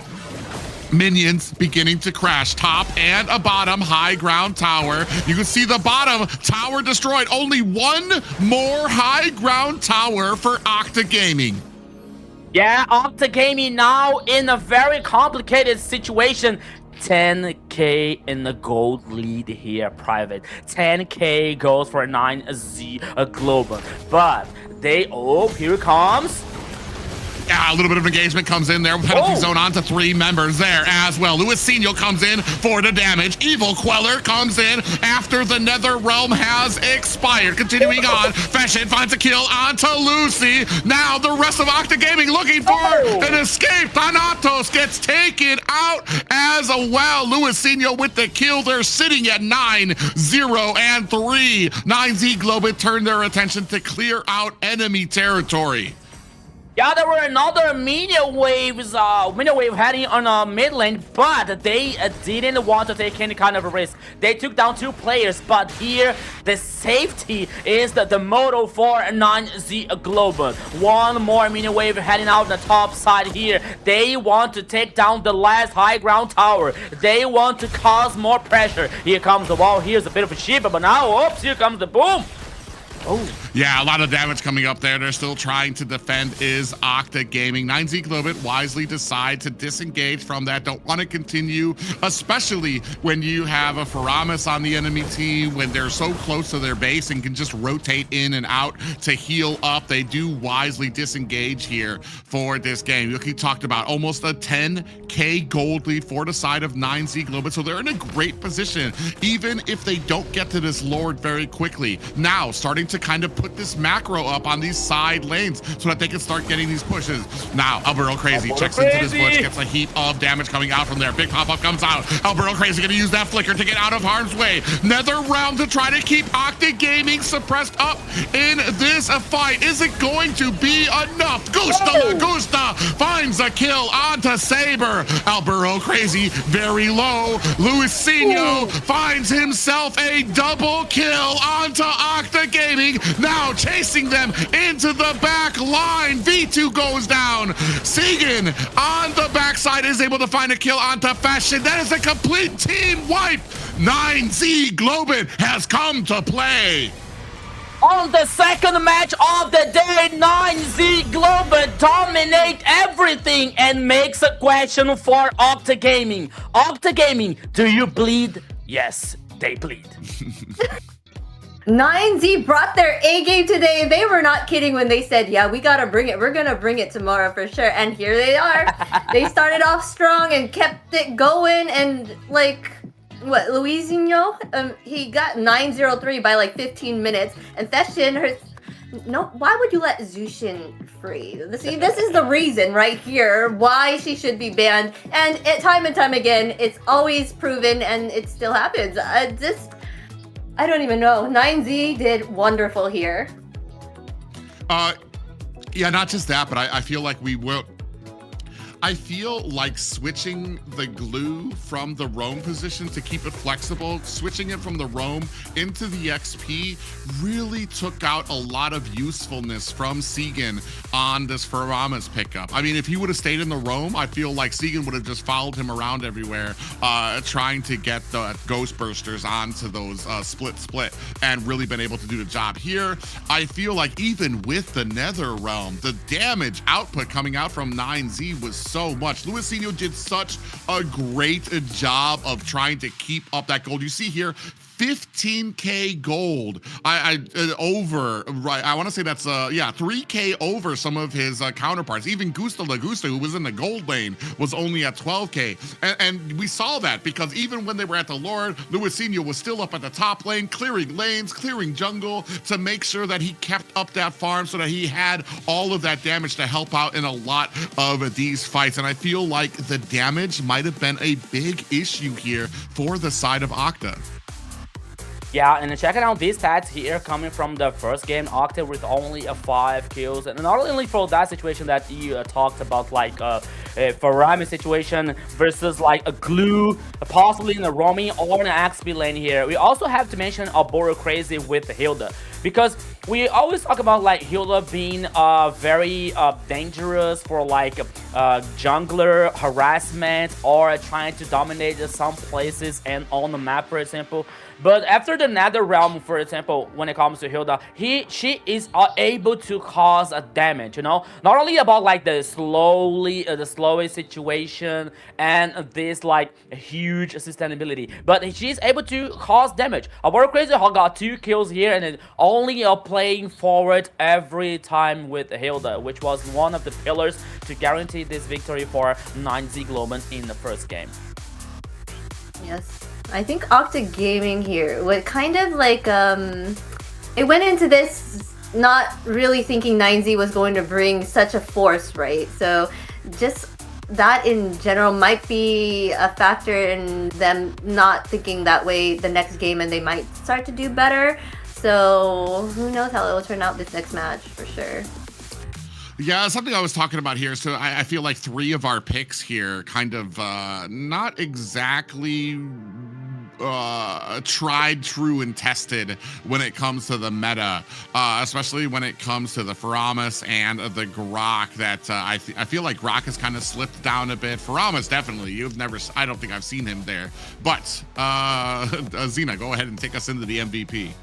All right, and this is a well-deserved MVP here for Luisinho. 1107 KDA, 89.8k total damage, and 916 golds per minute. He was unkillable.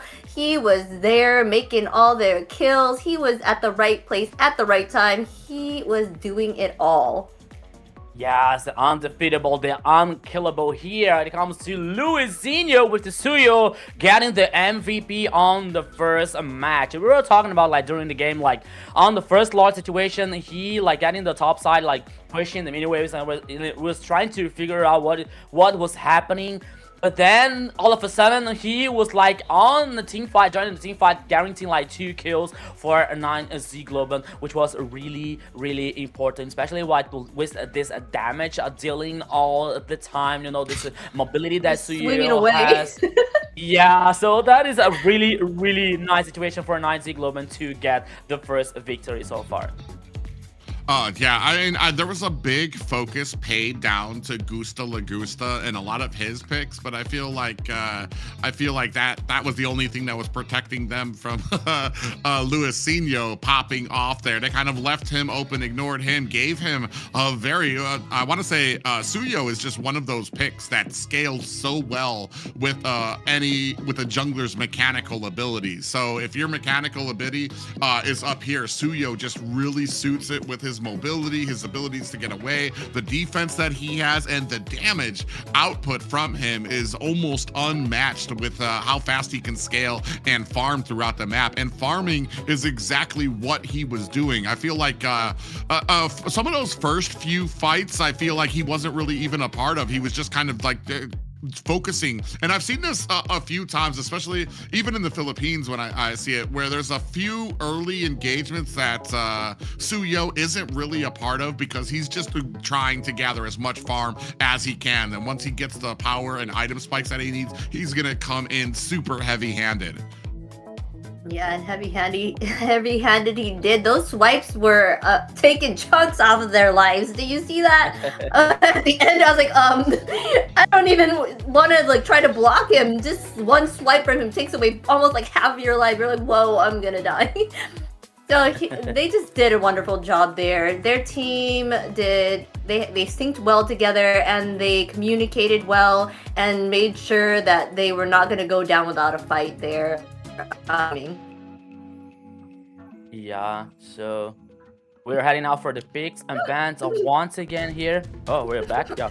Okay. I just thought she was really surprised. The energy from that match just kind of took all this out of her there. I had to laugh. Ladies and gentlemen, we're going to be Whoa! coming into the second match here of this series here on the blue side. 9Z Globe going to have the first ban. Yeah, so let's see. Oh, 9Z Globe, and if you learn the lesson, Zunshin is gonna be the first ban here at all for that lineup. I heard some people in the chat, especially like that, who were saying that Zunshin was a real problem for Octa Gaming, and she was really a tough challenge for Octa Gaming so far as well. But now here we're seeing Harriet coming out with the first ban here from 9Z Globe, while Octa guaranteed the ban from Freya. And now we're seeing the second one. I mean, it means like there's so many options, there's so many broken heroes in the meta here to choose, you know, to ban and to think about, okay, we have to ban this hero and we have to get a strategy to fight against this other hero, you know. So it's a lot of like broken heroes to so less bans at all. Yeah, we see here. I wonder if they're gonna ban out the Zushin. They saw. I would think that they would ban out the Zushin so that they wouldn't have it, but they still have like one ban left. So which one are they gonna prioritize? Do they think she's a threat, or do they know something that counteracts that? You know? But I think it's just really hard. Yeah, in general, to kind of see what to counteract that. Come on, I would lose all respect for 9Z Globe if they let. I don't know. I think this is a consideration here. There's something that they're fighting with against the Zushin, the pickup here. I mean, possibly Phoveus, I guess. Marcel is still open as well. Yeah, like where are they going? I'm waiting. It should be the Zushin, right? We're going with the Zushin, no? Not the Zushin? What is it? Something immediate? Or the Phoveus we might be going for? The anticipation is... Nice. Come on. Well, after Private was saying like, okay, you got a ban on Zushin, and now Octa come with Marcel, there's comes a very good chance for like a Baxia, for example, has been the first pick for 9Z. Oh, for Vias, as Private was saying. So yeah, banning Zushin and even Marcel comes up an opportunity for Vias here. Yeah, with that too, I was about to say, they don't have to, they could have gone with the Baxia, but they don't have to because it's already off the board for the side of Octa, so they don't need to prioritize it just yet. They can pick it in maybe that second, pick phase here for 9Z Globe here, and especially, do you... I'm trying to sit here and think. I'm like, what do you even have that counteracts a Phoveus as well? He just does so well when it comes to being able to take care of a lot of those squishies during these objective phases. And he only really falls off toward the end of the game when the enemy team has so much defense. And Phoveus is, I want to say, the most you usually get on him is like a Warhammer or something like that. And that's even if you get that. I feel like he scales very well, even with just full defensive items. items. But at the late game, that's where he will start to fall off, still start to edge off here, still waiting for the next picks coming from 9Z Globin. Do we look to secure ourselves our jungler here, or maybe looking for our mid lane? Yeah, I feel like... Oh, sorry. Oh, no. I was just gonna say, would Glue keep him occupied? That's just the question. Like, will Glue be something that will keep Phobius occupied and kind of out of the picture? Yeah, and maybe. And I was like, because I was wondering like this, the response coming out from the 2 and 3 from 9Z. I was waiting from someone in the mid and Khalid, for example, to like get more pressure in this like this trinity coming out from XP, a roaming and a mid lane, for example. But they come with Baxia and Claude, which is very good actually. And now first is like if Octa Gaming is thinking about something in trying to mind gap 9Z here with the glue coming out from ooh, okay, a mid lane here.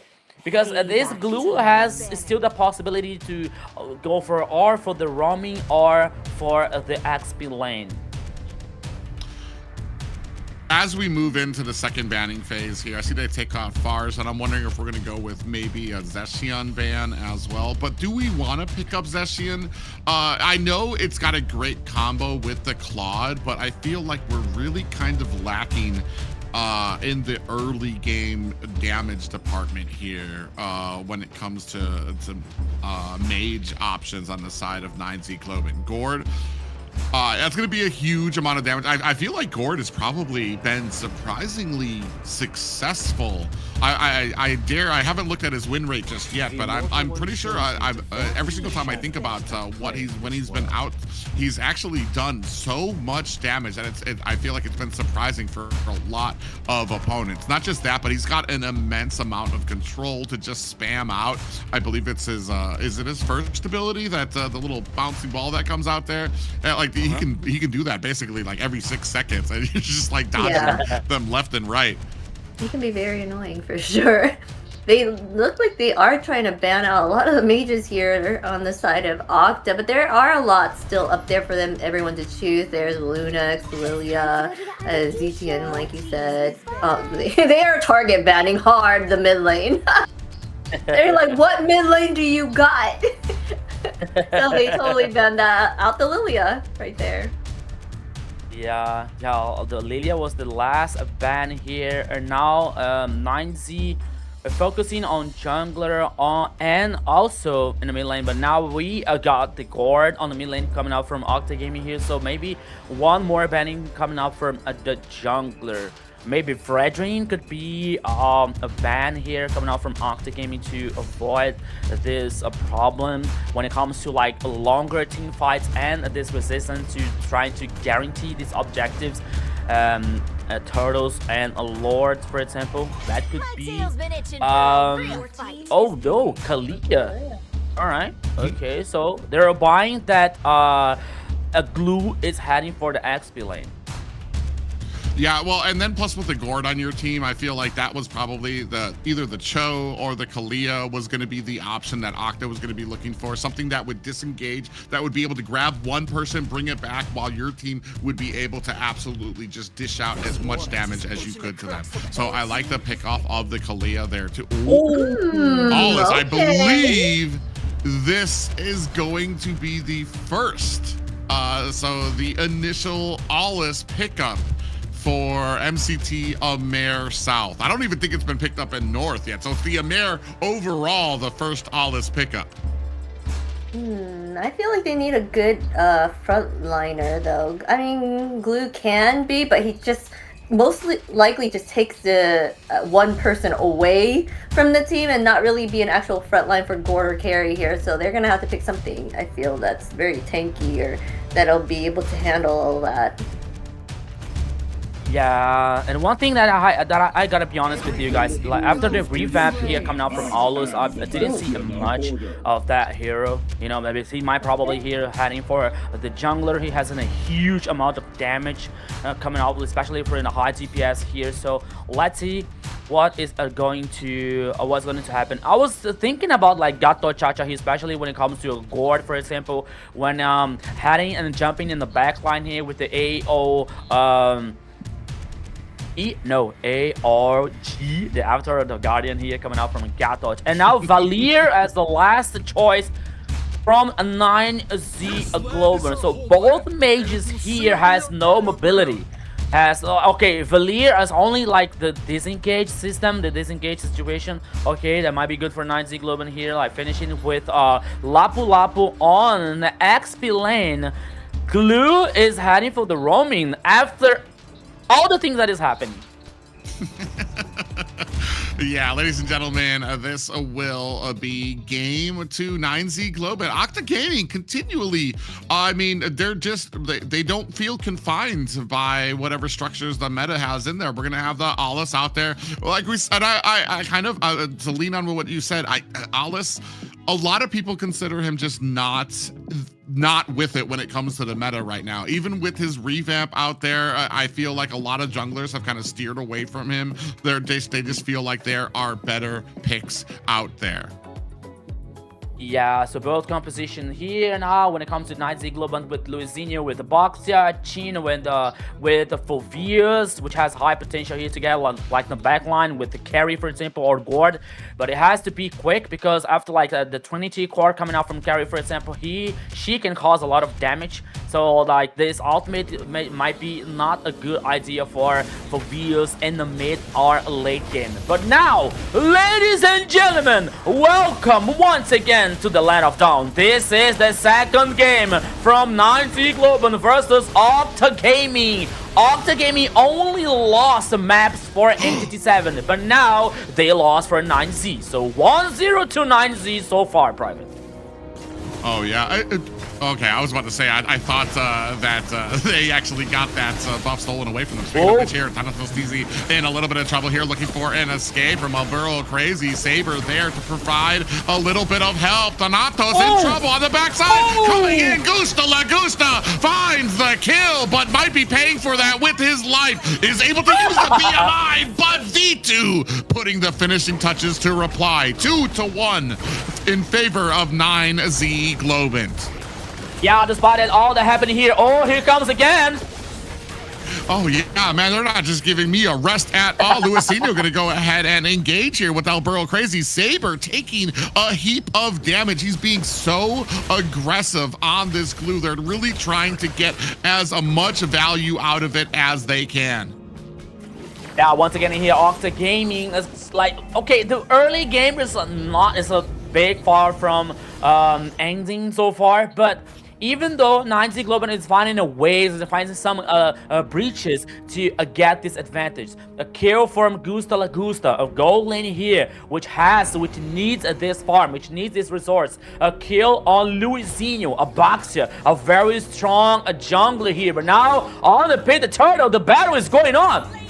Oh, Luizinho able to go ahead and get the turtle. Now 9Z on the prowl, looking to try to find themselves some kills on the side of Octa Gaming. Lucy getting slowed down. Fashion dishing out the damage on that Valier, and Lucy almost got away, but the flicker and aggressive move coming out from Chino on that Phobius, able to find and secure a kill.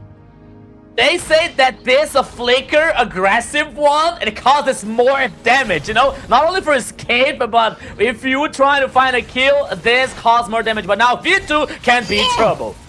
Oh, V2 actually gets taken out there. Luizinho he missed once too. He had to turn around. He's like, skirt, and was able to find the stun there and allow Gusta Lagusta to really shine up in that lane. 4-1 right now. 9Z Globant, I dare say, upset right now over Octa Gaming. I wonder if the more optimistic supporter for 9Z Global was expecting something like that. I mean, maybe like realizing and recognizing that 9Z is a very strong team, but the history from the both teams on the Swiss stage on the AMER South so far, it's like a more in favor to Octa Gaming, only losing for versus Entity 7, you know. But now we're seeing like a whole different level coming out from 9Z Global. But the Cassis curse can be real because Gusta Lagusta on the top side was almost killed after I was doing some compliment for them.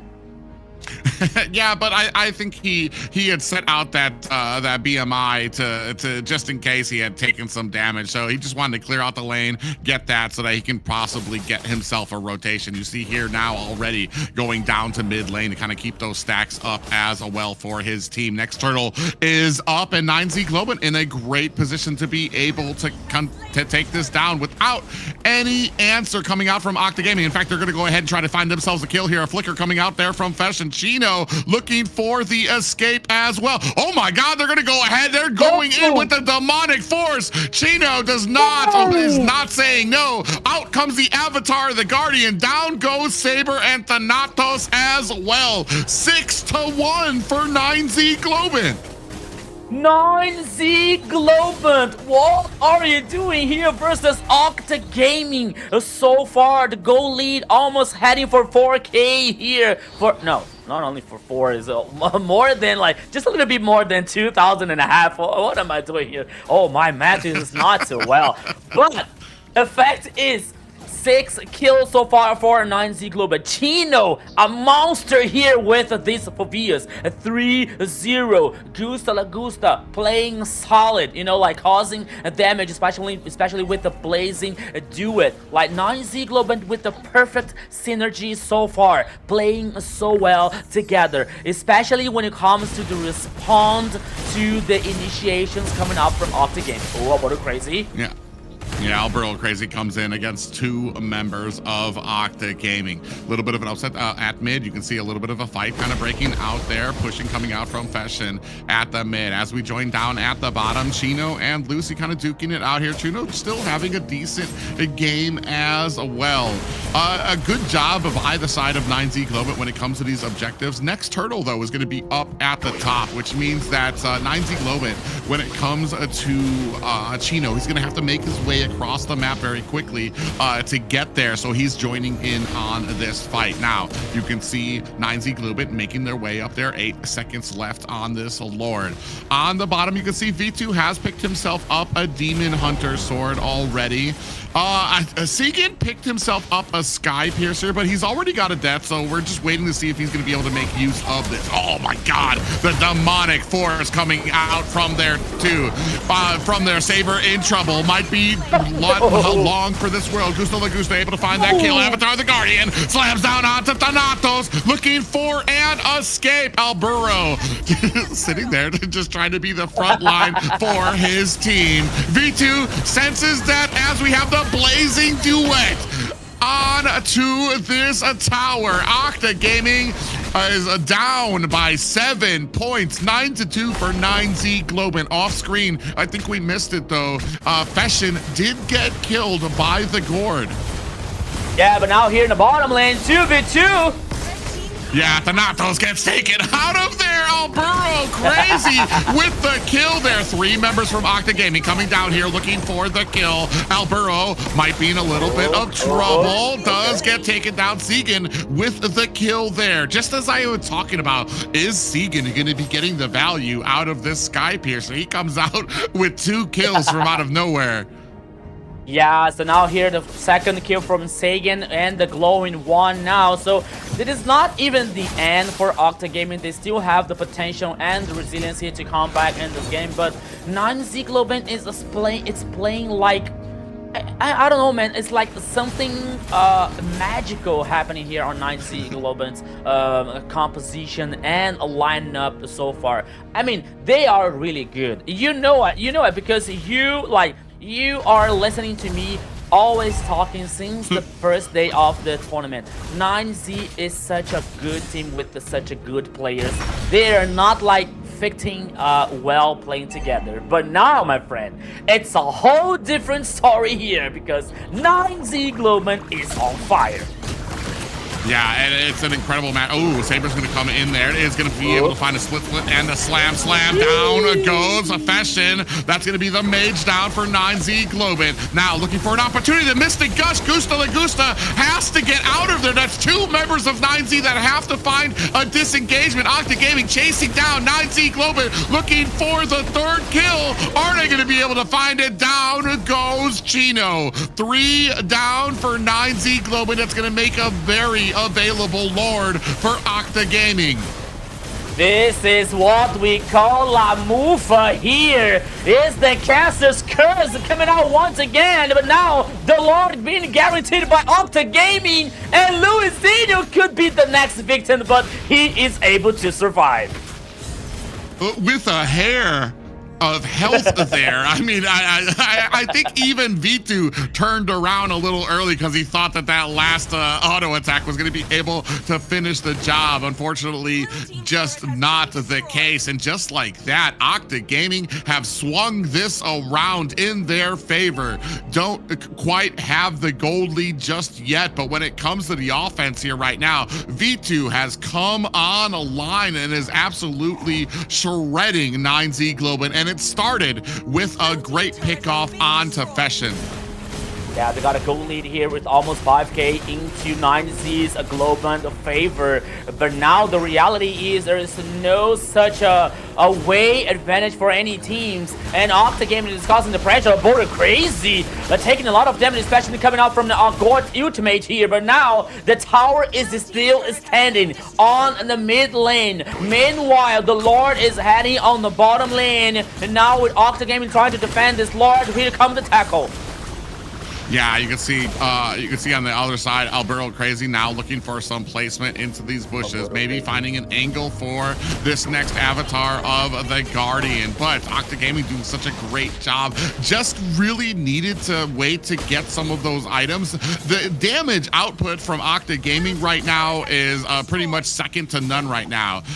Segan, V2 right now, and even Thanatos TZ. Chino in a bit of trouble here. Does not look for the demonic force just yet. Yeah, but now Lagusta is here trying to do something with, here comes the stun coming from the core once again.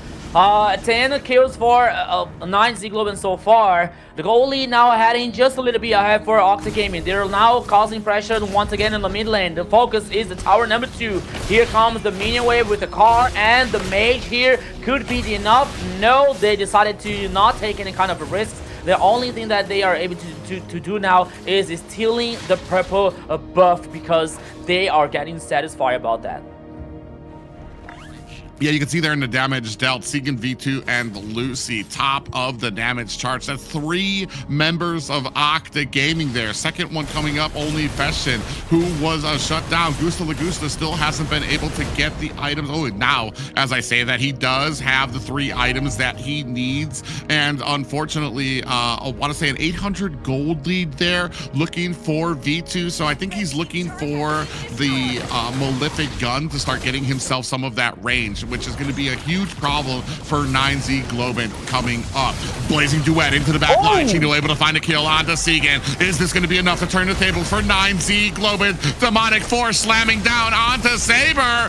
Immortality has been proc. Fashion able to find a kill onto Lucy. Thanatos looking for an escape. A flicker out. Coming out from Saber, and 9Z Globen do not look to try to keep and continue on with that engagement. Instead, turning their attention to the mid lane to push that out, and now gonna set their sights onto this Lord. Yeah, the Lord here is immediately started by... Oh, Gusta! Oh my goodness, the Thanatos is taking a lot of damage, but now here comes again! Oh yeah, Blazing Duet comes out there and trying to put the damage onto Gusta Lagusta. Segan able to find the jungler of 9Z Globen. They don't have a retry, but Gusta Lagusta doesn't need a retry. Able to find the kill onto the Lord while the rest of 9Z Globen look for a disengagement. Yeah, what? What do you need the retribution when you have Gusta in your composition here with Claude to guarantee the Lord when they lose the Luizinho, when they lose the jungler, when they lose the retribution? But even though Octa Gaming take this opportunity to take down the tower number 2 and the mid lane, they now are like delaying the Lord. 9Z Global is trying to defend, but this Lord is already taken down. But now might be the response coming out from 9Z Global. Here we go. Yeah, looking for an angle in here. I don't think Luizinho wants this fight just yet, as the rest of his team trying to push onto these lane right now. At the top, oh, they lose a tower. Octa Gaming, unfortunately, lose a tower up at top. V2 tried to get back there quick enough, but just was a second or a hair short to be able to stop it. And right now, 9Z Global reclaiming. It's such an even game right now between these two. It's just going to take on who goes down first. Are they going to be able to find Fashion? Are they going to be able to take down Gusta Lagusta? And those are the real questions. Segan, on the other hand, on the side of Octa Gaming, I'm looking to see who he's able to find that stun and then secondary Mystic Gush coming out from him. Yeah, I mean, like the last minute was in favor to 9Z Global, but still they still haven't taken down the first tower in the mid lane. So Octa Gaming still have this comfortable situation about a map domination, all of the high grounds for a 9Z Global so far. Gusta Lagusta is causing a lot of damage now after like getting 4 kills probably after the Trinity core, and now he is trying to split push on the side here when it comes to the bottom lane, but he plays safe. That is Gusta Lagusta. He doesn't take any risks unnecessary here, but now Thanatos, here comes the flank. Yeah, but he decides against it. I was actually kind of curious, like, what are you going to do there once you get the engagement there? We're just going to try to duke it out with the entire team. Yeah, and it does allow Octa Gaming to go ahead, try to find those minions up at the bottom lane for the split push there. And Gusta Lagusta, yeah, you said, doing a great job of trying to be a nuisance around, trying to keep the pressure in all of the map. Now he's back up at top already, clearing out that lane. At some point, Octa Gaming is going to have to answer it. You see them going out there here now as Gusta Lagusta going to go ahead and find himself a recall home. Yeah, recall home, but now here in the jungler, that might be a party coming up from the two teams. V2, okay, V2. Oh, how are you doing that, my friend? He plays so aggressive with his carry so far, but now he's not in trouble anymore. But here comes 9Z Global trying to do something because the next Lord is on the upper side of the river. Yeah, and you can already see turning tail, Gusta Lagusta trying to come in so he can join them. Chino does go ahead, activate that demonic force. Is it going to be enough? Coming down onto Lucy's head. Do they have the damage to be able to take him down? Chino with the kill onto Lucy. Segan finds a kill to reply to Chino. And now we saw the Avatar of the Guardian used to get Alburo crazy out of harm's way, and a tower taken down again for Octa Gaming. And now trying to get their force, their will here at this next Lord in the front line. Luizinho trying to be on the front there. Ooh, actually going to use that Winter Crown. Blazing Duet into the back lines. Is that going to be enough? See, Saber still has that immortality, uses it so that he doesn't die to that Blazing Duet. Saber going to have to use that Flicker to get away. Now Luizinho still trying to get a good look at this Lord as it is reset by Octa Gaming. Now you can see the macro beginning to push onto the side of 9Z Global, and unfortunately the Claude has to answer. Luizinho looking for a way in. He's able to find the Lord and dies with it. Only heroes get to go to Valhalla, and that is where Luizinho is going after capturing that Lord for his team. What in the world here? Luizinho saving the day once again. A very worthy sacrifice, I would say, for 9Z Global. They get the Lord, they lose Luizinho in the process, but it's a price that you have to pay so far. You see the items, both the gold laners here with the full build, Winter Crown coming out from Gusta, Malefic Gun, and the Corrosion side. Carry here with the Wings of Nature and the Malefic Gun. Both of the carries here are somehow getting some kind of immune to the next team fight. And at some point of the game, they're going to sell the boots and getting another item here to cause more damage. But Private, the fact is, the Lord is heading on the top side. Luizinho is on the game again, and the focus is the tower number 1 and the mid lane. Yeah, you can see right now, big split coming up here. Gusta Lagusta focusing onto the bottom lane. Now, finally breaking through that mid lane. Wow. The Guardian lands up into the back lines. Is this the fight that they want? Gusta Lagusta able to find a tower at the mid lane. Saber taking a heap of damage. Down coming the... Oh, waiting for the demonic force. He doesn't. He actually just slips a Saber back a bit, but does not. Oh, a stun with the Mystic Gush. Chino still being kept up by El Burro. Crazy. Thanatos on the back end looking for an engagement here. Luizinho might be in a little bit of trouble. Still uses the Winter Crown to get himself out of harm's way. Will he be able to find an escape? No. Segan putting the finishing touches onto him, but what to say a successful push by 9Z Globin. Only high grounds left for Octa Gaming. All I can say here, and my heart can't stand it. What a match here. And we're talking about the second one so far. Only high ground towers for both teams are here. 40 seconds left for the next Lord, while Luizinho has still 25 seconds here to go back in the game again. Both teams are like trying to find the flanks. We're trying to cause this damage. Oh, Thanatos TZ! Yeah, it takes a heap of damage there from them as well. You're going to see the BMI to use for Gusta Lagusta to get out of harm's way. Octa Gaming, they're eyeing this purple buff. I think they wanted it for a second, but decided against the fight that it would cause for them.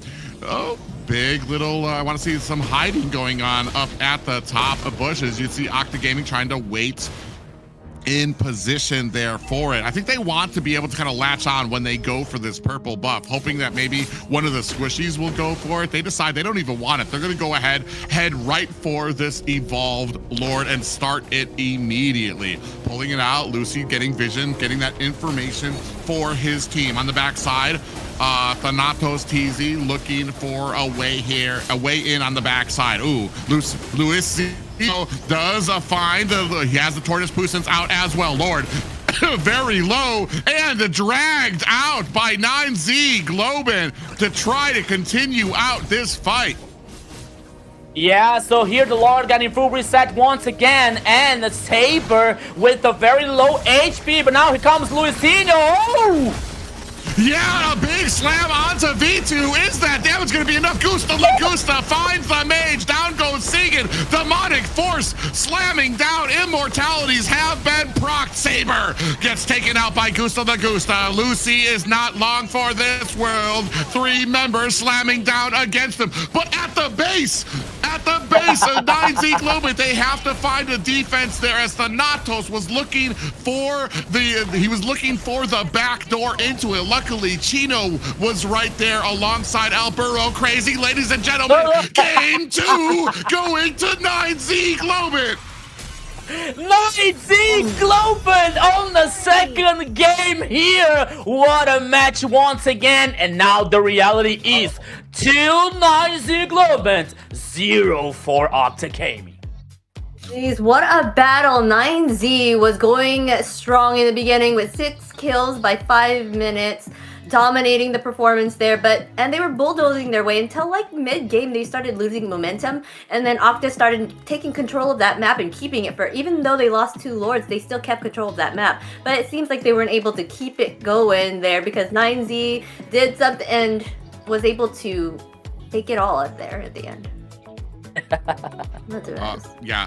Man, when it comes to the gameplay there, 9Z just really coming together well, understand the pickoffs that they need to get, and I have to kind of talk about Octa Gaming and what we are doing here with this draft. I feel like the last 2 drafts for them I'm finding it very hard to find out like what the direction we're trying to look in for victory here is, and why we're kind of reaching so far outside of what we thought, like where the meta is in certain picks, especially Aulis, which I want to say since his revamp, even before his revamp, but even more now after his revamp, a lot of junglers has steered away from him.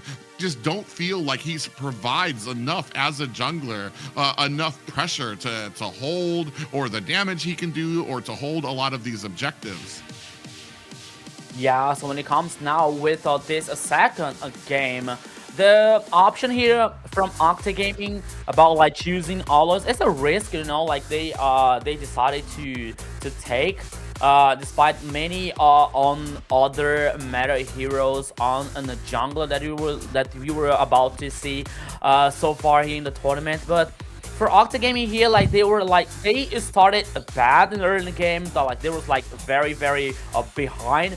But they still had the resilience to come back, you know, even though like with the guard here, like being so focused all the time, many times, sorry, to for Vios, for example. But even though they were like very strong, especially in the mentality, but 9Z Globen, and all the things that only I can remember what Gusta said yesterday on the interview. So they are really good. So we have to be better if we want to win, you know. And they are being better in this game so far. When you see in the highlights here, like the second match being so like tied up all the time, especially when it comes to Gusta being so safer, you know, like using the blazing duet in the specific times, using the Dexter hologram to not to be like getting killed most of the time, because he knows that he is one of the damage for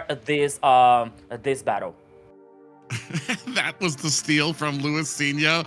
Just jumped in there, but he knew he wasn't going to be finding himself a way out of there. And Lucy even tried to stop him, tried to get in front of it, but it just wasn't enough to stop him from getting that retribution. A great fight for him and his team. And let's take a look at our MVP here. Of course, it is Gusta Lagusta. Dominant mechanics, smart positioning, and clutch impact. Everything came together for this MVP performance. 417 KDA, 70.8k total damage, and 752 golds per minute. He was killing it, even stealing the Lord without having a retreat. I mean, he did amazing. Oh yeah. Go ahead. Oh, no, I was just gonna say, like, yeah, stealing the Lord without the retry when his jungler went down, that was a huge thing, and I feel like those were the two opportunities that Octa Gaming would have been able to really secure and really turn this around. But Gusta Lagusta and both Gusta Lagusta and the jungler able to find those opportunities. Never say never. Went in there to be able to make sure and maintain the offensive power that they were having.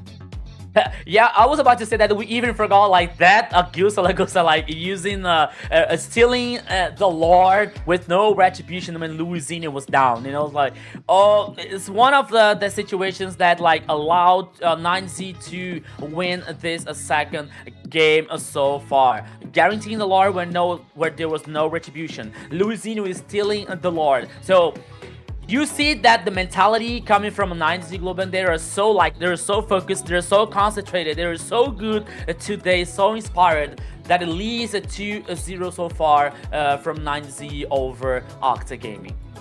These teams are so inspirational right now. The Swiss stage was rough for them, but at the same time, they did have those two matches against Alpha 7 at the time. So yeah. Wonderful performance by them this time around. They're bringing their A game here in the playoffs, and are showing their stuff and showing that they deserve to be here. I feel like Rico, you called it way back when we first saw 9Z Globant, and you talked about that these were great players on 9Z Globant, but they were kind of mismatched in how they go, how their personalities are. I think you said when it comes to are they super aggressive? Do they like to hang back? A lot of the team members had different ways that they like to deal with a match. Slowly through the Swiss stage, they learned, they played more with each other, they started getting that understanding, and I feel like right now they're just all in sync with each other. Not only are they good players, but now they understand each other. They understand how each other plays and how to be supportive of each other's plays and picks as well. And that it has come out to a team that is absolutely surprising, especially to Octa Gaming, who have, I mean, I definitely, I dare say that there was a part of me that thought this would be going the opposite, that we would be looking at a possible sweep from Octa Gaming onto 9Z Globant, but the advancements that they have made here in just such a small time in the last few weeks has been immense. And if the biggest example of that is how much they've been able to surprise Octa Gaming here. Yeah, and some people were saying like, okay, maybe 9Z Globant wasn't so lucky on Swiss stage because they faced Alpha 7 twice and they lost to them. But they also lost to Titan Esports, which was like eliminated by them yesterday, you know? So we can say that they, as you were saying, Private, they were evolving on the Swiss stage at the rest of this tournament so far, you know, not only like, okay, we got bad luck because we faced strong teams, but no, even though they were like evolving, playing as a team, as Gustas was saying yesterday, like, okay, we have some troubles with the jungler connection also, so we trying to figure out how to solve this, how to fix this, and they like actually, at least as we are seeing here, they are able to fix it. They are fixing a step by step, you know, like a time by time here. 9Z Globant is evolving as a team. This time enough that we always used to say here when it comes to Mobile Legends, when you don't have enough time to like get this synergy to work as a team as well. But 9Z Globant here, it's a special case because they are evolving during the tournament. Yeah, I was about to say that yeah, 9Z did have that issue where they weren't able to speak with their jungle, and the Private did say communication is key, and it's proven here that just that little bit of that they weren't able to even talk with their jungle to see what he planned to do can make a big difference in their team synergy. And here it's living proof that now that they have that, they are able to, this could be a possible sweep against Octa. They went ahead and started banning Harley here and the Freya. I want to say too, where were the bans going on the side of Octa? It was mostly the marksman for game 1 too, because they were trying to, like I said, they were paying respect to Gusta Lagusta. The second banning, the second game, I felt like there was a lot of those mid bans that came out from the side of Octa Gaming, which is curious to me because you're focusing, when you're drafting, your focus is on a particular person, a particular player and their hero pool, rather than the composition that you're able, like, how are we going to enable our composition? And that's not, you don't do that by just like trying to nail down Gusta Lagusta's hero pool, or you don't do that by trying to nail down Fashions hero pool. You open up other picks that might counter what they have or what they're going to be picking. And here, for some reason, it feels like we have like a different strategy or mindset when it comes to some of these drafts. I've been waiting. I'm a little curious though. Zushin and Phoveus are open here. Are we going to give those to them both at the same time? Because now you only have one ban left on 9Z's side, and you're not going to be able to pick either of those heroes. I'm waiting, 9Z. I'm waiting. Come on. I'm thinking it would probably be Zushin that's banned. You know what happened? Oh, never mind. I lied. They think Okay. of Phobius is more of a threat, so here we go. They're gonna be able to pick up that Zushin starting out. Okay, so now Harriet is the third ban here, but after, like, we were talking to Gusa Lagusa about Zushin's situation yesterday, and he was talking like, okay, we know that Zushin is really strong, and now we are like finding ways to solve this problem, you know, how to play against Zushin, you know. So maybe they have a plan, maybe they have some strategy here for Zushin so far. Ivy is the first pick here coming out from 9Z Global. Yeah, that's go ahead. No. That's exactly what they were talking about yesterday, is that they have been working on ways to deal with Zushin. Me personally, I've said it over and over again, if you're going to let it through, you need to have something that's going to be able to get to that back line to shut her down. You can't just allow her to exist. Of any of the heroes, she is the most dangerous when it comes to just being this offensive power against your team. Ooh, and I feel like Octa, they're very secure. They understand that they have Zushin without the ability for 9Z Globin to pick it up. So they're going to be very patient before they even snatch that up. Here, they have the Sora out there. They pick up the Sora because Eve is out there. So they know the Valentina isn't going to show up unless they put the Valentina into the XP lane. I feel like that just leaves it open for 9Z to ban it out now. They won't be able to pick up that Zushin, but at the same time, right, you said Valentina's out there, so they might want to pick her up instead for the fact that she is Sora's counter. But then they wouldn't even choose it here as well, because they already have Eve, so... Okay, Grok and Guinevere here, so roaming and a jungler, possibly jungler here on 9Z Globant composition so far. So a very interesting combo coming up like from the Tectonic Charge and the Jump and the Requiem Violet here on that execution from a 9Z Globant. Even though you still have the real world manipulation as a support for that kind of situation here from a 9Z Globant. I'm curious now to see if Octa is gonna choose Zushin now, or like they have another plan for not breaking Zushin, and maybe 9Z Global banning on the next phase. I'm curious about that. Yeah, I mean, okay. Okay, so I guess they just didn't want to use it. Or they're trying to dare. Maybe it's just some plan that they might see something that we don't when it comes to enabling and allowing Zushin out here, to the point that it's like, yeah, they're not gonna fall. We're not gonna fall into that that plan there, especially when you've got a good amount of control coming out from 9Z Globant here. The real world manipulation coming from the Eve, and then you've got the Tectonic Charge coming from Grok, Guinevere with her pop-up and the Violet Requiem. I mean, it's a good ability to kind of wombo combo onto each other. The last time we saw Grok, though, I felt like when Octa had him, I felt like we were lacking in the damage department. I'm actually trying to remember how much Guinevere kind of scales. I feel like she's a pretty good early game hero when it comes to the damage that she's able to dish out, but it's kind of a one person or whoever she catches with that jump or with that knockup is who we're looking for. With Grok, I believe when you hit the T charge, or even when you swing, when you do your ability that swings, if you hit them into a wall, they pop up. Do they pop up, or do they just stun? Just pop up. Oh, I'm not sure. Oh, just a pop up.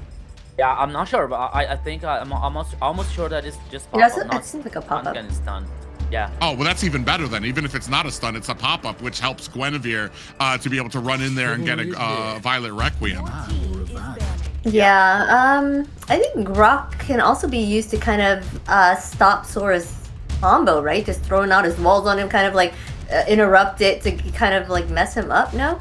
Like, I heard that usually heroes that interrupt Sora's combo is a factor in stopping him from doing what he does best. So I'm not. You mean with the T charge, the ultimate? Yeah, just anything that will interrupt his combo, like his combo. For me, I think I'm pretty sure Sora, especially when it comes to shifting skies, or I forgot what the punches that he can lay down there. I don't think he's targetable during at least during the shifting skies. I know when he gets into the air, I'm not sure how targetable it is. From what I remember, the whole reason that he is so powerful is because when he gets into the air, you can't target him, and he's going to be able to kind of lay waste, and you have to be able to kind of either spread out or find a way to stop him. And it's gonna be curious to see what or how they go about stopping him. Yep. Now they're just gonna go ahead and ban out the Zeus, and they're like, "You don't want it? Fine, we'll take it back." Yeah. So now, I was curious about like if they were about to use Yushin, but now I'm curious. Okay, Valentina. All right. So I'm not curious, and I'm not curious anymore. They already choose Valentina here. From mid lane. It's gonna be very interesting here, especially with this backup ability to copy the enemy's ultimate. So it's gonna be very interesting, especially on the mid lane here for Sagan. Yeah, I think that Valentina's a good pick because you could still use ultimate, so it kind of gives them that additional CC, right? As far as options for Gusta Lagusta, I mean, you're looking at a Bruno, hopefully not, I don't want to call out a Wan if he's feeling super comfortable for no reason. But Bruno, I think it has that burst damage that they could possibly use here. Ooh, Alice coming out. And, Obsidia. Haven't seen Obsidia in a very long time here either. Yeah, she's be able to latch on to people. I'm not but that sure. could be bad for her. Okay. It is good for 9Z Globant. Maybe on the next game. Like two games later, Obsidia is getting strong to impact in a good way for 9Z Globant's composition. He's gonna need like 8 or 9 items here to like cause a damage on this game. 8 or 9, just a few though. Granger could be chosen. Yeah, I was expecting that. Not 1-1, by the way, because it has to be some condition to pick 1-1. But Obsidia, they're like buying a lot. Oh my god, you were saying not 1-1. There she goes. There she is. That's it. Bye everybody. Bye. I'm leaving. Bye. My goodness. Okay. Okay, so 1-1. Here's the last choice for Octa Gaming, especially with the ultimate here to get invulnerable. Yeah, I mean, might be good for avoiding like Violet Requiem and the Tectonic Charge from Grok, for example, you know. And let's see. Yeah, I mean, because I trying to figure out like this composition coming up from Octa Gaming, especially when it comes to the execution. Use the Way of the Dragon, or the Phantom Scene here to cause damage with the players isolated to get specific pickoffs here. Okay, and when it comes to Sora's ultimate, especially the tanky ones with the controlling thing, okay, but despite that, I have to see. I want to see what is going to happen here. Yeah, usually when you have a Cho pickup on your team, you're looking for that burst after the Way of the Dragon to immediately shut down that target. But ladies and gentlemen, with their backs against the wall, Octa Gaming looking for a victory to continue their path here in the upper bracket. 9Z Globant, to the surprise of many, sitting at game point. Yeah, so everybody here, welcome to the Land of Dawn, to the third game. This might be the last one here. 9Z Globant versus Octa Gaming. The winner here today is gonna face Alpha 7 on probably the next weekend. So let's go, Private.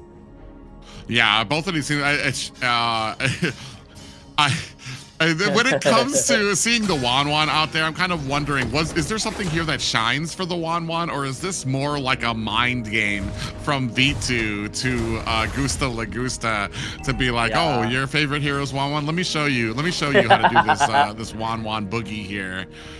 So it's gonna be, oh man, I'm so interested. I'm so invested. I want to see how this. I wouldn't mind if we just stayed at the gold lane. I just want to see how these two dish it out. Both teams kind of being very respectful here. Not too many invades that we're seeing either coming out from both of them. They're just kind of moving around, getting their jungle, waiting for this first turtle. Yeah, I agree with you, and I'm curious about like that situation, 1-1 versus Gusta La Gusta here, because on one hand you have the situation, you might have the situation that V2 say, okay, I can show you how you play with in the mid lane here. Yeah, out comes the real world manipulation. Seegan's gonna have to use that flicker to get out of harm's way, but it does offer a lot of room for Octa Gaming to be able to scoop up that turtle. Now coming in, we do have the shifting skies. Chino gets popped up there. Might not be long for this world. Violent Requiem able to take down Saber. That's gonna be a first blood for 9Z Globin. Oh my goodness, what a right time here to get the level 4 and using the Requiem Violet here to guarantee the first kill for 9Z Global. Once again, Luizinho is on fire. The turtle was for Octa Gaming. Okay, but the kill went for 9Z Global. Yeah, and that's going to go ahead and keep them in pace and a little bit edging ahead when it comes to this gold lead right now.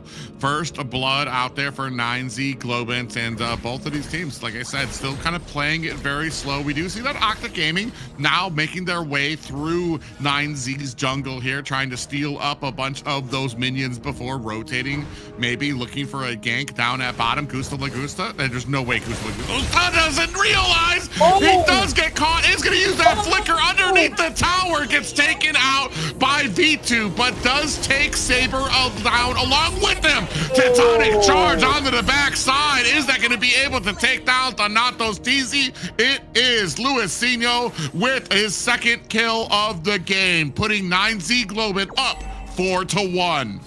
That is the wombo combo that we were talking about here when it comes to 9Z Global's composition. Gusta La Gusta was taken down, but he brings someone with him, getting one kill. Okay, V2 with 1-1 has one kill also. It's gonna be very interesting fighting here, battle, especially from the gold lane. But even now, so far, okay, we're checking out the gold lane is not even far, like a big deal for 9Z Global. But more than that, my friend Private, is the confidence, it's the powerful that 9Z Global is about to bring in this lane of Dawn. Yeah, now we have all ultimates on our side now. We're going to see how some of these team fights begin to shape out. Lucy on the back end. Ooh! Gets caught with the pop-up and a Violent Requiem. Out comes the real-world manipulation. Down goes Lucy. Chino with the final kill there. Thanatos down for the count and a T-charge. Able to catch a Saber on the back end. 9Z Globin 7-1. What in the world is happening here, Private? What a massacre on the early game so far coming out from 9Z Global. The second turtle, one turtle for both teams, but more than that, Luizinho with 2 kills. And this wombo combo, what a fantastic wombo combo. You have the jump plus the Requiem Violet plus the Tectonic Charge in the wall here to avoid anyone to escape from that composition and from that execution. And plus, you still have Chino using the flicker, using the ultimate from Alice here to control the rest of the players. My goodness, 9Z here is on fire today. Yeah, and the fact that you can just use that jump to check the ooh, a T-charge does miss. Segan might be in a little bit of trouble, gets popped up there. Fashion finding the kill for them, even with the shifting skies to move them in underneath the tower. 9Z Globins get away like thieves in the night. They find the kill and they disappear into the jungle. Meanwhile, it does look like Lucy gonna go ahead, put some damage onto the top, trying to find themselves a tower, and they do find find themselves a top tower. A tower at the bottom as well. So while they're getting kills, they are losing out on macro, but V2 gets taken out by Luisinho and a mid tower going over to 9Z Globin. This might be the fight that they're looking for. Thanatos is going to be able to find a kill onto Luisinho. Tower, or wall does separate him, but he is able to leap over it. 9-2 right now in favor of 9Z Globin. But when it comes to macro, I feel like Octa Gaming is actually hanging in there. Yeah, when it comes to macro here, Octa Gaming, they still have this leverage, especially coming from the side. No tower in number 1 in the bottom and the top side here, but now once again Chino could be in trouble. That might be a 2v1 on the top side. We are not seeing that. Yeah, up at the top, if we could get a camera up there to find out what's going on with the action. View of the Way of the Dragon. Titanic charge to upset the Way of the Dragon, but Chino still goes down. Luisino able to find a kill onto Lucy. Gusta La Gusta finds a kill of his own as well. A double for Gusta La Gusta. Is that a triple? Triple kill for Gusta La Gusta on the gold lane here for 9Z Globin. Gusta La Gusta, I'm sorry, man. I'm sorry because I didn't buy the Obsidian situation here on this game. I'm bow to you here, Gusta La Gusta, because this is getting crazy. 4 kills for Obsidia. I want to see the items though coming out from like the 7 minutes from the gold laners especially here, because man, this advantage. Oh, the damage dealt ranking. Oh, Freshin is getting the top here, is literally the top. Okay, followed by Chino. Okay, but now we're seeing Luisinho with one more item here with the Guinevere. It's a 9Z Globin playing forward, playing aggressive, playing powerful here, not private. Yeah, 13-3 right now for 9Z Globin. Way of the Dragon, latch on to the Albero. Crazy can use that flicker and the shifting skies to try to lure him in. He is going to have to use that T-charge to get himself out of harm's way. So he's not going to have a flicker or a T-charge for the next fight for 9Z Globin. That's going to have to be something that is on their mind as they continue to tick away at Octa Gaming. Minion's going to be able to make use of this bottom tower, taking it down. That's all the tier 1 tower for Octa Gaming side. And right now, Albero Crazy just standing in front of there, about a 5K gold lead for 9Z Globin. And this team, what they have gone through, and to be able to come back like this, the synergy that these guys has is amazing. Yeah, so now we're seeing the items. Thank you so much for this amazing production. So we're seeing now this corrosion side and Sky Pierce. But now here comes the ball once again, private. Oh, into the back line. They do find a throne of rune on the 2 members. Do have Eve down, laying down that damage with that ultimate coming out. Crossbow tank is not able to finish the job as Chino able to find himself and escape. The rest of Octa Gaming gonna have to disengage from this fight. Unfortunate for them. Even with, I feel like they had themselves a great combo to come in there. They just didn't have the damage yet to be able to take down 9Z Globin, who are about 6K gold ahead of them right now. Yes, I agree with you, but one more thing here, private, that could be worse for Octa Gaming, because I'm going to see on a delay here on the broadcast, but I think that the 2 players from 9Z Globin, they trying to get the hard engage on the mid lane, while the rest of the teams were fighting on the purple buff.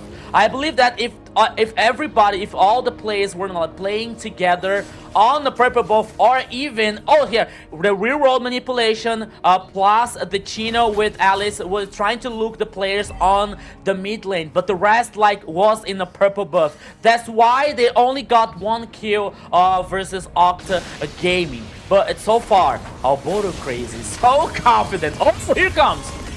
Oh, look at that big T-charge as well. And down goes 2 members of Octa Gaming. Thanatos looking for an escape on the backside of Violet Requiem is going to be able to take down Saber with the help of Gusta La Gusta.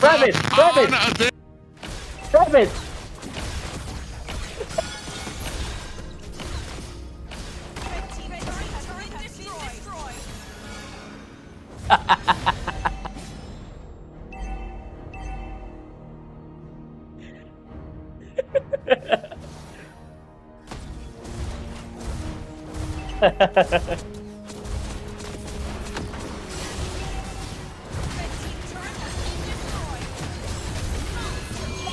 Once again! Oh wow, that is amazing. We're getting all robotic because we're having so much fun here.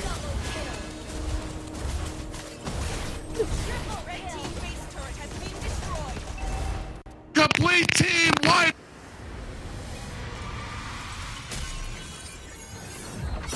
Take my energy, take my money, take my everything here. 9Z Globant, 3-0, fast, clean versus Octa Gaming. Wow, what a show! It's a sweep, and 9Z has brought it. They're at this point, it's a whole nother team. The way that they're doing things and acting, 13-3 and killed by 7 minutes, and then they just dominated the map. Even though they were losing that macro at the start, they regained it. It didn't matter. They were just unstoppable. They put that pressure onto Octa and that aggression, and Octa just didn't know how to answer to it. I feel like the combination the combination of the Tectonic Charge and the Violet Requiem, a huge deal for them to have to try to deal with.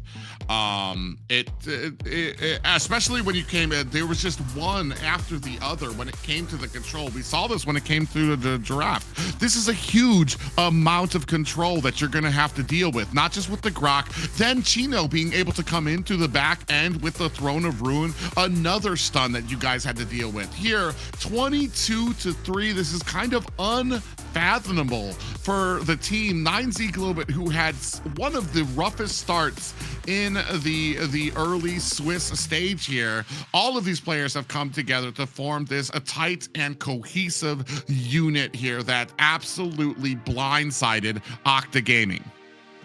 Yeah, so I agree with Private when it comes to like Luisinho and Fishing, especially with Arboro Craze with the Tectonic Chart and the Jump and the Violet Requiem here. But we have to talk about Chino also, because he was really crucial with this Alice. Not only to like get in the flank or in the back line here in this team fights, but now to get this sustainability that 9Z Global needed when sometimes some things that went wrong in that execution. And also Chino was there to get things under control, to secure that advantage for 9Z Global so far. You see Chino like always playing forward, always like playing aggressive to take down this control also with Alice, to cause this damage, to secure that 9Z Global's actions are going to be a successful even way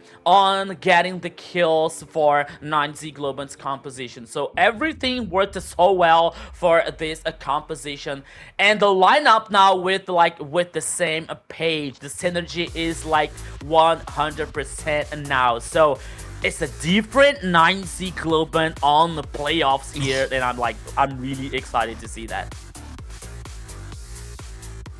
Amazing job there for sure. Like Chino, Fashion, and Arboro Crazy, they did an amazing job being there mostly for that team fight participation. They were there like most of the time to be able to let Gusta Lagusta do his thing and get those kills. Like, I really do not know who will be MVP here. The fact that they all brought it and did their part like to a T. They were amazing.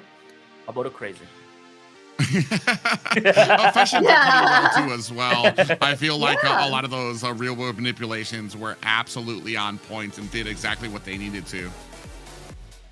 All right, oh, there it is. Okay. Fashion with the 5-0-15 KDA, 54.3k total damage, 712 gold per minute. Just put that control. This player just took control of the early, never let the game slip, and they just were able to offer that control to the team and not let up, right? So didn't even die. Amazing positioning. Yeah, it's an invincible mid lane here, especially when it comes to the using the reroll manipulation so well, so far in most time of the game here to not only guarantee like this advantage when it comes to the damage, for example, but also when it comes to this follow-up coming from the rest of the team. So it is plus and very good player here, very good goal lane in 9Z's global lineup here to help this lineup to reach the top. Yeah, I mean, man, it was just every single engagement was just so good. It was one after the other when it came to the real world manipulation. Then you had the jumps coming in from Gwen, the Tectonic Charge coming in from Grok, and then the Throne of Rune coming in from the Alice pickup. It was just one after the other. It was like there was just no time to react. Even if you were able to purify, even if you were able to flicker, it's just like, okay, there's 3 more controls that they're going to be dumping onto me, and it just was not a good day for Octa Gaming here. 9Z Globit, I cannot talk enough about how well they have improved here. To be able to get a 3-0 over Octa Gaming is huge. For real. But let us talk with the team right now. The winners of this match, 9Z Globit. So here he comes. Hello again, Gusta La Gusta. Hello guys, hello guys. Hello. Hello again. I wanna let me start this one off because okay. Yesterday you told us that if you guys were gonna be victorious against Octa Gaming, you were gonna have to be better than you had been ever in this entire Swiss stage, better than you were yesterday. Is that what you thought that you guys brought here today? Yes. For me, today was I already said yesterday, like the problem for me, it was V2 for them because he was playing really good on the first part of the MPL, and I believe that I did a great job today with the team, with the shot calls and different picks also. Let's talk about the last game here because I have a question about that. So we were talking about like, which hero is Gusta La Gusta about to bring here? First of all, I want to say I'm so sorry about that because like I was like the one that say, okay, Obsidia, maybe 2 games after she's strong to cause damage in this game, but Gusta La Gusta, you were on fire. But the question is, when you saw 1-1 on the other side coming up from V2, what did you think about that? So, versus me? Are you serious? Yeah. When he picked the 1-1, I thought I said for the team, guys, it's okay. I know how to play against her, and she's not a problem for us. Of course, she's not a problem for us because we had Ive, Grok, and even in my ultimate with Obsidia, it was really okay for us to face 1-1. It was not a problem. I said for them, it is okay. I'll play against him, and I know how to counter her. Yes, I figured it's one of your favorites, so for sure you know how to counter. So once they picked that, I was kind of like, I don't think that's a good idea, guys. But so were you expecting this outcome? You guys to sweep Octa like this? Yes, because we are working so hard. We are working so hard every day, every Saturday and Sunday. We are preparing for it, for that part of the MPL. You know, we had a bad start, but now we are strong. Yeah, you guys are doing an amazing job out there for sure. I just have to say, I have to congratulate the confidence. That just says how much you guys have been practicing to, especially, yes, this is something that we've been going over through the broadcast, is a pretty shaky start when it comes to the Swiss stage, especially, and Rico has been the first one to let us know. He's like, man, all these players are so good. All they need to do is learn to work together and they're going to be unstoppable. And that is exactly what you kind of have been showing us here throughout these the playoffs here, that you guys have learned. You guys now have the understanding. What do you think was the biggest hurdle personally for you guys to kind of get to this point? What was hurting you the most? I think it was the personality of the players, because we never played together. Like, I never played with all of them, and they also. And it was the problem, the personality, how we fit with each other and how we talk with each other. I think that was the main problem on the team because we just have 3 months training, practicing. Okay, so Yeah. you're just working on that synergy for sure. Yeah, and Gustav, after this a big victory against Octa Gaming, what is gonna be the celebration? For today, I believe nothing because it is Sunday night. I'll go probably sleep. I go to sleep. That's your celebration. It's like I get a rest now. my rest, that's my rest. Fair enough, fair enough.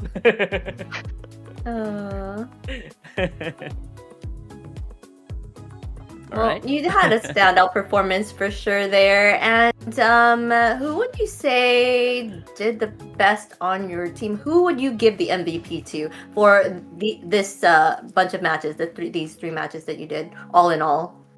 Today, for me, honestly, a little crazy. He played really well, and on the second game when it was really hard, he did the shot call, the engage on guard, and we did it together. But he got the shot call. For me, he's the MVP today. Wow. Nice. Nice. That's great. That's perfect. Man, like I said, congratulations. You guys definitely deserve this victory. And man, like we said, especially when it comes to this playoffs, the teams here, you guys keep on conquering bigger and bigger giants here. Next ones that you guys, I know, are going to be focused on, it's going to be Alpha 7 that you guys are going up against. You guys have been training up. Have you guys been training up against to be facing this as well? Yes. Alpha 7 for us is a really problematic team. We already faced them 2 times and we lost 2 times. Maybe that's our revenge. We're gonna work so hard for the match against them. They are my ex team. Last season I was playing with Alpha 7 and I wanna win. I wanna win for sure. Oh, so they were your ex team, so they know how you play. So that's why it's more harder for you to kind of beat them.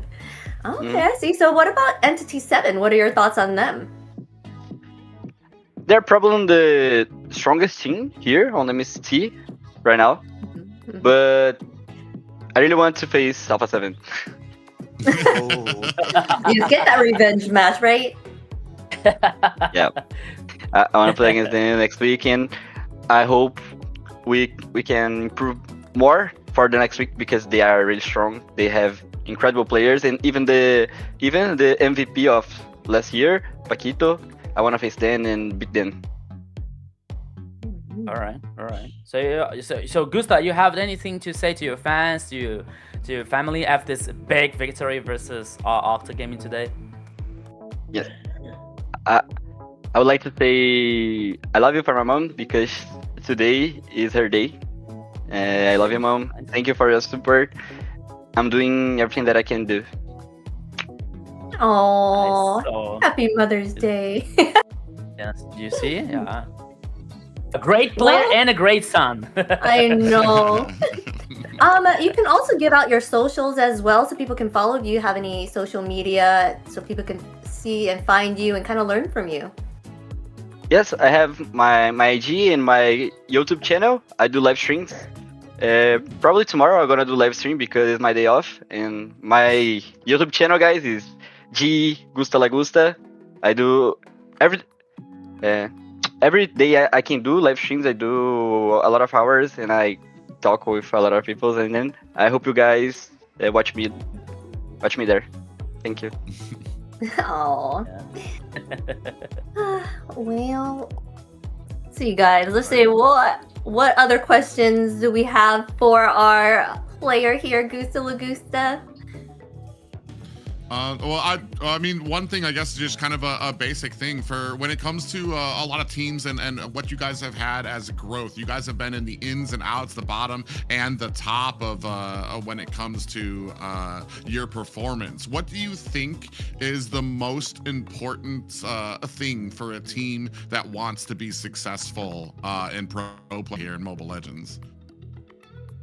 For me, it's patience. You need to be patient.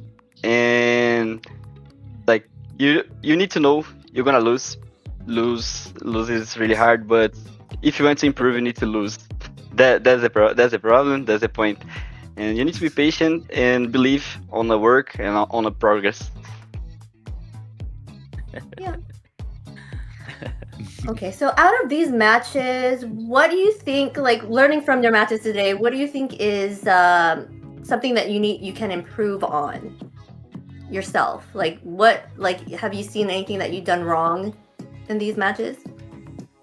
Yeah, probably my macro. Yesterday, I did some mistakes with Cloud, and then I did a review with my coach today, and I need to improve that better with some heroes.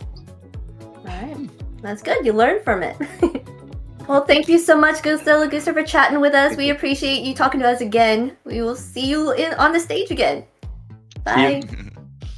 All right, take care. Bye, Gusta. Good night.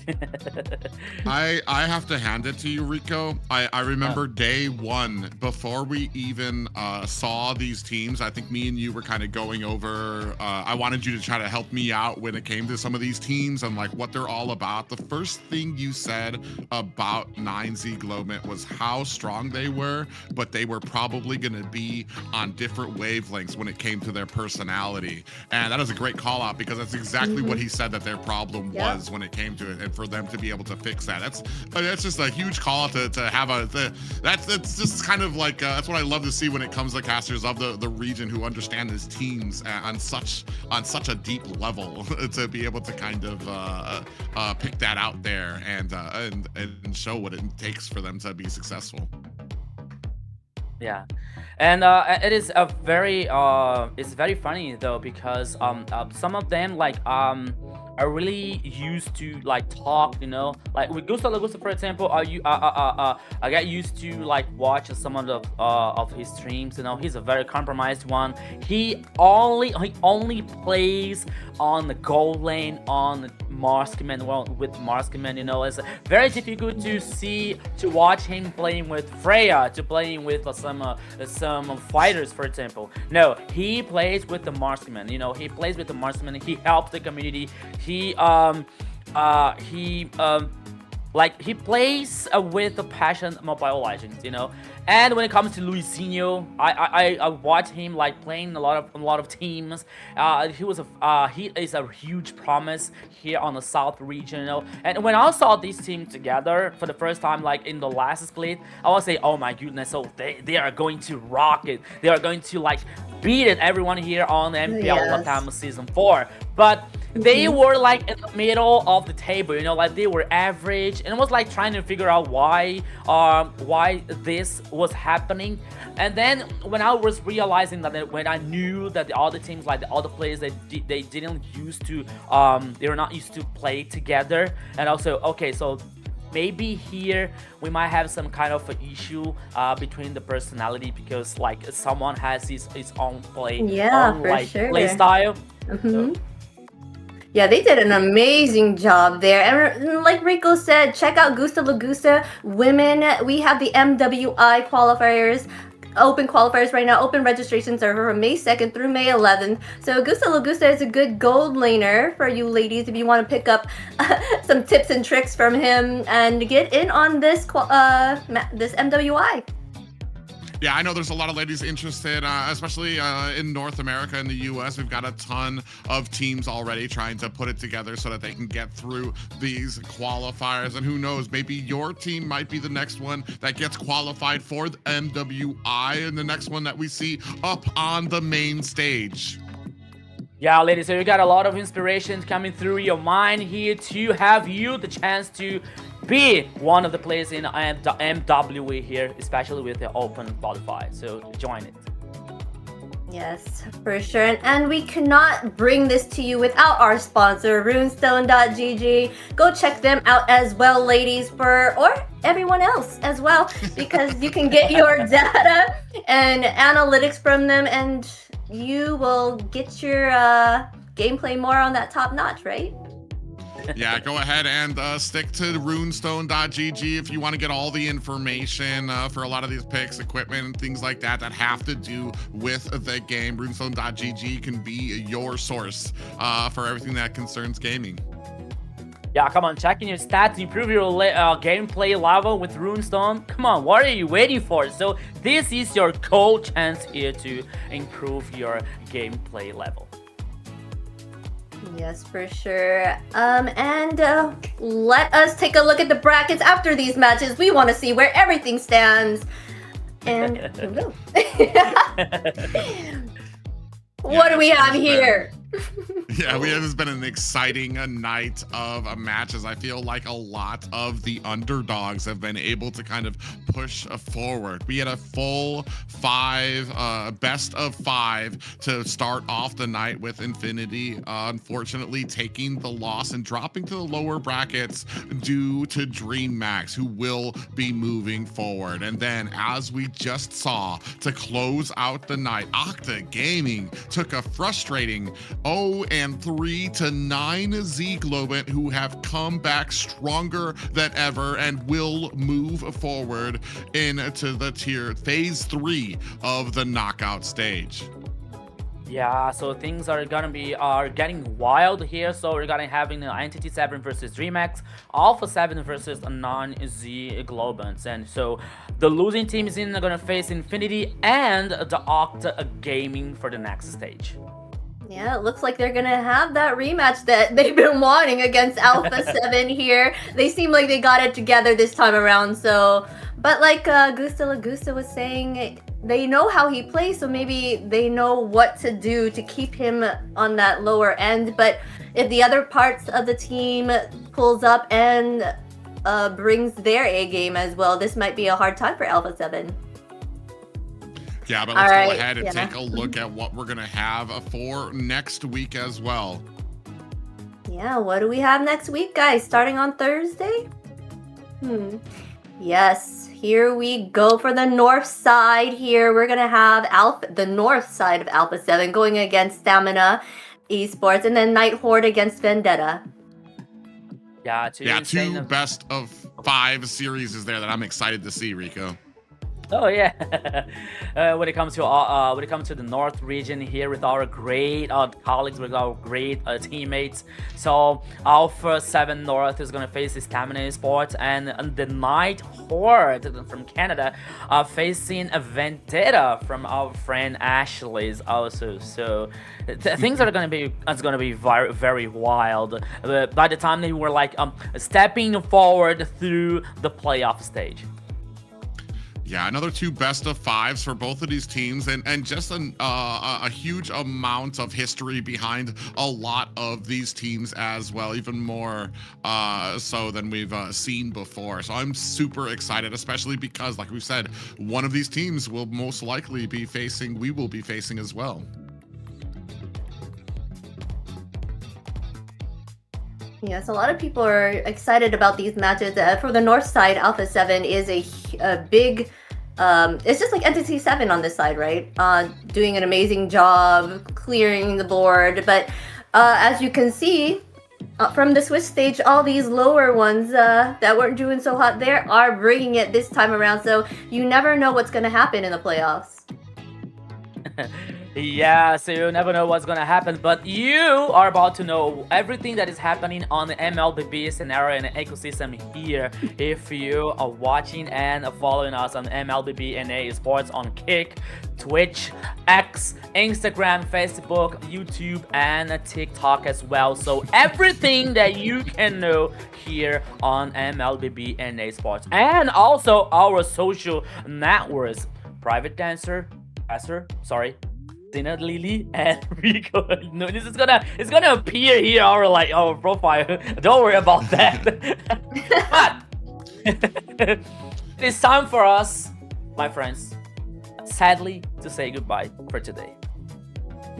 Any last words, Private, before we go? Oh, I was going to say, man, it's been an absolute honor to cast for all of these teams. I feel like I've been growing up with a lot of teams as well to learn more and more about them, the history of them, and then watching their growth here through the South as well, to go from teams that we thought maybe might not have a chance to being like, oh my God, we might have a new top 3 here in the South that might be going up against Entity 7 or might be going up against the North as well. So it has been an absolute honor here to cast alongside you two, Xena and Rico.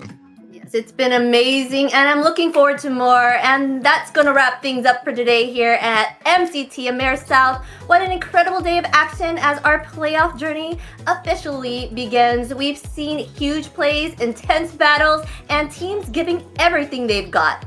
Until then, thank you all for watching, and we will see you next week. You guys have a wonderful week. Don't forget to drink water, okay? Let's go. Goodbye. Hydrate.